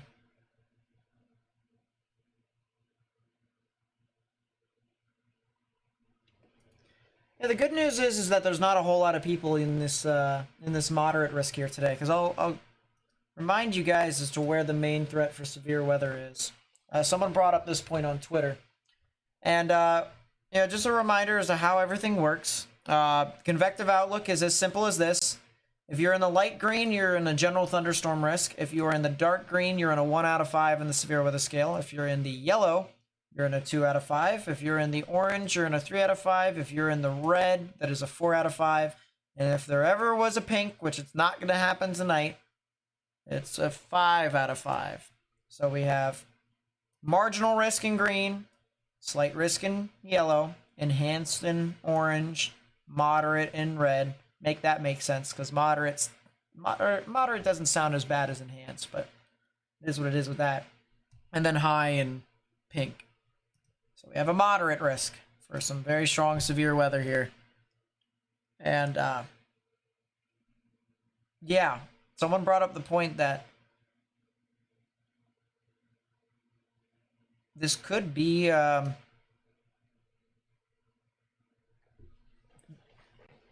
first time in a while. Well, not first time in a while, but the lowest population in a moderate risk ever. But they're trying to see if there's other moderate risks that have less population. It'd be interesting to see. But what else is interesting to see is the new damage threat considerable severe thunderstorm warning that has been issued for portions of Kansas. We're talking Ford, we're talking Kiowa, we're talking Clark, we're talking Comanche, we're talking Edwards counties here, 70 mile per hour wind gusts with these storms.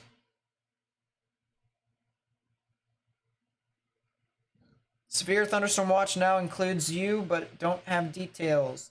Can you help me out with that? Yeah, for sure. The watch, if I remember correctly, has intense gusts possible in upwards of 100 miles per hour, large hail events in upwards of 2.5 inches, I believe it is, and then a tornado or two possible. Let's fact check that and see if I have a good memory. No, it is 3 inches in diameter. Everything else is correct, and that will be a severe thunderstorm watch until 2 a.m. Central Daylight Time.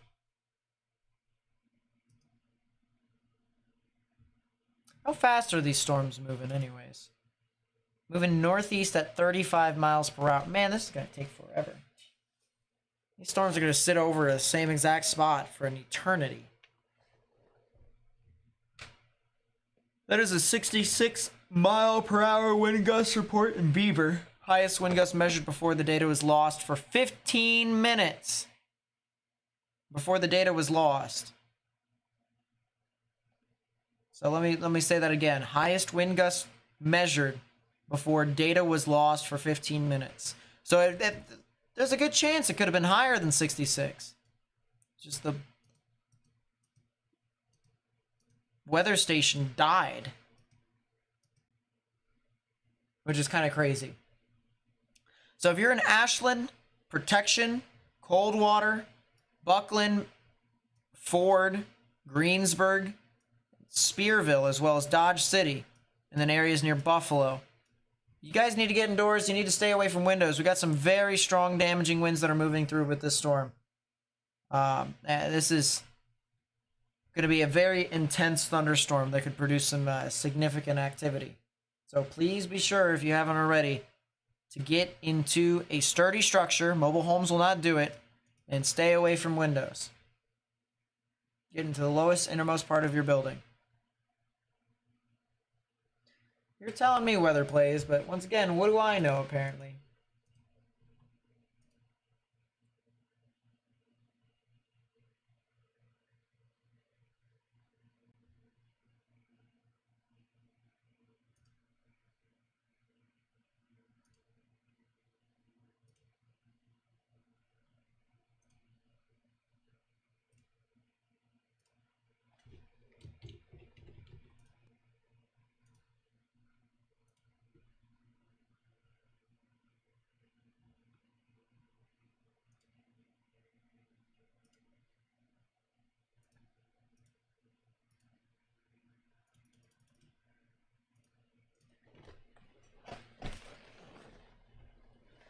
Pretty funny. I gotta tease. I gotta do it. I gotta do it. It'll be pretty funny.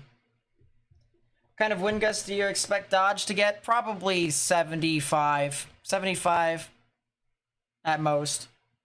Something like that. Fantilli dropping to 3? He better. I'll take Fantilli. I'll take Carlson either or. They're a nice 2 and 3. I'm gonna be streaming that draft tomorrow, by the way, on the sports channel. Here, I'll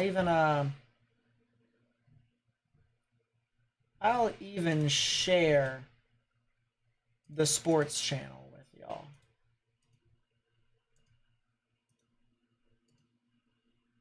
Because it is totally quality content. Totally. Channels.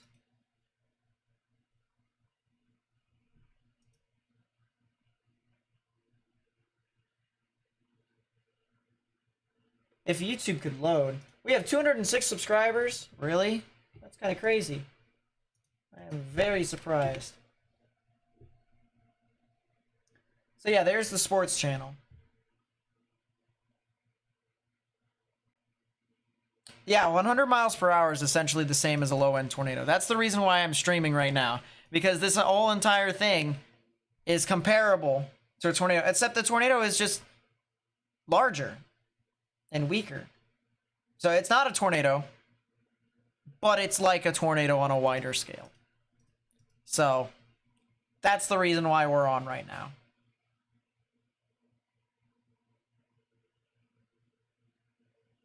Appreciate it, Nick. You get to watch my depression if the Jackets decide to draft a defenseman for the 5th time in a row. Apparently, there's also a trade that someone got shipped out of Columbus. I have no idea who it is.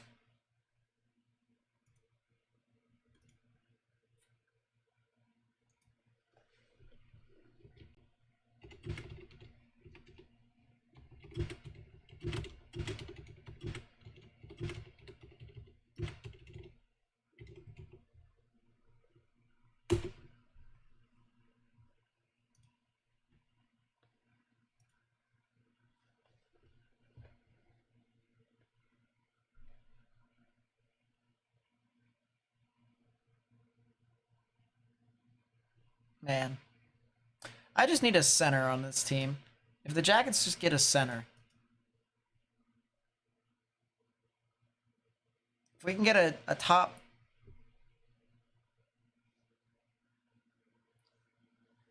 two line center. Just anything is better than Boone Jenner. I like Boone Jenner. He's not a first line center. It just ain't it. He can be a third line center. He can even be a second line center. Sometimes. The first line center, he is not. That is some depression. And I feel it in my soul. Morgan is recovering from his orientation at OU. Yes, he is. That's the reason why he's not on. He's also recovering from the storm chase that we had.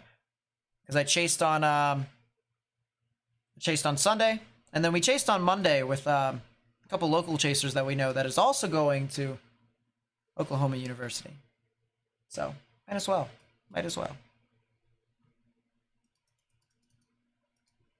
So this damage threat destructive has now been downgraded to a damage threat considerable warning. And now we only have a bunch of damage threat considerable warnings, even though this has the damage threat destructive thing on it. So that's interesting. Yeah, I'm cool with Will Smith as well.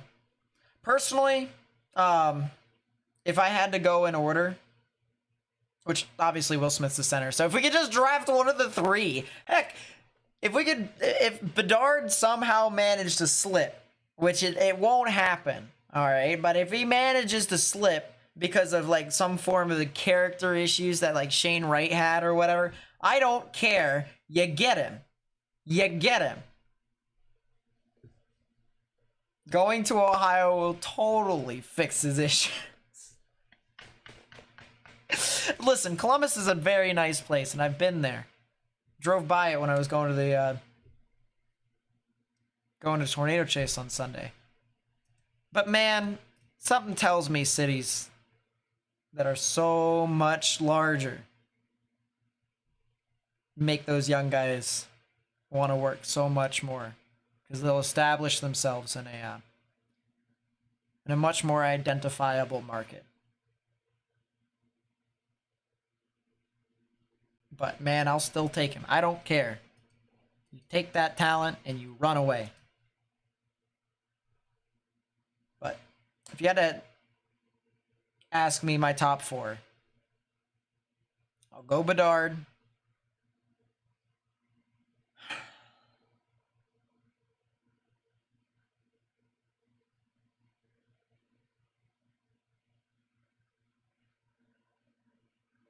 I like Fantilli, but Carlson really carried his team. So I'm going to go with Carlson. Then I would go with Fantilli. And then I'd go Will Smith.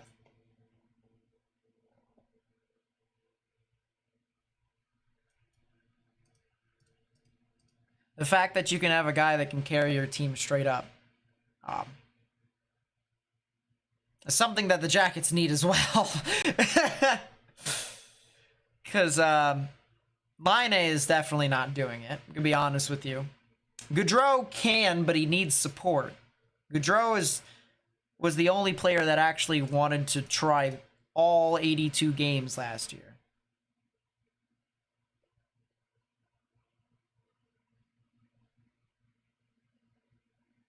You talking about Michkov? Some people project Michkov to fall out of the top 10, believe it or not. But yeah, I definitely think he could. I think a team like the Washington Capitals can get him.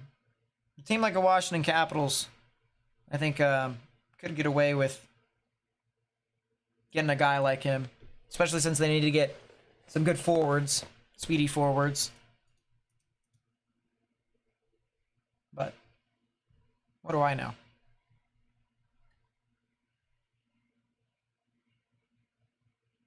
Is anything happening in Arkansas? Not as of right now. Could happen overnight, though. Overnight tonight could get some residual showers and thunderstorms that could move on through your area, so watch out. That is potentially some large hail within the storm now. The supercell seems to be trying to downscale. I don't know why it's saying 70-mile-per-hour wind gusts. There's definitely quarter-sized hail within this. That's a rear inflow jet as well. Wow. So this right here is a rear inflow jet. And that makes complete sense with it too. It's smacking Englewood. Oh yeah. Oh yeah. Look at that. See this little curl right here, chat? This is a rear inflow, chat. We're gonna get another wave here of some very strong damaging winds moving into Ashland and Sitka, as well as protection. If you're in those areas there in Clark County, Kansas, need to get into your safe space. What area of Arkansas? Northwestern, to be specific. It'll start to veer off and potentially even die before it even approaches Little Rock. So, Harrisonburg, Conway, that general area, Fayetteville, Russellville, Fort Smith, might need to watch out. But if you're in the extreme northwestern portion, like Siloam Springs and Fayetteville, you guys might have to watch out the most for some severe weather. That'll be sometime, that'll be sometime after midnight.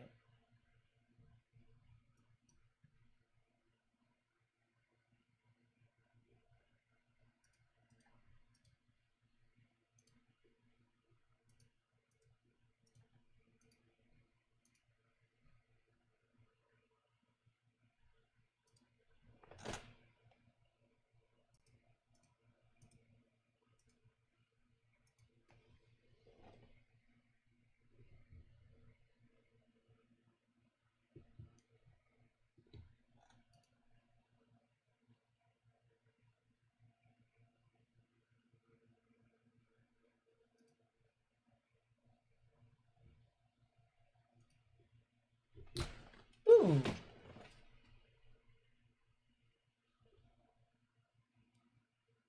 This is interesting.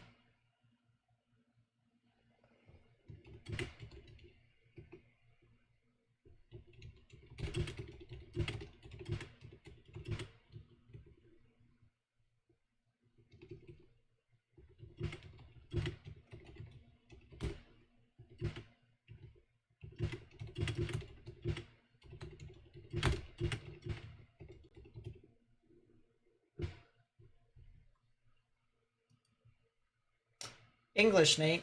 Do I know how to correctly punctuate?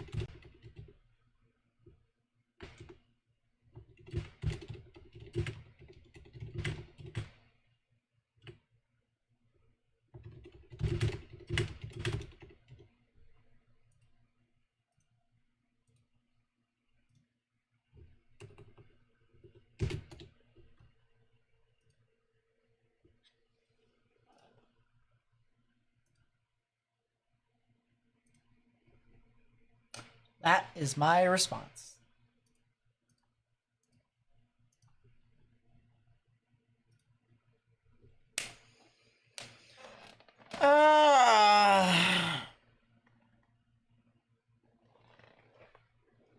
Yawn. Nothing around Jonesboro? Nah, Jonesboro's fine. Y'all are good. Y'all are good. Is that noise an old-fashioned adding machine? The one that's in the background here? No, it's a fan. It's pretty hot in here. It's actually 77 degrees. But I can't open my window because it's 72 outside. So it's not like it's any better.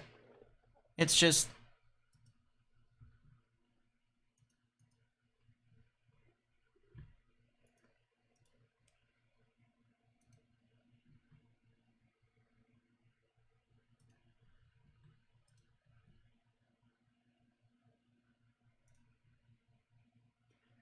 Why is...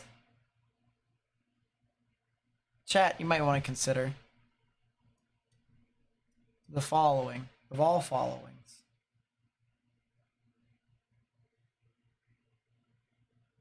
What is going on? Thunderstorms. Yeah, it's 72 outside.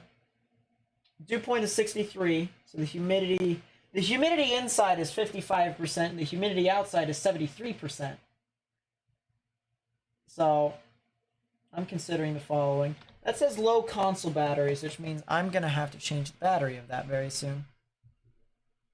Anything in Oklahoma just got here? Depends upon where you are in Oklahoma.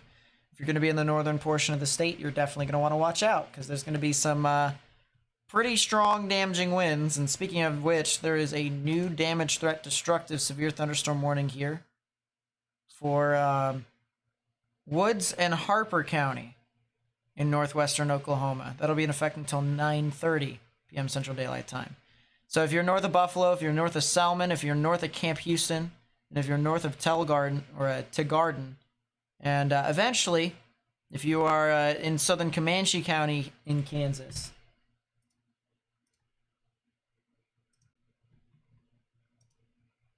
might want to watch out.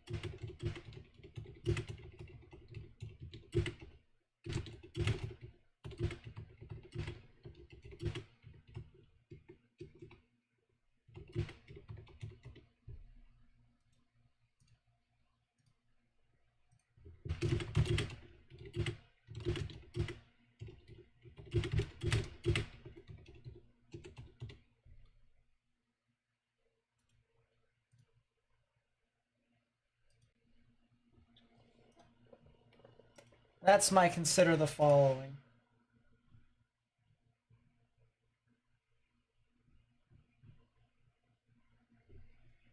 $265 people in that severe D? Yeah, I'm not that surprised. It did say it was rural areas of that county, so yeah. Severe storms in Walnut Ridge? Let's figure it out. That is not what I wanted to do. Wrong one. Walnut Ridge, Arkansas. Nah, you guys are good. That's northeastern portion of the state. If you're in the eastern portion of the state, you're fine. Actually, I have a better way to show this off. If you are in the green, you're fine, for the most part. If you're in the yellow, you might have to pay attention. If you're in the orange, you definitely have to pay attention. And if you're in the red, you're living under a rock, because you're getting slapped. Any information on Beatrice, Nebraska? Good question. Let me pick that up and figure out where that is.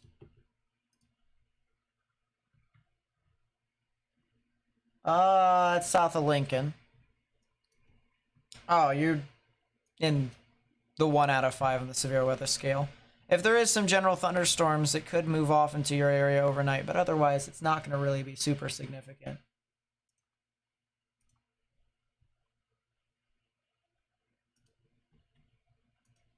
At least I don't believe so.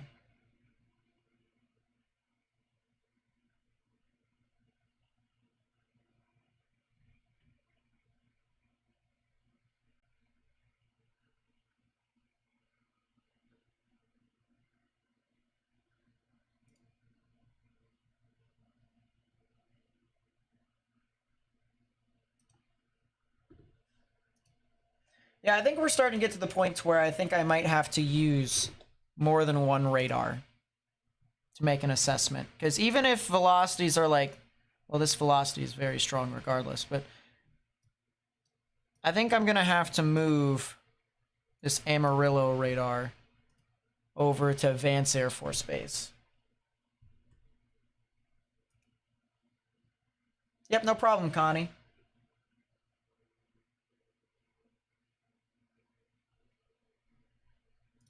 Yeah, so we can pull this up, and even though we're looking up a good bit, 6,000, 6,000, emphasize on the X, 6,000 feet, 6,500 feet-ish.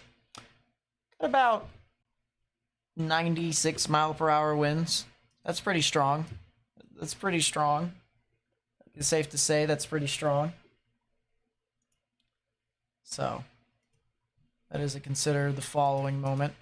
And once again, this is going to be heading into Comanche and Barber counties here in Kansas as well. So we have Harper and Woods County. We also have Clark, Comanche, and Barber counties.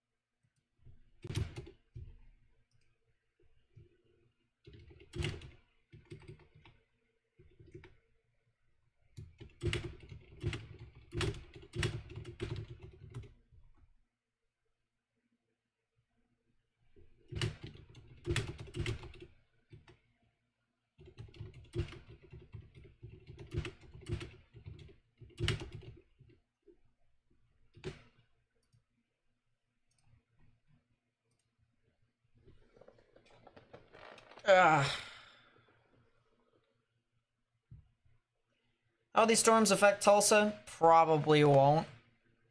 It probably won't. Actually, it might. Storms can curl off to the south enough. Let's see. HRRR, what do you got for us?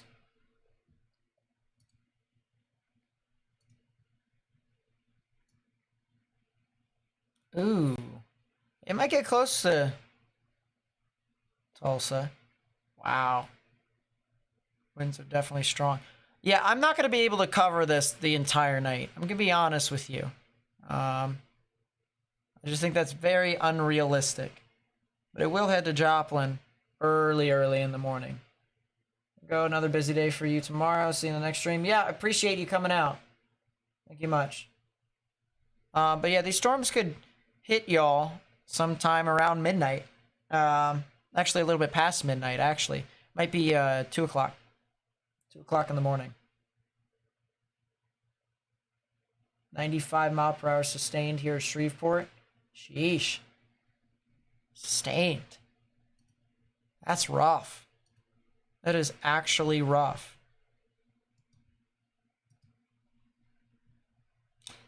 Man, yeah, these are some very strong winds.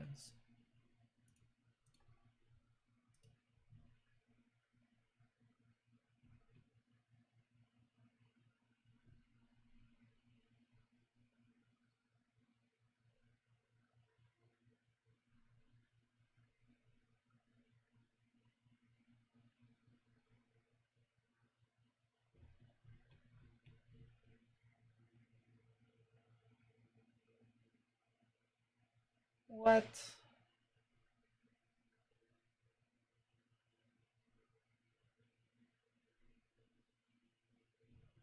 Doesn't make any sense.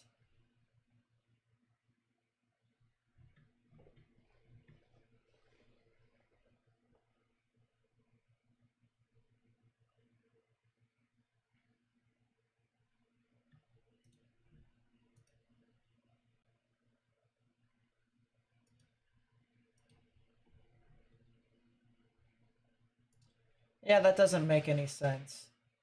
Cancels Weather Watch 402. Which one was 402? Is it this one? Yes, that is 402. So the new severe thunderstorm watch for Kansas and Oklahoma is a thing. That's a mesoscale discussion for this system. A small, intense Boeing complex will pose a threat for significant severe wind gusts of 75 to 100 miles per hour this evening as it spreads eastward across southwestern Kansas and northwestern Oklahoma. Multiple measured severe wind gusts ranging from 65 to around 100. Damage reports have recently occurred in the Oklahoma Panhandle, with a small Boeing cluster now moving into far northwestern Oklahoma. Along the apex of the Boeing segment suggests the development of a pronounced rear inflow jet.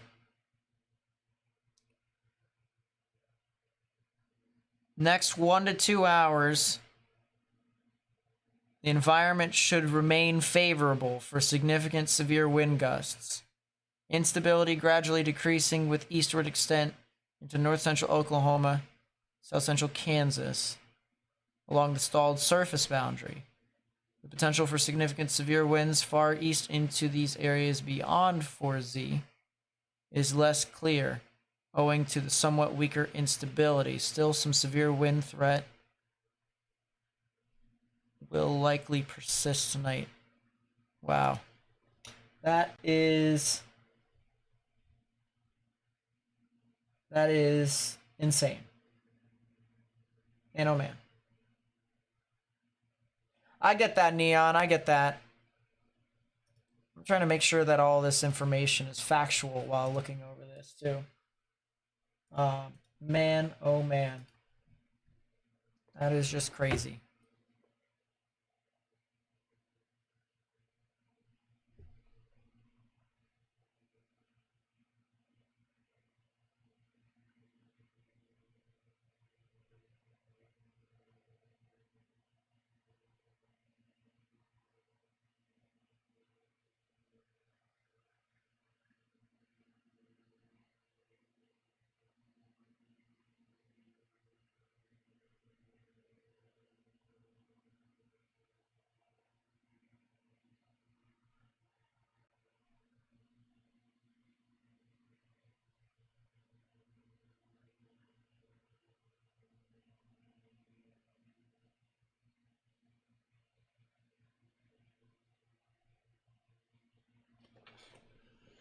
There we go.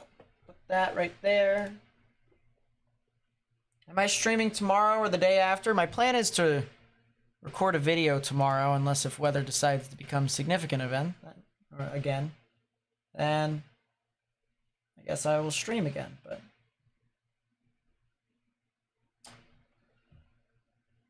the live stream might cut out for the chaser. That is still some significant damaging winds that are moving along US Highway 64. Where's the rear inflow jet then, if it is here?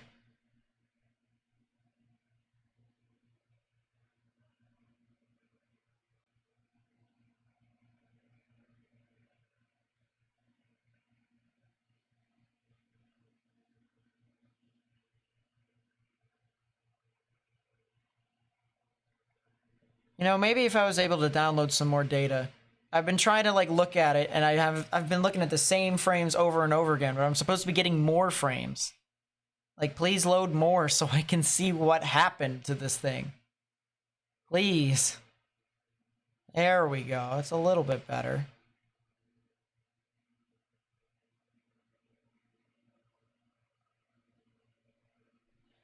But at the same time, it's not. So I'm going to just let that load. We're just going to play this. Oh, that is a rear inflow jet right here. Holy crap. This thing went from going here to here. It might go back up again. This thing is going to slither. This thing's going to move up and down. This is crazy. Holy crap. I'm actually very... This is really interesting.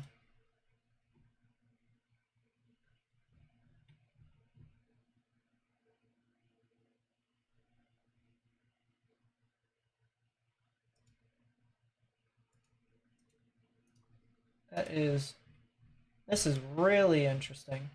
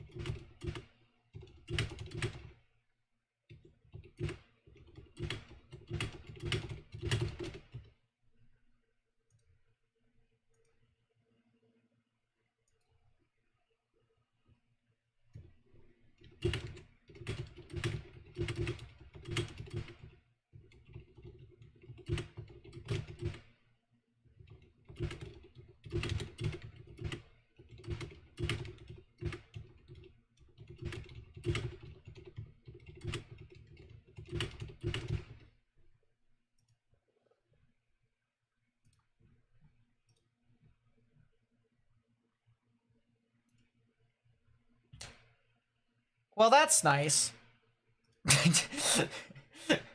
Well, that's nice. Um, Might be a good idea for us to just pull up that then. Well, that's nice. I wonder if the stream is now completely dead. Like if we... Yeah, it says could not play video. I wonder if it is completely dead. If that is the case. I might have to go into my camera map.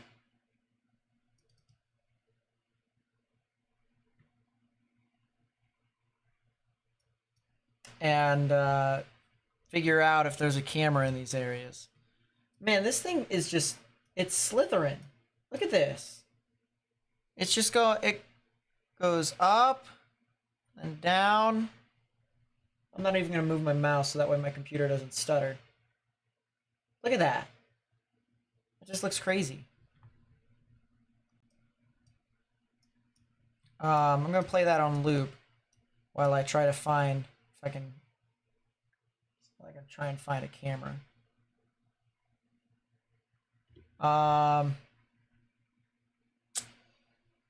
There is not a camera until we get to I-35, and that is still a long ways away.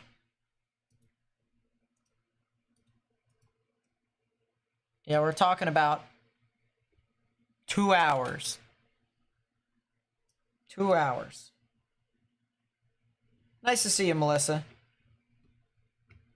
Right now we got some pretty strong damaging winds with this current storm. That is a random... That's for the outflow boundary.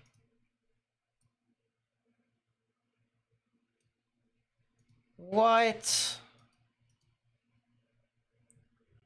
Along a line extending from 13 miles northwest of Jetmore to near Buckland. Northeast at 50. 70 mile per hour wind gusts. Sheesh.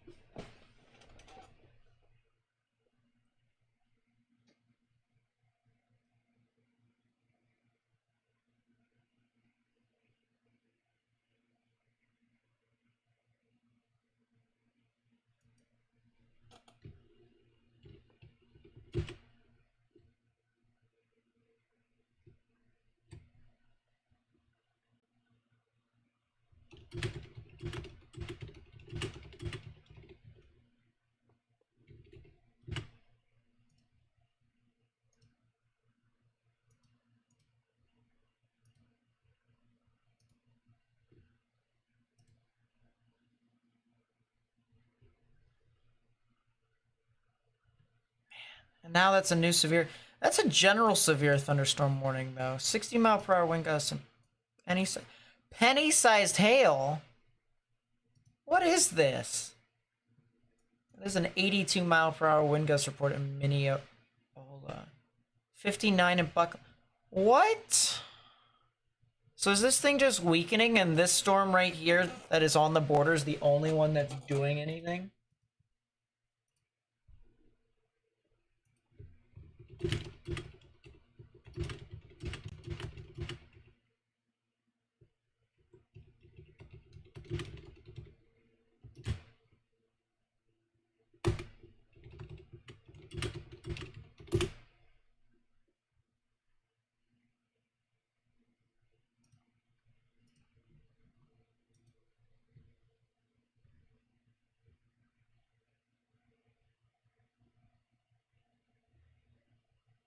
Hmm.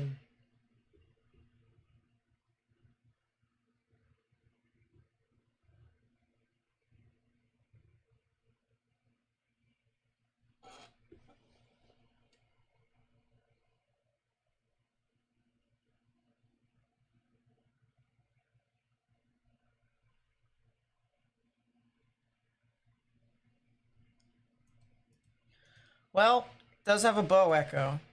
Did it load finally? Yeah, and the quality's not the greatest, so.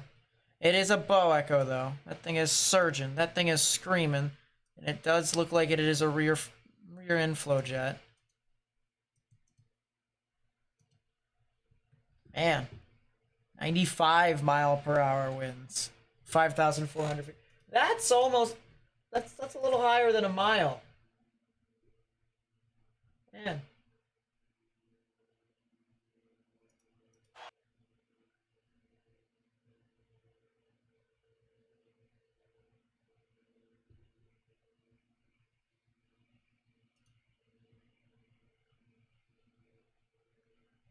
Hmm.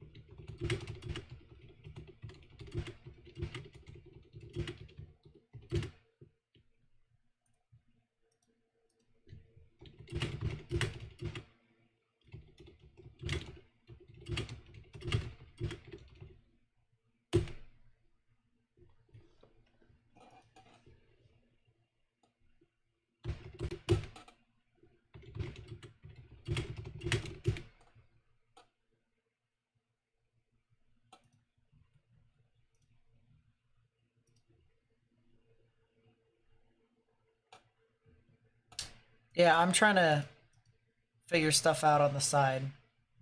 I know I've been quiet, but I'm dealing with two things. Dealing with two things at the same time. So I'm not complaining too much. It's not doing all that much either. What's this? It's still a damage destructive severe thunderstorm warning, but fortunately it's for rural areas. If you're north of Camp Houston, you gotta still stay in your safe space. It's gonna treat it like a tornado warning. Treat it like a tornado warning.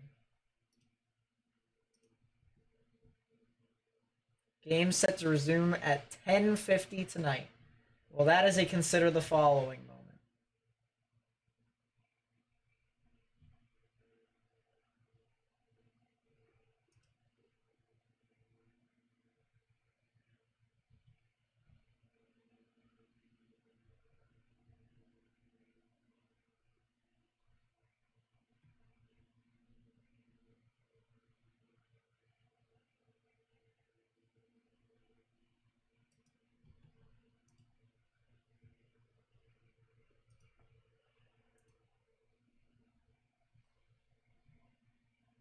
Man.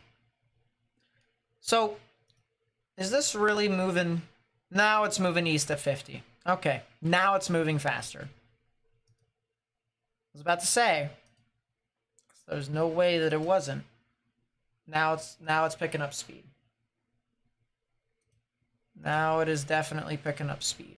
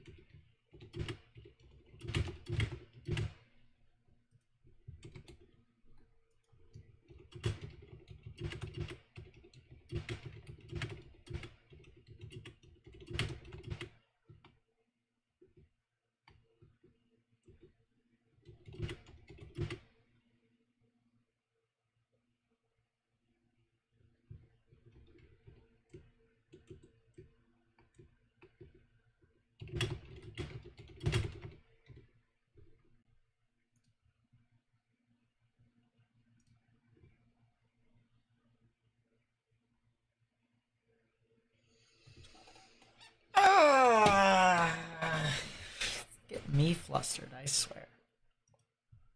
I swear. That is still 90 mile per hour winds, but it is now flattening out. That is a bow echo.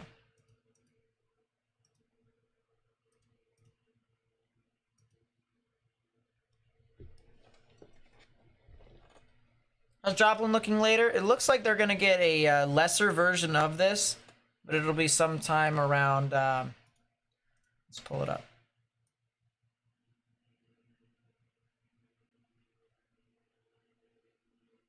Two o'clock to 3 o'clock is when you guys can get this thing.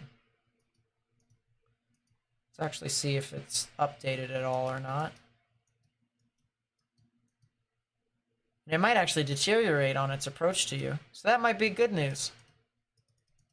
And the same goes for Arkansas as well. That would be great if this thing would die out completely. So maybe sometime around midnight central is when I'm thinking of probably skedaddling. We're here to watch this just on the off chance and to try and get information out to people who might need it. That is a new damage threat destructive. 80 mile per hour wind gusts once again. Alright, so the National Weather Service has issued a severe thunderstorm warning for Woods County, Harper County, Alfalfa County, and Woodward County until 10 p.m. Central Daylight Time.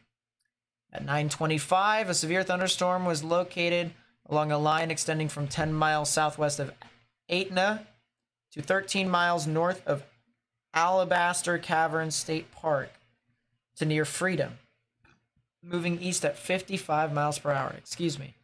These are destructive storms for Alva. This is heading to Alva. 80 mile per hour wind gusts, quarter-sized hail. Flying debris will be dangerous to those caught without shelter. Mobile homes will be heavily damaged. Expect considerable damage to roofs, windows, and vehicles. Extensive tree damage and power outages are likely. So if you're in Alva, Freedom, Burlington, Tacoma, Avard, Capron, Hopeton, and Camp Houston, please be sure to watch out, because this is a storm that is essentially comparable to a tornado warning. It's a weak tornado, but on a widespread scale.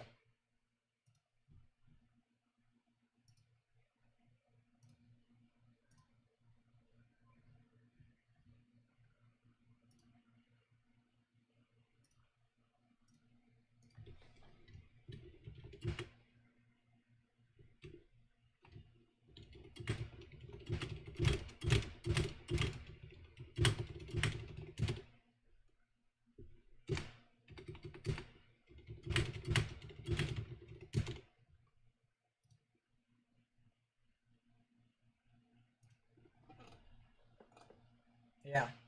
What's going on with tomorrow's Minnesota storm? So tomorrow's Minnesota storm is really interesting. And I'll show you why.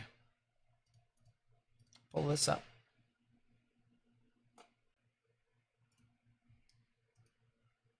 The stream ended. Well, that's unfortunate. Now we don't have a chaser. Oh well, it is what it is. We can just pull up a camera, a random camera. A random camera. Wichita is.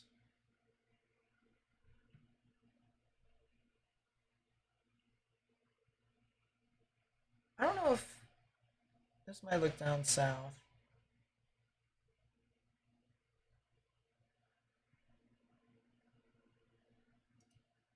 Dodge City has its camera back up and running? Really? I didn't know this. Well, that's good to know. Alright, well anyways. Here's the storm for Minnesota. There's going to be a couple storms that are going to try and form in the early morning hours. They're going to kind of skedaddle. They're not really the best looking things in the world, but they're going to try and move on through. And then sometime in the late afternoon into the early evening, probably around 4 to 5 p.m., something like that. Oh wow, the thing is doing dents over the side. There you go. You get to watch Dodge City now. Sometime around 4 to 5 p.m., there's going to be storms that are going to be moving on through, maybe even 3 o'clock. There is the potential for some large hail. Very large hail is possible.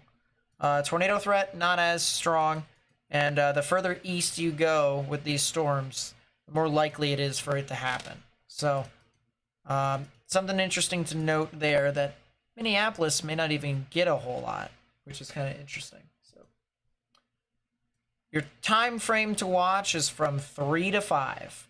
And if nothing happens, then nothing happens.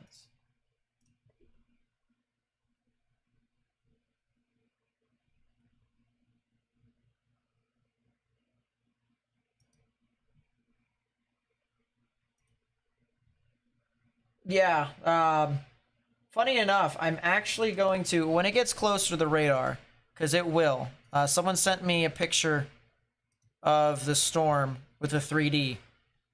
When it gets just a little bit closer to the radar, I'm actually going to take a 3D. Yeah, Retsuko actually sent it on Twitter. What's your opinion about Thursday storm for Indiana? Could there be an upgrade? Yes, technically there can. Wow, that's a nice lightning strike that we just saw. Yes, technically there can. But these models are not predicting the smoke correctly. And it's messing with the storms. So it's kind of stupid. Could there be anything for Stanton? If you're talking about Stanton, Nebraska, maybe a couple thunderstorms, but they're not really going to be doing a whole lot. If anything.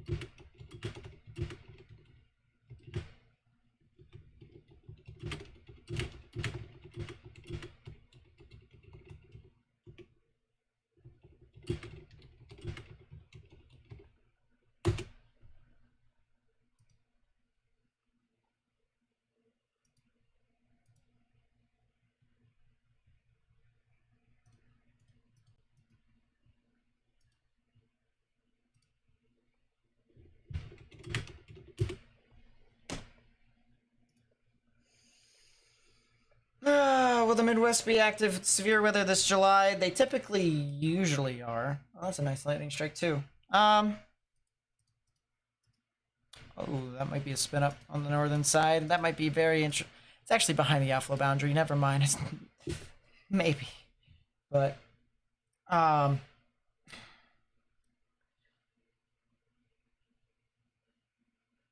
July is going to be heavily dependent upon what happens in the Western Pacific. So I don't really have a good prediction for July. I don't believe in forecasting very far out, like months in advance. Because in all honesty, it's a coin flip every single time. So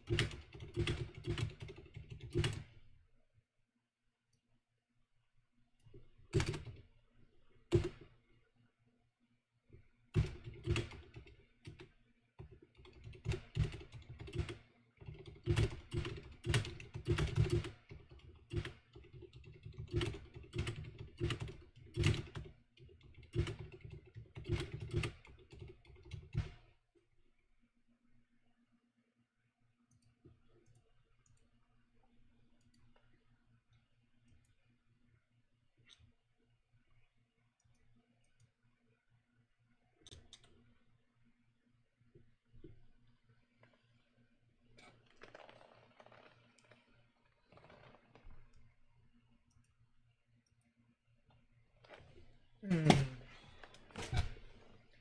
the Orioles are going to exist here. Interesting.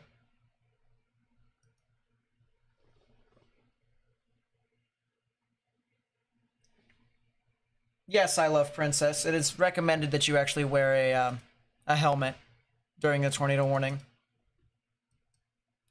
especially if a tornado's on the ground. Yeah, let's go full here. Let's show you what's happening in Dodge City here. I think Dodge City. This is pretty crazy.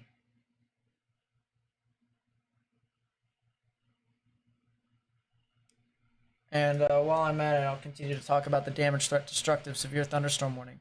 If you're in Alva, Oklahoma, first off, you need to stay in your safe space. If you have an underground facility or a tornado shelter, please get to it, or storm shelter. Because you need to treat this severe thunderstorm warning like it is a tornado warning. That's how I feel about damage threat destructive severe thunderstorm warnings. They are very intense. But man, oh man, this is from Dodge City, and this is looks like Mars. Looks like Mars. Holy crap, that's some really nice lightning. I'm actually gonna move this over. If you guys don't mind. Move that over. I'll give you guys more of a wider view.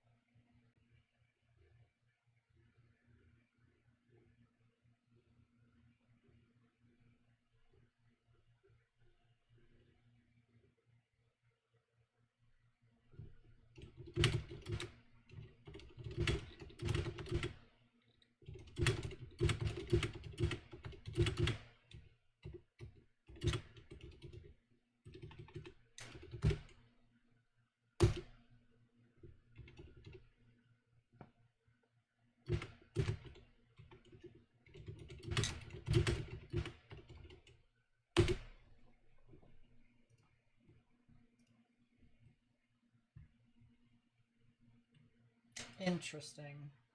Yeah, the lightning just looks so cool. What's the dark spot? That's rain.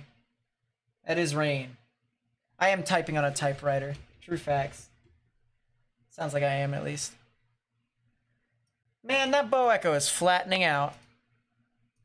But it does look like it is trying to spin up on the northern side. But that bow echo is definitely flattening out. Where's the rear inflow jet? It's not there anymore. Let's take a 3D, shall we? Let's see what we got.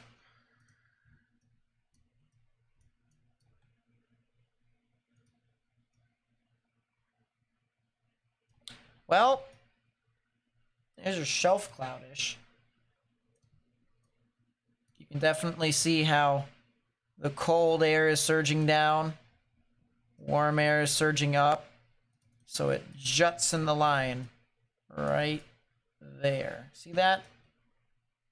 See how it goes down at an angle like that? Do I think the St. Louis Blues would ever be good again? They've been doing horribly lately. You guys just got Kevin Hayes, so it can't be that bad. He's a good center for you all. But it didn't help that y'all traded Ryan O'Reilly. And Bennington is still your goalie.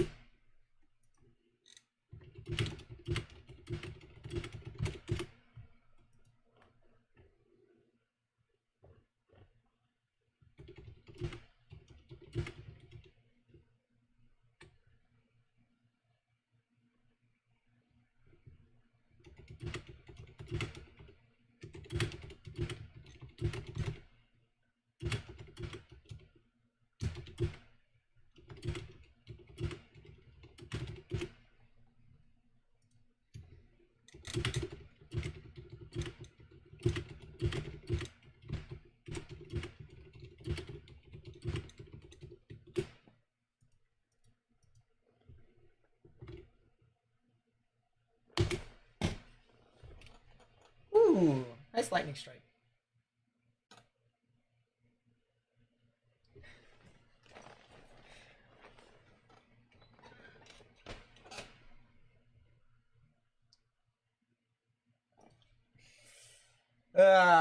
Forecast hour 33 on the NAM. The NAM is stupid, so therefore no. The NAM is terrible. I dislike the NAM strongly. Its lower level shears unrealistic as all get out, and it's a derecho machine.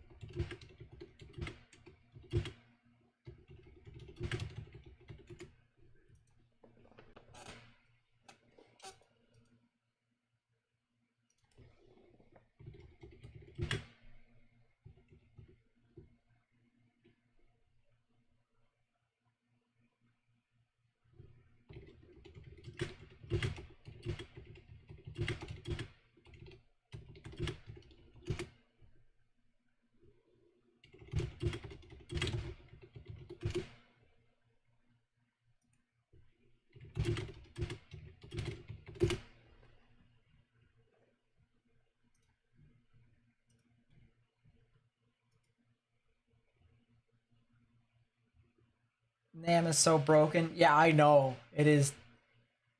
The name was so good for the models that existed in 2019 and 2020. Actually, specifically 2020. 2020 was a great year for the NAM 3K.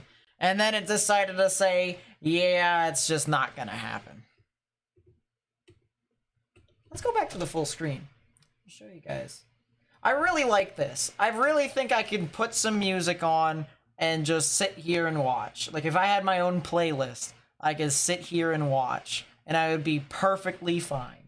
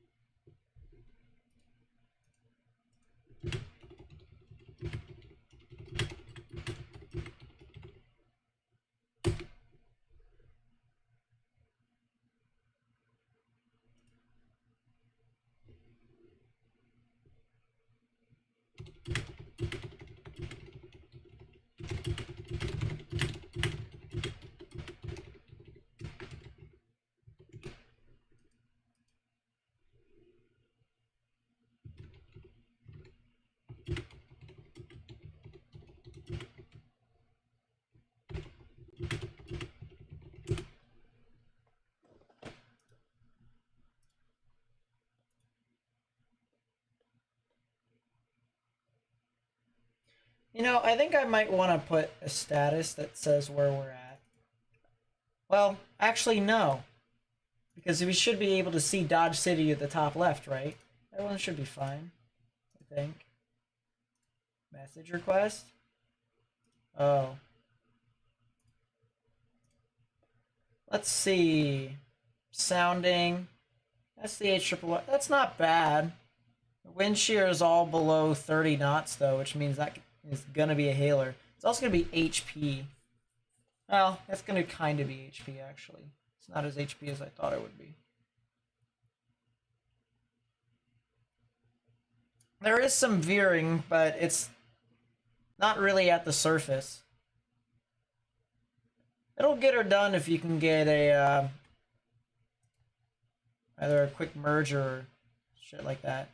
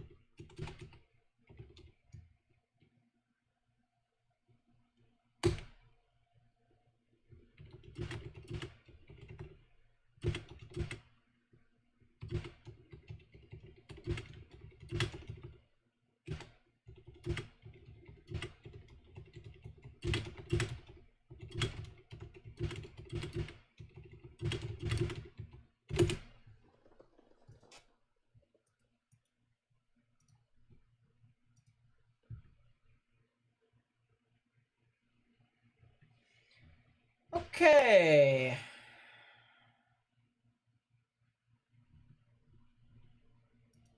Well, The good news is these storms are still considering. Is this still a damage threat? Just no, it's a damage threat considerable now. So the destructive has went down. I wonder if these storms are dying.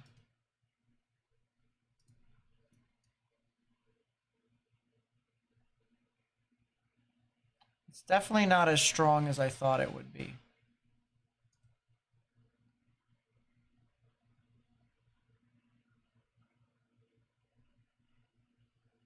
Terrified of the thunderstorm outside your window?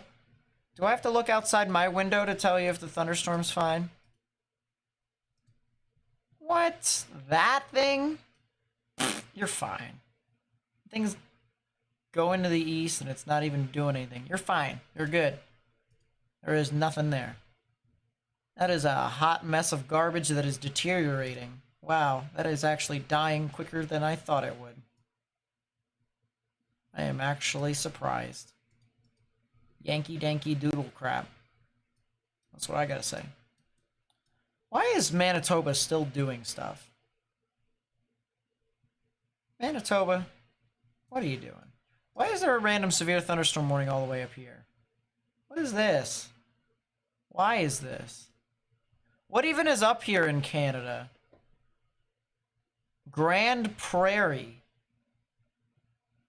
That is a town. It's actually a city. It's a small city. I don't even know. Why is there a spotter in Anchorage?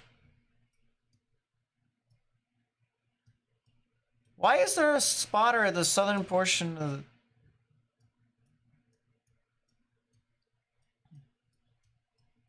Now I'm going to want to look all over. Why is there a spotter in Indonesia? I know I'm getting off topic, but why? John Mayer. That sounds like the most American name ever. He's definitely watching the severe threat.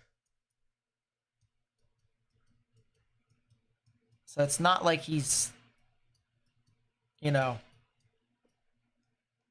from another country. Or at least I don't believe so.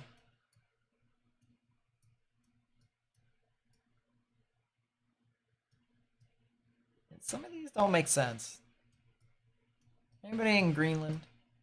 No. Nah. Vacation? Yeah, that's what I'm thinking. I'm thinking he's on vacation in Indonesia. Sounds like a good vacation spot. Sounds like a good spot to me.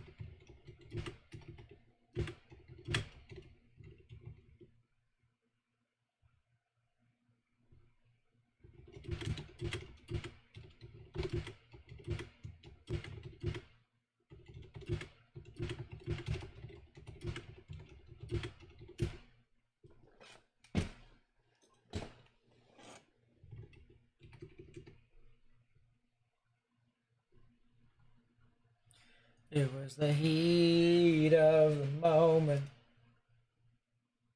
Look out your window, it's scary, loud, and bright. It'll be about 50 miles, no, 70 miles to my northeast, but I'll be able to see it, hypothetically. There's all sorts of these stuff in my room for my little brother because he's renovating in this house. There's a little storm out there. It's got a bit of lightning. It's not bad. Usually thunderstorms have a lot of lightning in the night, especially if there's a lot of dry air, which is just so happens to be what's happening. So most of the time, storms when they have lightning, it usually can be attributed to intensification and whatnot.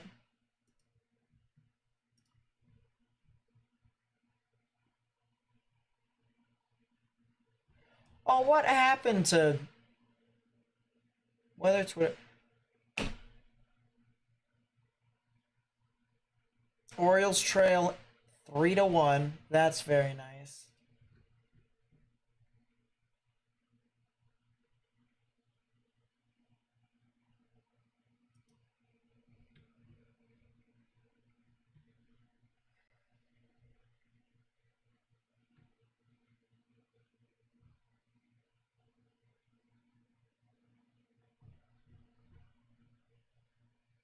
Might as well put the Orioles game here on the side.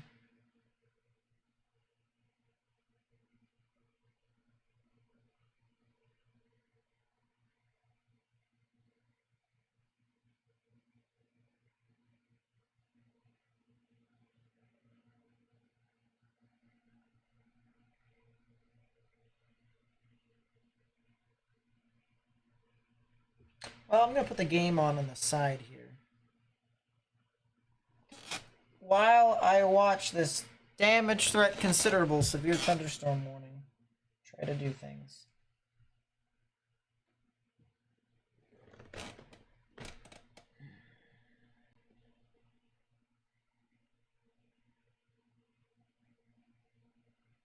Eight. That is a high fastball.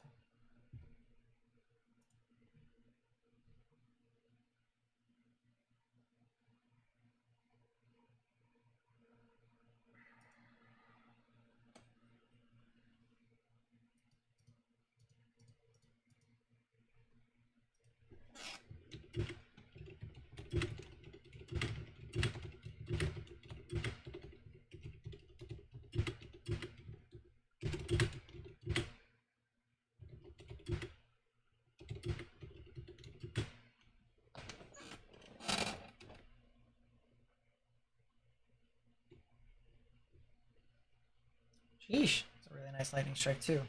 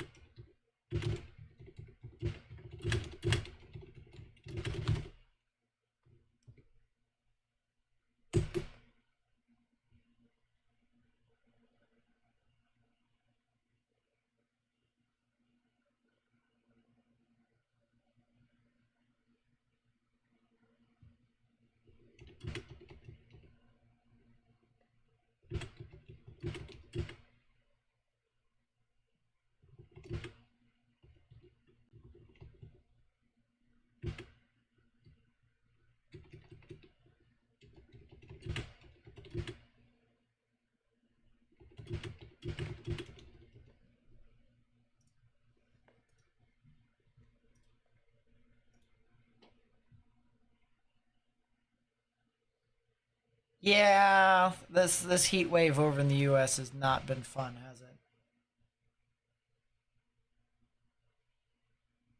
Jonathan India, you can consider the following.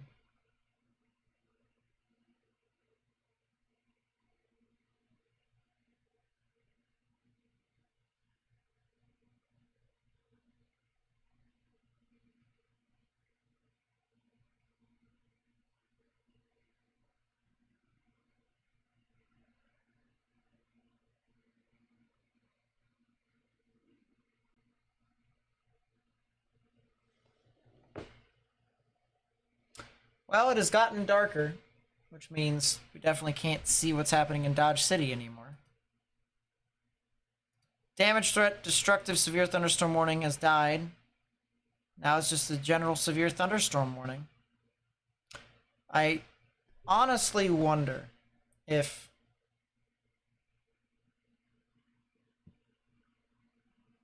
it'll be anything more than what it is right now. I really do. Because if it's not, I honestly can go to bed. Or I can watch a show that I was watching earlier. That's funny. Oh, sheesh. Screen just lit up. Any advice on how not to be scared and actually fall asleep? Storms are water. And water can make noise. So, you know, it's like when you turn on the sink or you turn on the hose, flush the toilet, river roaring, you know, like fast moving water and you're watching it from a distance. I mean, water can make noise. And sure, water can do other things like what we're seeing on the screen above me, create lightning. Usually, it is a lot of the lightning occurs up in the sky, cloud to cloud, instead of cloud to ground. And even if it's cloud to ground, it only strikes the highest things in the world, tallest things in that area. Because lightning wants a short distance to travel between the sky to the ground. So it's not going to go out of its way to hit a person if there are trees and stuff around. Now, if you are outside and you are in the middle of a field, then you just lay flat. But, you know, your house can get hit, but you won't. Houses are made to withstand stuff like that. Same thing for trees. Same thing for power poles and whatnot. So realistically speaking, the water, all right, it just falls from the sky and it grumbles. It grumbles constantly. If you tell it to drink some Pepto-Bismol, it might be fine. It might be fine. So that's how I feel about it. Whenever there's a tornado, it's just fast-moving water spinning in a column. If it's strong winds, it's just fast-moving water moving in the same direction. If it's hail, it's just frozen water. Use it as an ice... Well, it's not really recommended that you use it as an ice cube, but you could if you wanted to. But it's got a lot of dust and stuff like that. It's a hurricane. It's just a larger spinning amount of water. You know, it's water.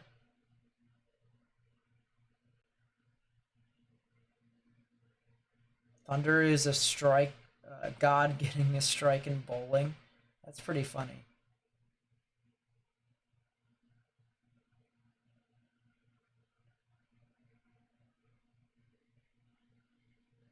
But, yeah.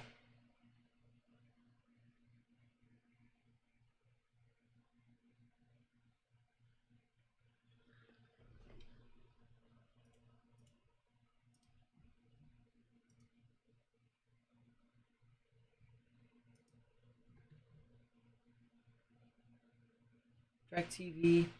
Wow, so Red Zone is going to be...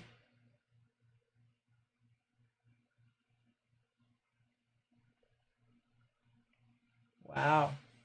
Cool.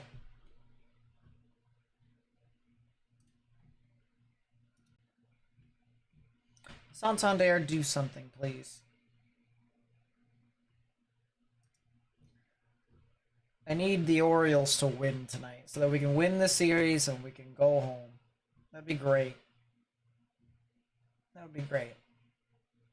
That is not a strike. Consider the following. Consider.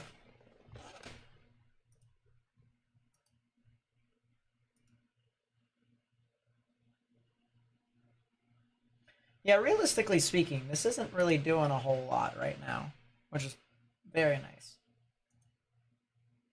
That is a strike, which means we are at a full count. And now I must consider. Perez is warming. Why is for the bottom of the 8th? Santander skies that to center. Yeah, it's Jover. Oh, he almost dropped it.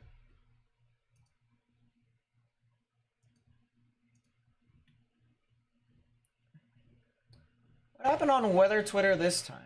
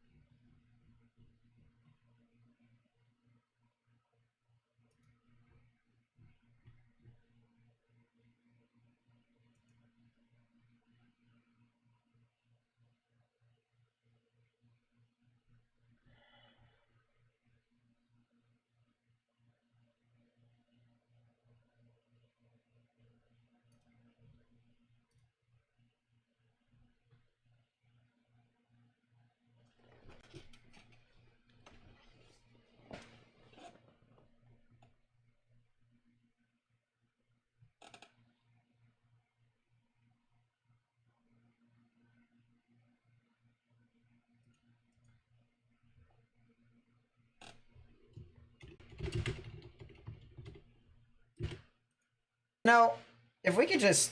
Oh, Hicks. No, if we could just...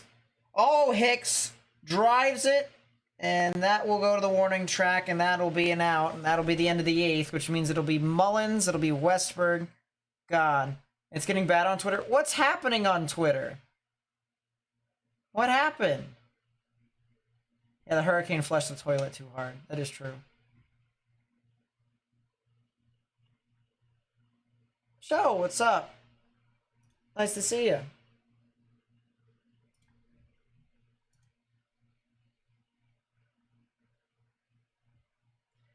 Yeah, Gunnar Henderson doubled. So Jordan Westberg had 2 of our hits. God. At least Jordan Westberg is doing pretty good with us. I'm pretty happy about that. But on the other hand, why don't our other players do stuff? I swear, our team is a bunch of bums. A bunch of bums.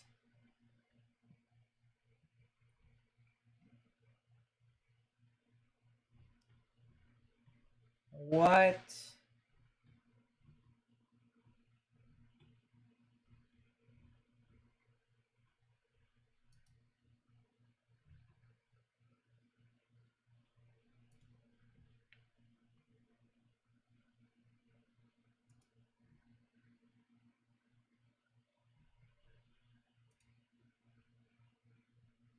Stillwater, Oklahoma. Stillwater, I think, is going to be too far south. Yeah, I think they're going to be too far south. They might be in the severe thunderstorm watch, though. They are. I don't know why. Yeah, no problem, Mike. Just trying to make sure that these storms don't become worse than they already are. This might get up to a damage threat considerable severe thunderstorm warning, honestly. It might.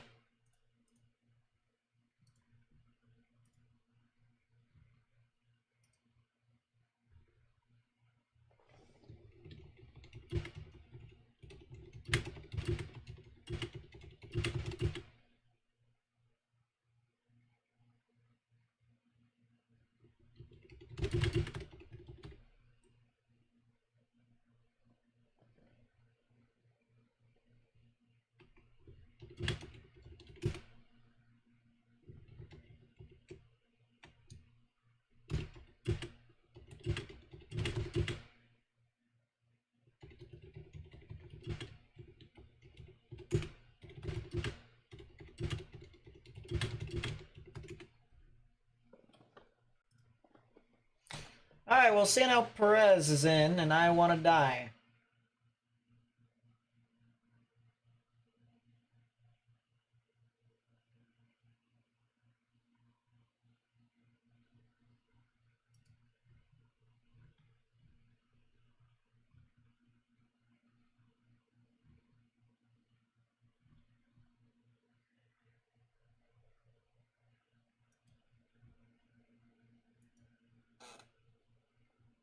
Ooh, a nice lightning strike. Looks like these chasers are catching up with the storm. It's moving east at 50 miles per hour. So, I mean, it's not that terrible, but...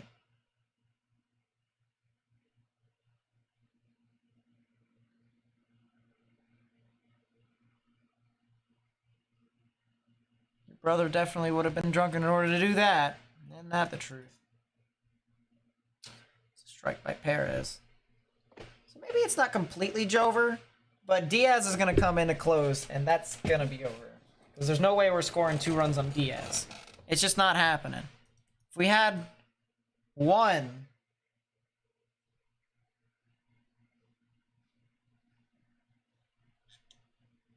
run deficit, it would have been fine. Ooh, that's a nice lightning strike. They're attacking any person that says they're Christian, now trying to cancel. Who are they? Who are they?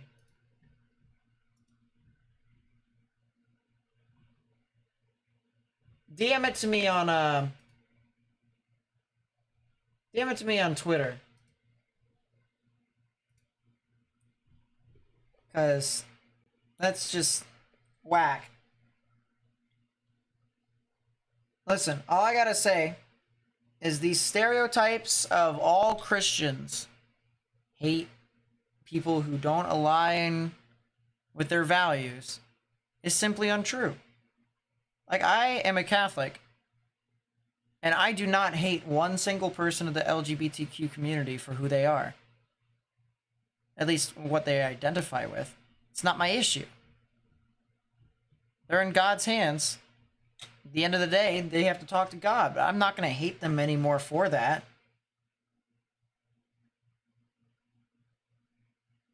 Because realistically speaking, you know,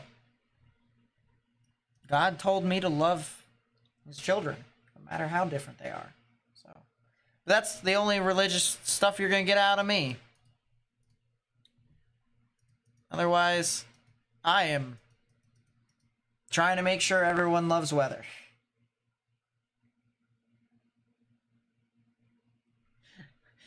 I care so much for everyone, alright? If I didn't, I wouldn't be doing this stuff on YouTube. Gonna be honest with you.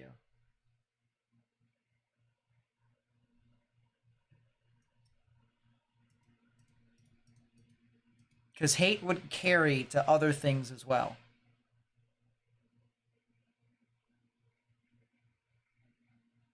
It's just... it's stupid. It is very stupid.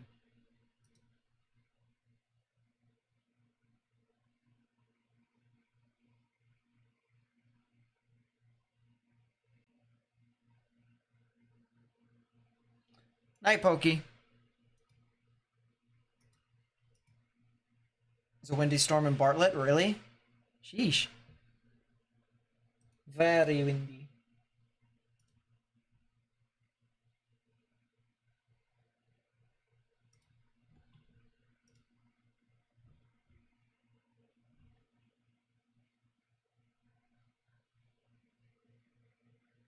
Is that Joey Votto that they walked? Yeah, they did. I mean, to be fair, Joey Votto is a very hard person to punch out, so...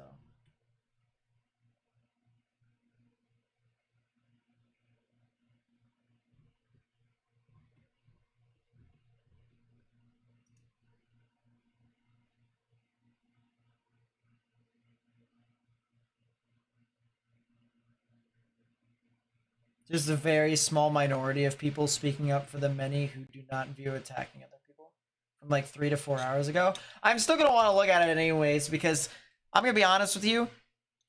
Weather Twitter drama is fun to watch and not to be a part of. I can speak from experience. All right. I was a part of one bit of drama on Twitter, and I said never again unless if it's for a good reason. So go Reds. Yeah, my Orioles are considering. It would be great for them to try and pull something out, but Diaz is probably going to come out if we get out of the top of the ninth. Diaz is probably going to come out, and Diaz is very good. So it's going to be very difficult for us to win. But we have a good lineup that's coming out. Perez over to Henderson, and he got the third out. So the Orioles will go to the bottom of the ninth, just over the bridge in Kentucky, in Covington. Listen, I'm a Baltimore fan through and through, so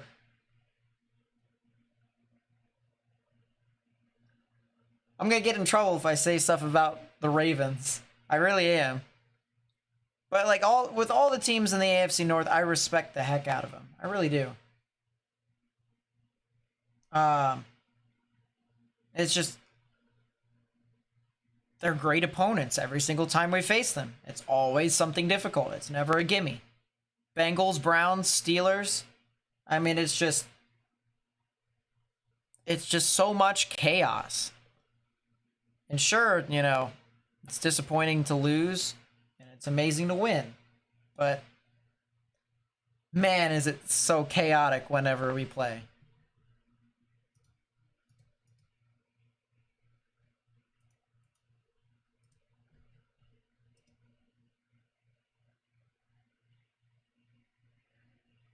Yeah, Alexis Diaz, who is 21 for 21 in save chances this season. Mullins, Westberg, and O'Hearn are up next. If Mullins can get on base, Westberg might be able to try and pull something off, and then we hope for O'Hearn. Maybe. It'll be O'Hearn and then Frazier, I believe.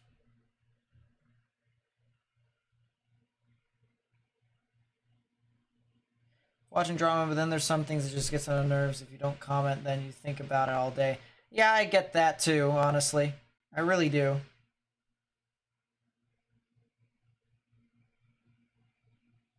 That's fine.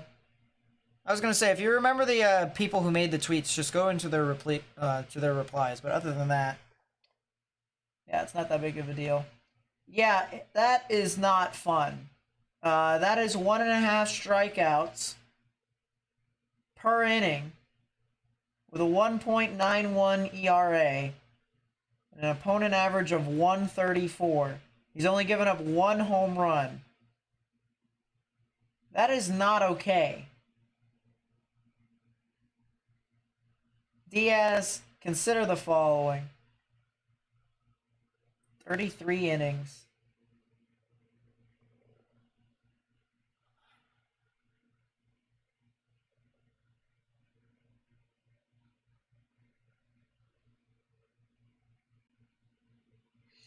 All right, well, fortunately we have Mullins to start out. And that is a fastball to the top part of the plate. I am considering.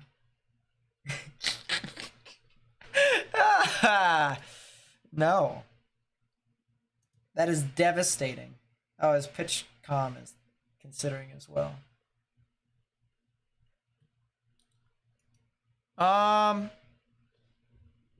So it's honestly not that bad. A lot of 60-mile-an-hour winds, maybe 70-mile-an-hour winds. They definitely could go considerable. I think it's possible. Why is my heart beating? Night, Victoria.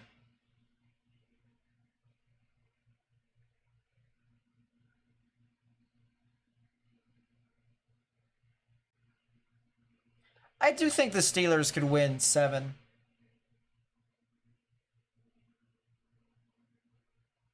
Oh, what happened to the guy there? Steelers and Browns could win 7. Browns might win 8, honestly, because they got a new defensive coordinator.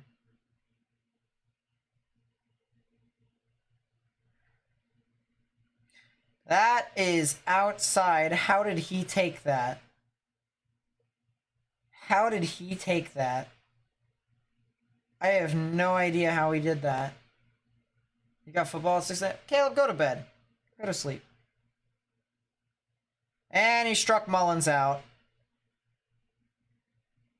Was he late on the fastball?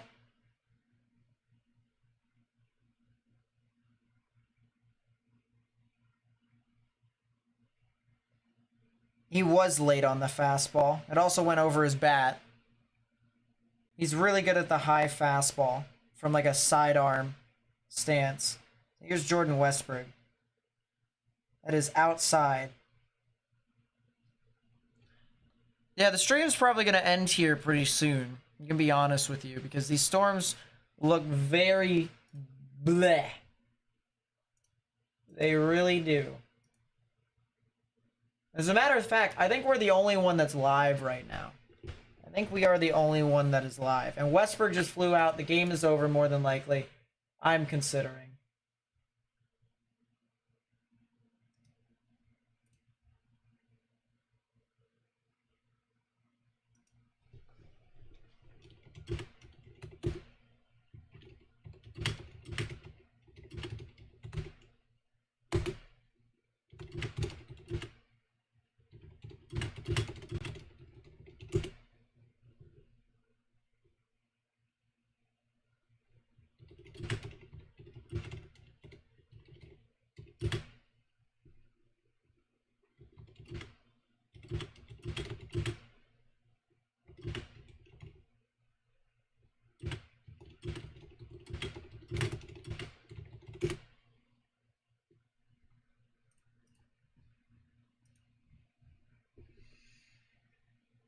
Oh, he swung through it. Yeah, that's over. It's the final strike for Ryan O'Hearn. Yeah, that is Jover. Am I streaming tomorrow? It's kind of unlikely, I'm going to be honest with you. The reason why I say that is because, well, the threat for tomorrow is not super huge. If it does get to a decent tornado watch, I might. But otherwise, I'm going to make a video tomorrow. I'm going to make a video. Could talk about Thursday, as well as any other tropical stuff that might exist. Here's the pitch, down low. Counts 2-2 to O'Hearn. As I said, the game is over. I already know it is. My body, my brain, wants to install some false hope into me, but I already don't. Did he just... He got hit! He got hit by a pitch. Ryan O'Hearn is on base. What? Well, now here's Adam Frazier. And if he hits a home run, I might jump out of my chair and start screaming. That is... Oh, he held. Holy crap. Holy crap. Krakatawa. This is stupid. How do we find your contact info? This is a good question. So for Discord, everything's in the description down below for my socials. First off. Oh, he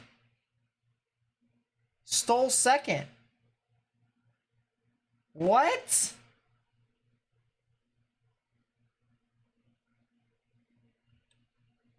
What just happened?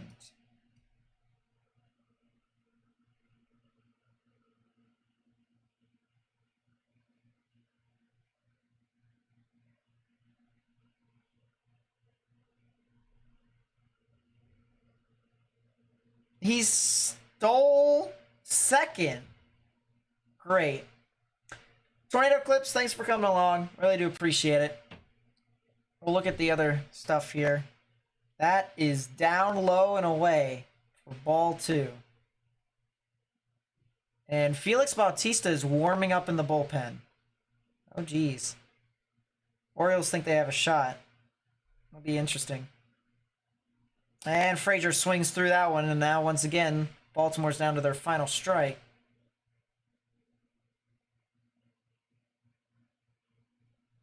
Go Phils. Hey, I've been voting for Bryce Harper to go to the All-Star game. That's what I've been doing. If we can just get Adley Rutschman in, that'd be great. Have him be the starter. That'd be cool. There's so many fans for the Rangers. Reaching out to you? For sure. For sure, for sure. I'll look for it.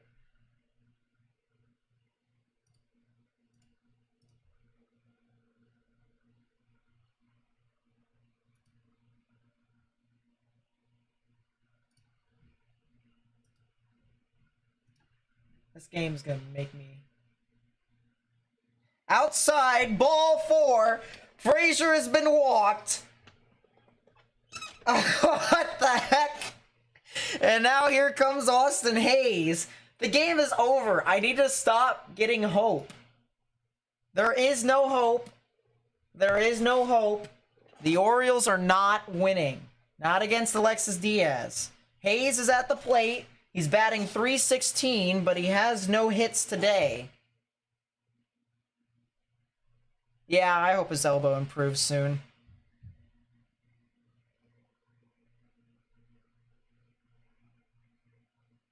I mean, that's what you get for getting Tommy John, though. I mean, he came back in 5 months, I believe it was.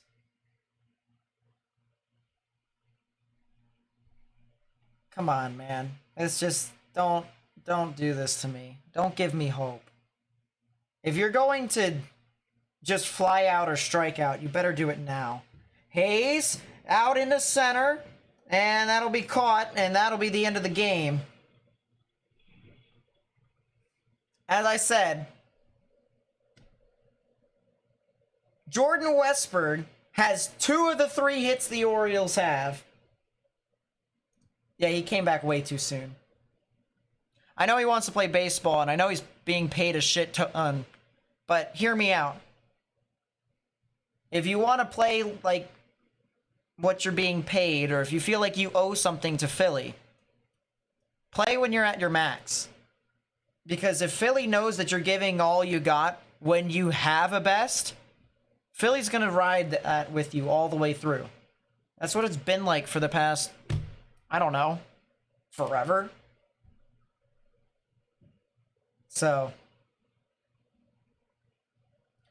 me too, Mike, but I needed to just remind myself that we're not winning. And there you go. Tomorrow's going to be interesting, though. Tomorrow's going to be an interesting game because we have Gibby on the mound. And if we could just hit the ball, that'd be great. We should be able to score some runs tomorrow, though. All right. I think this storm is pretty dead, which means it is time for me to skedaddle skadoodle. I appreciate you guys coming out. We got over 40,100 subscribers today, so we are still expanding on our community and our outreach. That'll be pretty cool for us to continue to just expand more and more. And I'm excited to see what more we have.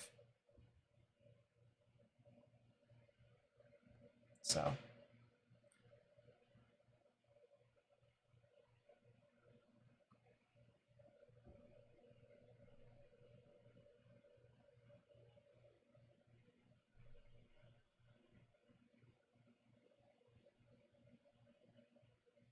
Oh, I know Bryce is loved by Phil. Ever since he went off in the playoffs last year to take the team to the World Series, I mean,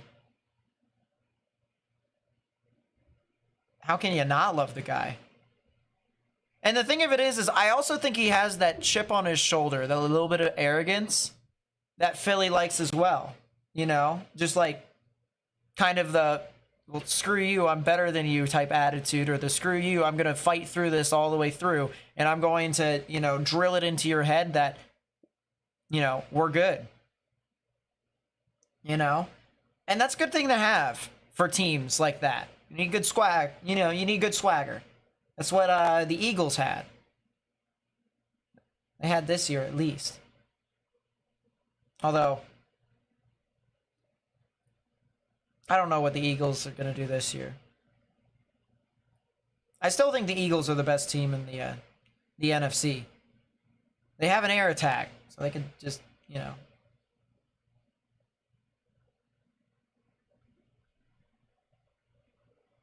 Bryce would have to kiss a Dallas Cowboys fan. That is true. That is true. Everyone hates the Cowboys, but Philly hates the Cowboys more than everyone. It's the truth. I'll tell you what. When the Patriots and Cowboys lose, the world wins. That is the truth.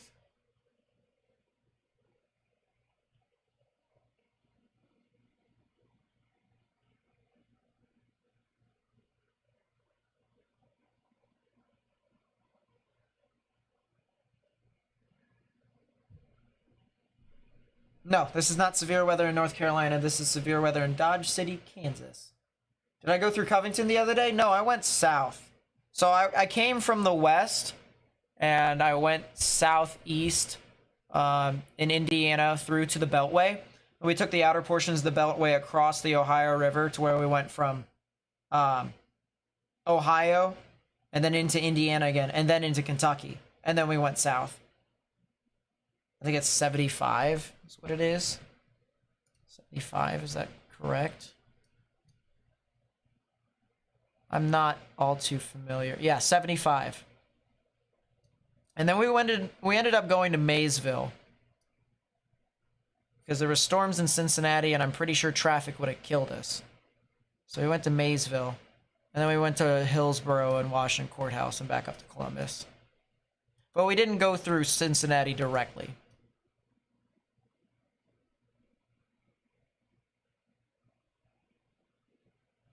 All right, yeah, I'm going to go to sleep. Actually, I'm going to watch something, and then I'm going to go to sleep.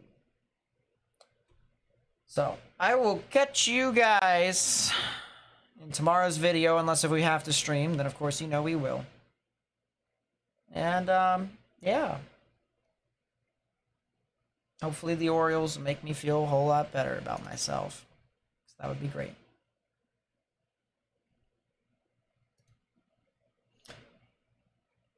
For the people out in front, people who will get severe thunderstorm watches and severe thunderstorm warnings, you can go to sleep tonight as long as you stay in the innermost part of your building. Just don't be near your walls, don't be near your windows, on the off chance that anything happens. And other than that, we should be good. Thank you guys so much for watching. If you did enjoy this live stream, please be sure to leave a like. Subscribe if you're new, turn on notifications, share this channel with friends and family and on social media. Also follow me on social media, link will be in the description down below. If you have any questions, feel free to ask me on there as well. And yeah, should be time for me to sleep and or watch a show. So take luck, everyone. I will see you guys tomorrow. So peace out.